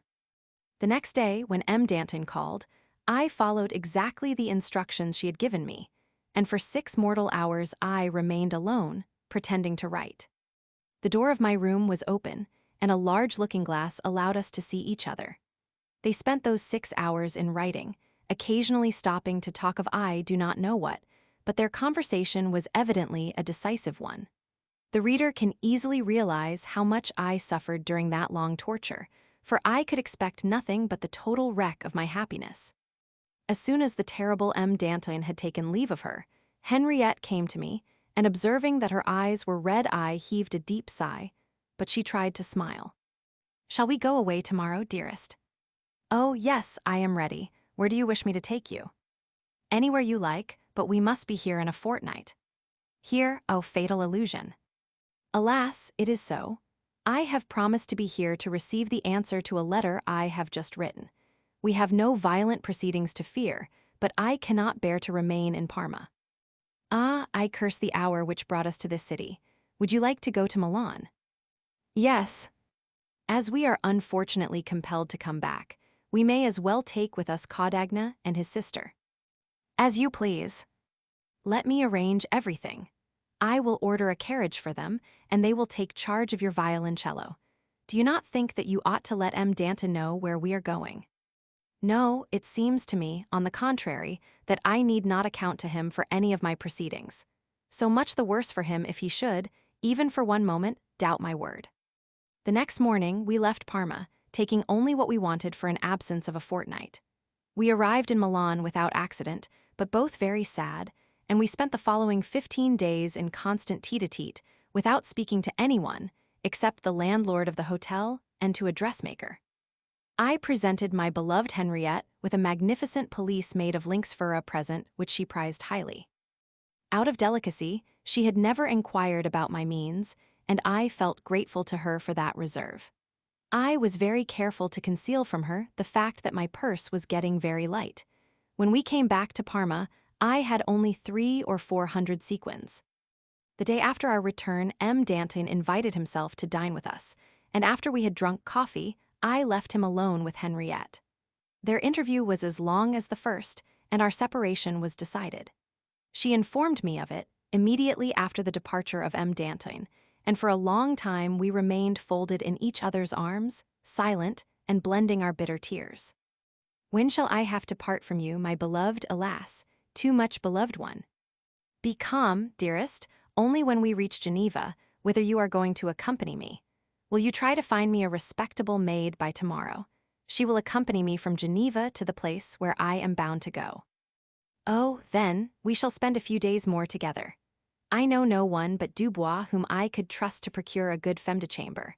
Only I do not want him to learn from her what you might not wish him to know. That will not be the case, for I will take another maid as soon as I am in France. 3 days afterwards, Dubois, who had gladly undertaken the commission, presented to Henriette a woman already somewhat advanced in years, pretty well dressed and respectable-looking, who, being poor, was glad of an opportunity of going back to France, her native country. Her husband, an old military officer, had died a few months before, leaving her totally unprovided for. Henriette engaged her, and told her to keep herself ready to start whenever M. Dubois should give her notice. The day before the one fixed for our departure, M. Danton dined with us, and before taking leave of us, he gave Henriette a sealed letter for Geneva. We left Parma late in the evening, and stopped only 2 hours in Turin, in order to engage a manservant whose services we required as far as Geneva. The next day we ascended Mont Cenis in sedan chairs, and we descended to the Novelets in mountain sledges. On the 5th day we reached Geneva, and we put up at the Hotel des Balances. The next morning, Henriette gave me a letter for the banker Tronchin, who, when he had read it, told me that he would call himself at the hotel and bring me 1,000 louis d'or. I came back and we sat down to dinner. We had not finished our meal when the banker was announced. He had brought the 1,000 louis d'or and told Henriette that he would give her 2 men whom he could recommend in every way. She answered that she would leave Geneva as soon as she had the carriage which he was to provide for her, according to the letter I had delivered to him. He promised that everything would be ready for the following day, and he left us. It was indeed a terrible moment. Grief almost benumbed us both. We remained motionless, speechless, wrapped up in the most profound despair. I broke that sad silence to tell her that the carriage which M. Tronchin would provide could not possibly be as comfortable and as safe as mine, and I entreated her to take it, assuring her that by accepting it, she would give me a last proof of her affection. I will take in exchange, my dearest love, the carriage sent by the banker. I accept the change, darling, she answered. It will be a great consolation to possess something which has belonged to you. As she said these words, she slipped in my pocket 5 rolls, containing each 100 louis d'or, a slight consolation for my heart, which was almost broken by our cruel separation. During the last 24 hours, we could boast of no other eloquence, but that which finds expression in tears, in sobs, and in those hackneyed but energetic exclamations, which 2 happy lovers are sure to address to reason, when in its sternness it compels them to part from one another in the very height of their felicity. Henriette did not endeavor to lure me with any hope for the future in order to allay my sorrow. Far from that, she said to me, "Once we are parted by fate, my best and only friend, never inquire after me, and, should chance throw you in my way, do not appear to know me." She gave me a letter for M. Danton, without asking me whether I intended to go back to Parma, but even if such had not been my intention, I should have determined at once upon returning to that city. She likewise entreated me not to leave Geneva until I had received a letter which she promised to write to me from the first stage on her journey. She started at daybreak, having with her a maid, a footman on the box of the carriage, and being preceded by a courier on horseback. I followed her with my eyes as long as I could see her carriage, and I was still standing on the same spot long after my eyes had lost sight of it. All my thoughts were wrapped up in the beloved object I had lost forever. The world was a blank. I went back to my room, ordered the waiter not to disturb me until the return of the horses which had drawn Henriette's carriage, and I lay down on my bed in the hope that sleep would for a time silence a grief which tears could not drown. The postilion who had driven Henriette did not return till the next day. He had gone as far as Chatelain. He brought me a letter in which I found one single word: adieu. He told me that they had reached Chatelain without accident, and that the lady had immediately continued her journey towards Lyon. As I could not leave Geneva until the following day, I spent alone in my room some of the most melancholy hours of my life. I saw on one of the panes of glass of a window these words, which she had traced with the point of a diamond I had given her: You will forget Henriette. That prophecy was not likely to afford me any consolation, but had she attached its full meaning to the word forget? No, she could only mean that time would at last heal the deep wounds of my heart, and she ought not to have made it deeper by leaving behind her those words which sounded like a reproach. No, I have not forgotten her, for even now, when my head is covered with white hair, the recollection of her is still a source of happiness for my heart. When I think that in my old age I derive happiness only from my recollections of the past, I find that my long life must have counted more bright than dark days, and offering my thanks to God, the giver of all, I congratulate myself and confess that life is a great blessing. The next day I set off again for Italy with a servant recommended by M. Tronchin, and although the season was not favorable, I took the road over Mont Saint Bernard, which I crossed in 3 days, with 7 mules carrying me, my servant, my luggage, and the carriage sent by the banker to the beloved woman now forever lost to me. One of the advantages of a great sorrow is that nothing else seems painful. It is a sort of despair which is not without some sweetness. During that journey, I never felt either hunger or thirst, or the cold which is so intense in that part of the Alps that the whole of nature seems to turn to ice, or the fatigue inseparable from such a difficult and dangerous journey. I arrived in Parma in pretty good health and took up my quarters at a small inn, in the hope that in such a place I should not meet any acquaintance of mine. But I was much disappointed, for I found in that inn M. de la Haye, who had a room next to mine. Surprised at seeing me, he paid me a long compliment, trying to make me speak, but I eluded his curiosity by telling him that I was tired and that we would see each other again. On the following day I called upon M. Danton and delivered the letter which Henriette had written to him. He opened it in my presence, and finding another to my address enclosed in his, he handed it to me without reading it, although it was not sealed. Thinking, however, that it might have been Henriette's intention that he should read it because it was open, he asked my permission to do so, which I granted with pleasure as soon as I had myself perused it.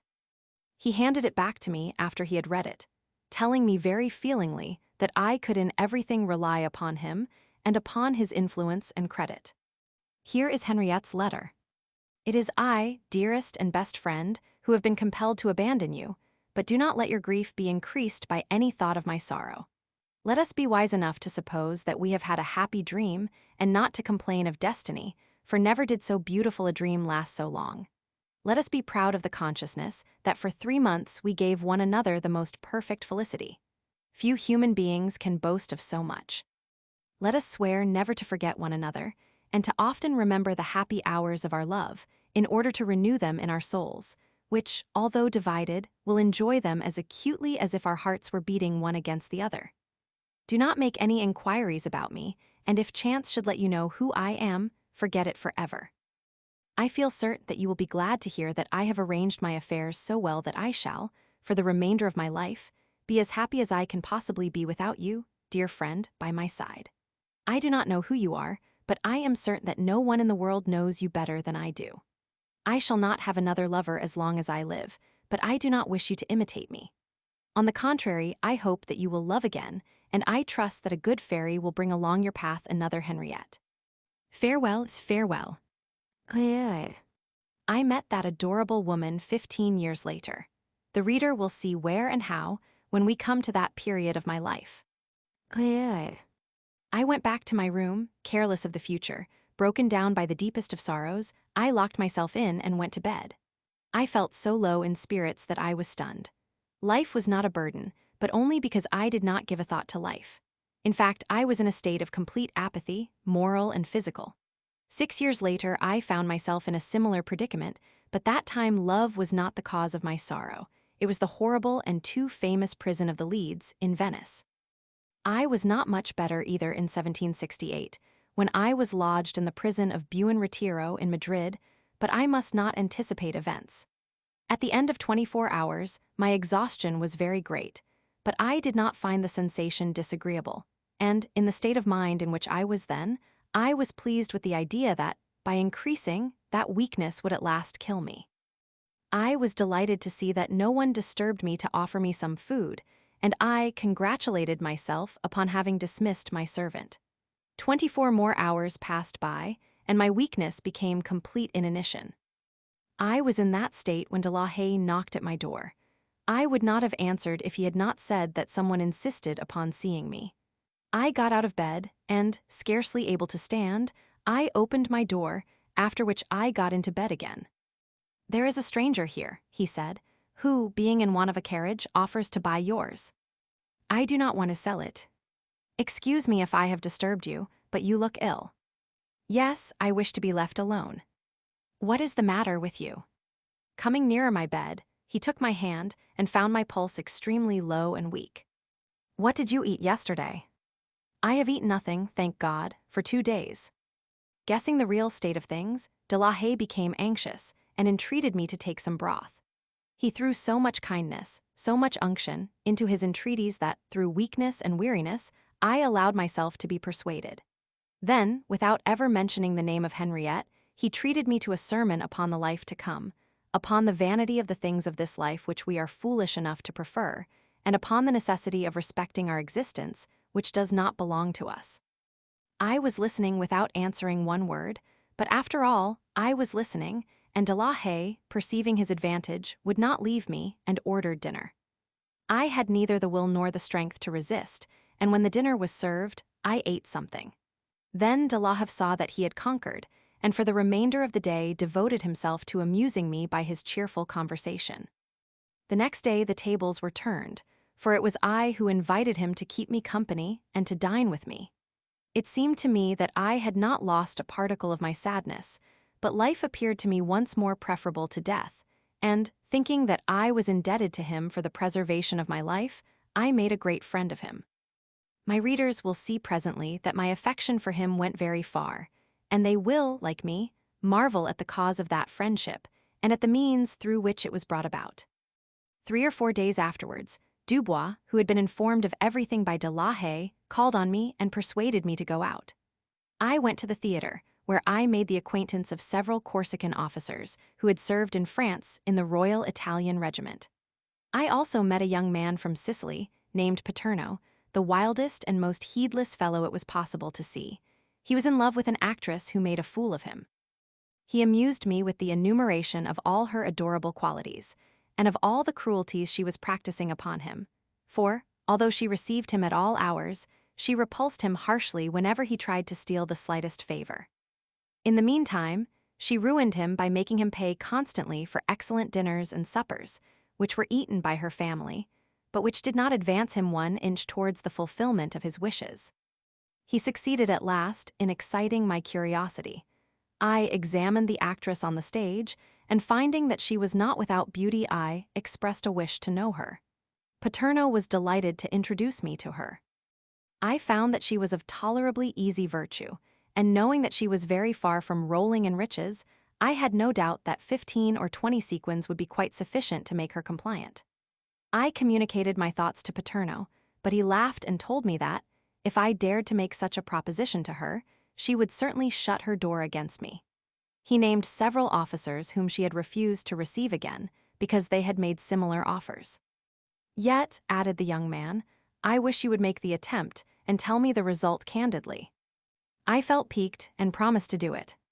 I paid her a visit in her dressing room at the theatre, and as she happened during our conversation to praise the beauty of my watch, I told her that she could easily obtain possession of it, and I said at what price. She answered, according to the catechism of her profession, that an honorable man had no right to make such an offer to a respectable girl. "I offer only 1 ducat," said I, "to those who are not respectable." And I left her. When I told Paterno what had occurred, he fairly jumped for joy, but I knew what to think of it all, for così sono tut, and in spite of all his entreaties, I declined to be present at his suppers, which were far from amusing, and gave the family of the actress an opportunity of laughing at the poor fool who was paying for them. 7 or 8 days afterwards, Paterno told me that the actress had related the affair to him exactly in the same words which I had used, and she had added that, if I had ceased my visits, it was only because I was afraid of her taking me at my word in case I should renew my proposal. I commissioned him to tell her that I would pay her another visit, not to renew my offer, but to show my contempt for any proposal she might make me herself.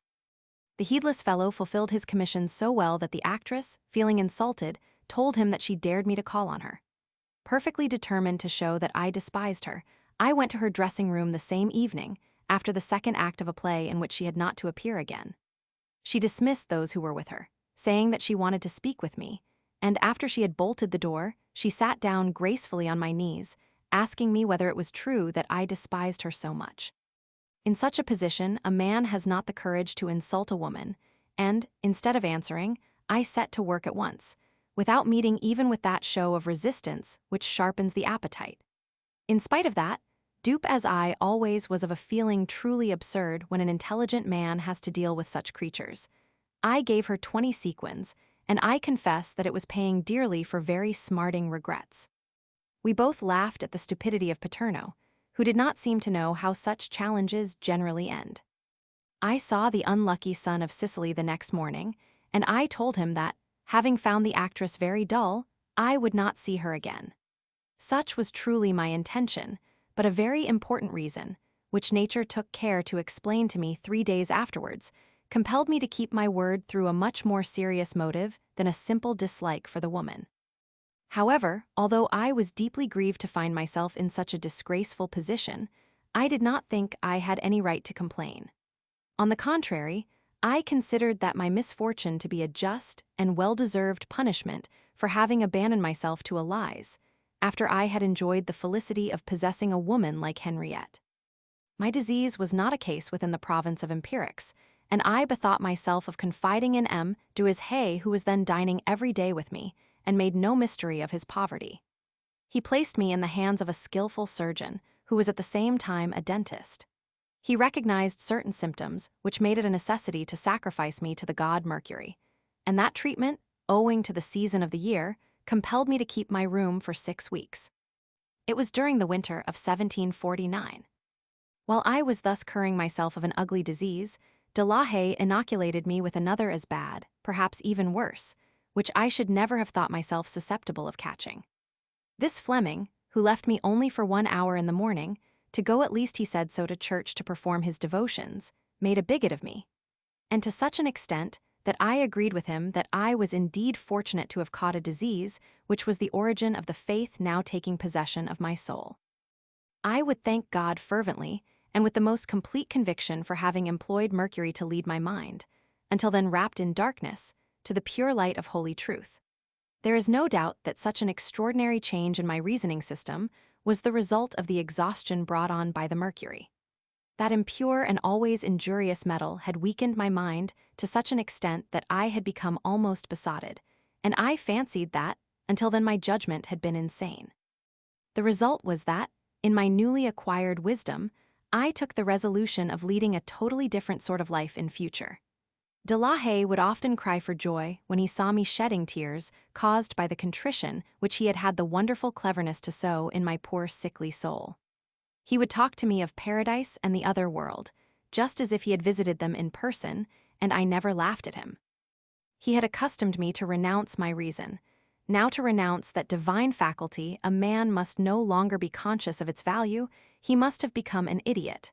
The reader may judge of the state to which I was reduced by the following specimen. One day, de la Haye said to me, "It is not known whether God created the world during the vernal equinox or during the autumnal one." "Creation being granted," I replied, in spite of the mercury, "such a question is childish, for the seasons are relative and differ in the different quarters of the globe." De la Haye reproached me with the heathenism of my ideas, told me that I must abandon such impious reasonings, and I gave way. That man had been a Jesuit. He not only, however, refused to admit it, but he would not even suffer anyone to mention it to him. This is how he completed his work of seduction, by telling me the history of his life. "After I had been educated in a good school," he said, "and had devoted myself with some success to the arts and sciences, I was for 20 years employed at the University of Paris. Afterwards I served as an engineer in the army, and since that time I have published several works anonymously, which are now in use in every boys' school. Having given up the military service, and being poor, I undertook and completed the education of several young men, some of whom shine now in the world even more by their excellent conduct than by their talents. My last pupil was the Marquis Botta. Now being without employment, I live, as you see, trusting in God's providence. 4 years ago, I made the acquaintance of Baron Bavois, from Lausanne, son of General Bavois, who commanded a regiment in the service of the Duke of Modena, and afterwards was unfortunate enough to make himself too conspicuous. The young baron, a Calvinist like his father, did not like the idle life he was leading at home, and he solicited me to undertake his education in order to fit him for a military career. Delighted at the opportunity of cultivating his fine natural disposition, I gave up everything to devote myself entirely to my task. I soon discovered that, in the question of faith, he knew himself to be in error, and that he remained a Calvinist only out of respect to his family. When I had found out his secret feelings on that head, I had no difficulty in proving to him that his most important interests were involved in that question, as his eternal salvation was at stake. Struck by the truth of my words, he abandoned himself to my affection, and I took him to Rome, where I presented him to the Pope, Benedict Roman XIV, who, immediately after the abjuration of my pupil, got him a lieutenancy in the army of the Duke of Modena.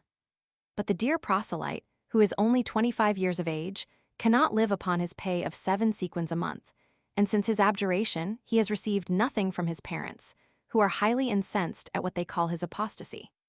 He would find himself compelled to go back to Lausanne if I did not assist him. But alas, I am poor and without employment, so I can only send him the trifling sums which I can obtain from the few good Christians with whom I am acquainted. My pupil, whose heart is full of gratitude, would be very glad to know his benefactors, but they refuse to acquaint him with their names, and they are right, because charity, in order to be meritorious, must not partake of any feeling of vanity. Thank God, I have no cause for such a feeling. I am but too happy to act as a father towards a young saint, and to have had a share, as the humble instrument of the Almighty, in the salvation of his soul. That handsome and good young man trusts no one but me, and writes to me regularly twice a week. I am too discreet to communicate his letters to you, but, if you were to read them, they would make you weep for sympathy. It is to him that I have sent the 3 gold pieces which you gave me yesterday. As he said the last words, my converter rose, and went to the window to dry his tears. I felt deeply moved, and full of admiration for the virtue of de la Haye and of his pupil, who, to save his soul, had placed himself under the hard necessity of accepting alms. I cried as well as the apostle, and in my dawning piety I told him that I insisted not only upon remaining unknown to his pupil, but also upon ignoring the amount of the sums he might take out of my purse to forward to him, and I therefore begged that he would help himself without rendering me any account. De la Haye embraced me warmly, saying that, by following the precepts of the gospel so well, I should certainly win the kingdom of heaven. The mind is sure to follow the body. It is a privilege enjoyed by matter. With an empty stomach, I became a fanatic, and the hollow made in my brain by the mercury became the home of enthusiasm. Without mentioning it to de la Haye, I wrote to my 3 friends, Messrs. Bragadin and Company, several letters full of pathos concerning my Tartuffe and his pupil, and I managed to communicate my fanaticism to them. You are aware, dear reader, that nothing is so catching as the plague. Now, fanaticism, no matter of what nature, is only the plague of the human mind. I made my friends to understand that the good of our society depended upon the admission of these 2 virtuous individuals. I allowed them to guess it, but having myself become a Jesuit, I took care not to say it openly. It would of course be better if such an idea appeared to have emanated from those men, so simple, and at the same time so truly virtuous.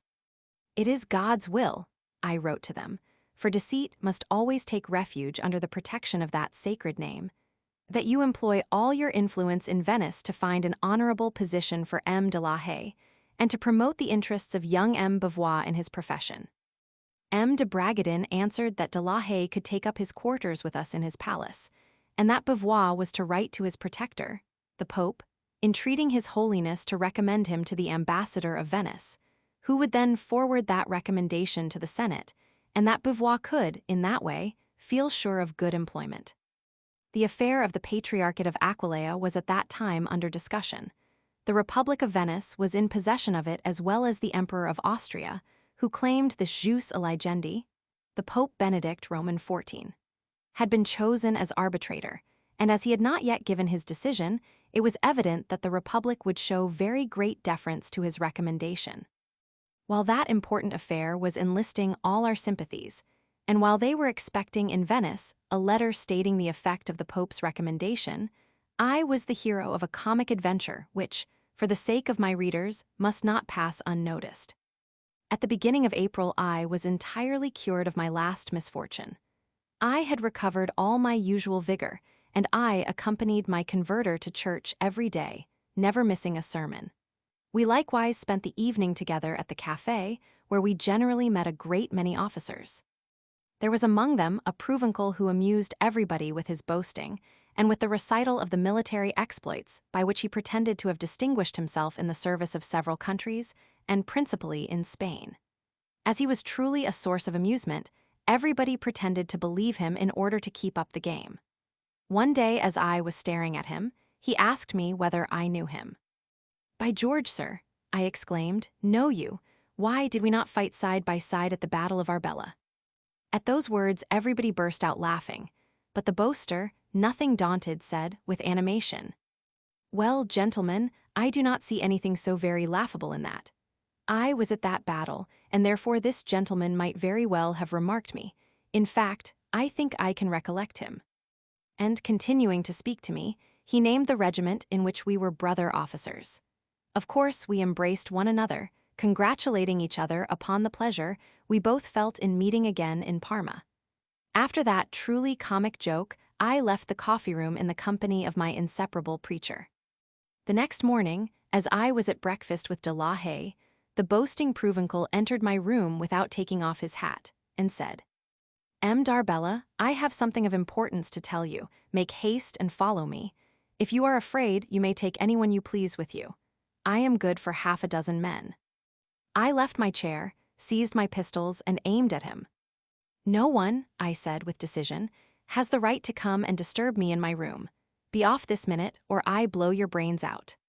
The fellow, drawing his sword, dared me to murder him, but at the same moment de la Haye threw himself between us, stamping violently on the floor. The landlord came up and threatened the officer to send for the police if he did not withdraw immediately. He went away, saying that I had insulted him in public, and that he would take care that the reparation I owed him should be as public as the insult. When he had gone, seeing that the affair might take a tragic turn, I began to examine with de la Haye how it could be avoided, but we had not long to puzzle our imagination, for in less than half an hour an officer of the Infante of Parma presented himself, and requested me to repair immediately to headquarters, where M. de Bertalan, commander of Parma, wanted to speak to me. I asked de la Haye to accompany me as a witness of what I had said in the coffee room, as well as of what had taken place in my apartment. I presented myself before the commander, whom I found surrounded by several officers, and, among them, the bragging provincial. M. de Bertalan, who was a witty man, smiled when he saw me. Then, with a very serious countenance, he said to me, "Sir, as you have made a laughingstock of this officer in a public place, it is but right that you should give him publicly the satisfaction which he claims. And as commander of this city, I find myself bound in duty to ask you for that satisfaction in order to settle the affair amicably." "Commander," I answered, "I do not see why a satisfaction should be offered to this gentleman, for it is not true that I have insulted him by turning him into ridicule. I told him that I had seen him at the Battle of Arbela, and I could not have any doubt about it when he said that he had been present at that battle, and that he knew me again." "Yes," interrupted the officer, "but I heard Rodela and not Arbela, and everybody knows that I fought at Rodela. But you said Arbela, and certainly with the intention of laughing at me, since that battle has been fought more than 2,000 years ago, while the Battle of Rodela in Africa took place in our time, and I was there under the orders of the Duc de Mortemer. In the first place, sir, you have no right to judge of my intentions, but I do not dispute your having been present at Rodela, since you say so. But in that case the tables are turned, and now I demand a reparation from you if you dare discredit my having been at Arbela. I certainly did not serve under the Duc de Mortemer, because he was not there, at least to my knowledge, but I was aide-de-camp of Parmenion, and I was wounded under his eyes. If you were to ask me to show you the scar, I could not satisfy you, for you must understand that the body I had at that time does not exist any longer, and in my present bodily envelope, I am only 23 years old. All this seems to me sheer madness, but at all events, I have witnesses to prove that you have been laughing at me, for you stated that you had seen me at that battle, and, by the powers, it is not possible because I was not there. At all events, I demand satisfaction. So do I, and we have equal rights, if mine are not even better than yours, for your witnesses are likewise mine, and these gentlemen will assert that you said that you had seen me at Rodla, and, by the powers, it is not possible, for I was not there. Well, I may have made a mistake. So may I, and therefore we have no longer any claim against one another. The commander, who was biting his lips to restrain his mirth, said to him, "My dear sir, I do not see that you have the slightest right to demand satisfaction, since this gentleman confesses, like you, that he might have been mistaken." "But," remarked the officer, "is it credible that he was at the Battle of Arbela?" "This gentleman leaves you free to believe or not to believe, and he is at liberty to assert that he was there until you can prove the contrary. Do you wish to deny it to make him draw his sword?" "God forbid, I would rather consider the affair ended." "Well, gentlemen," said the commander, "I have but one more duty to perform, and it is to advise you to embrace one another like two honest men." We followed the advice with great pleasure. The next day, the Provençal, rather crestfallen, came to share my dinner, and I gave him a friendly welcome. Thus was ended that comic adventure, to the great satisfaction of M. de la Haye.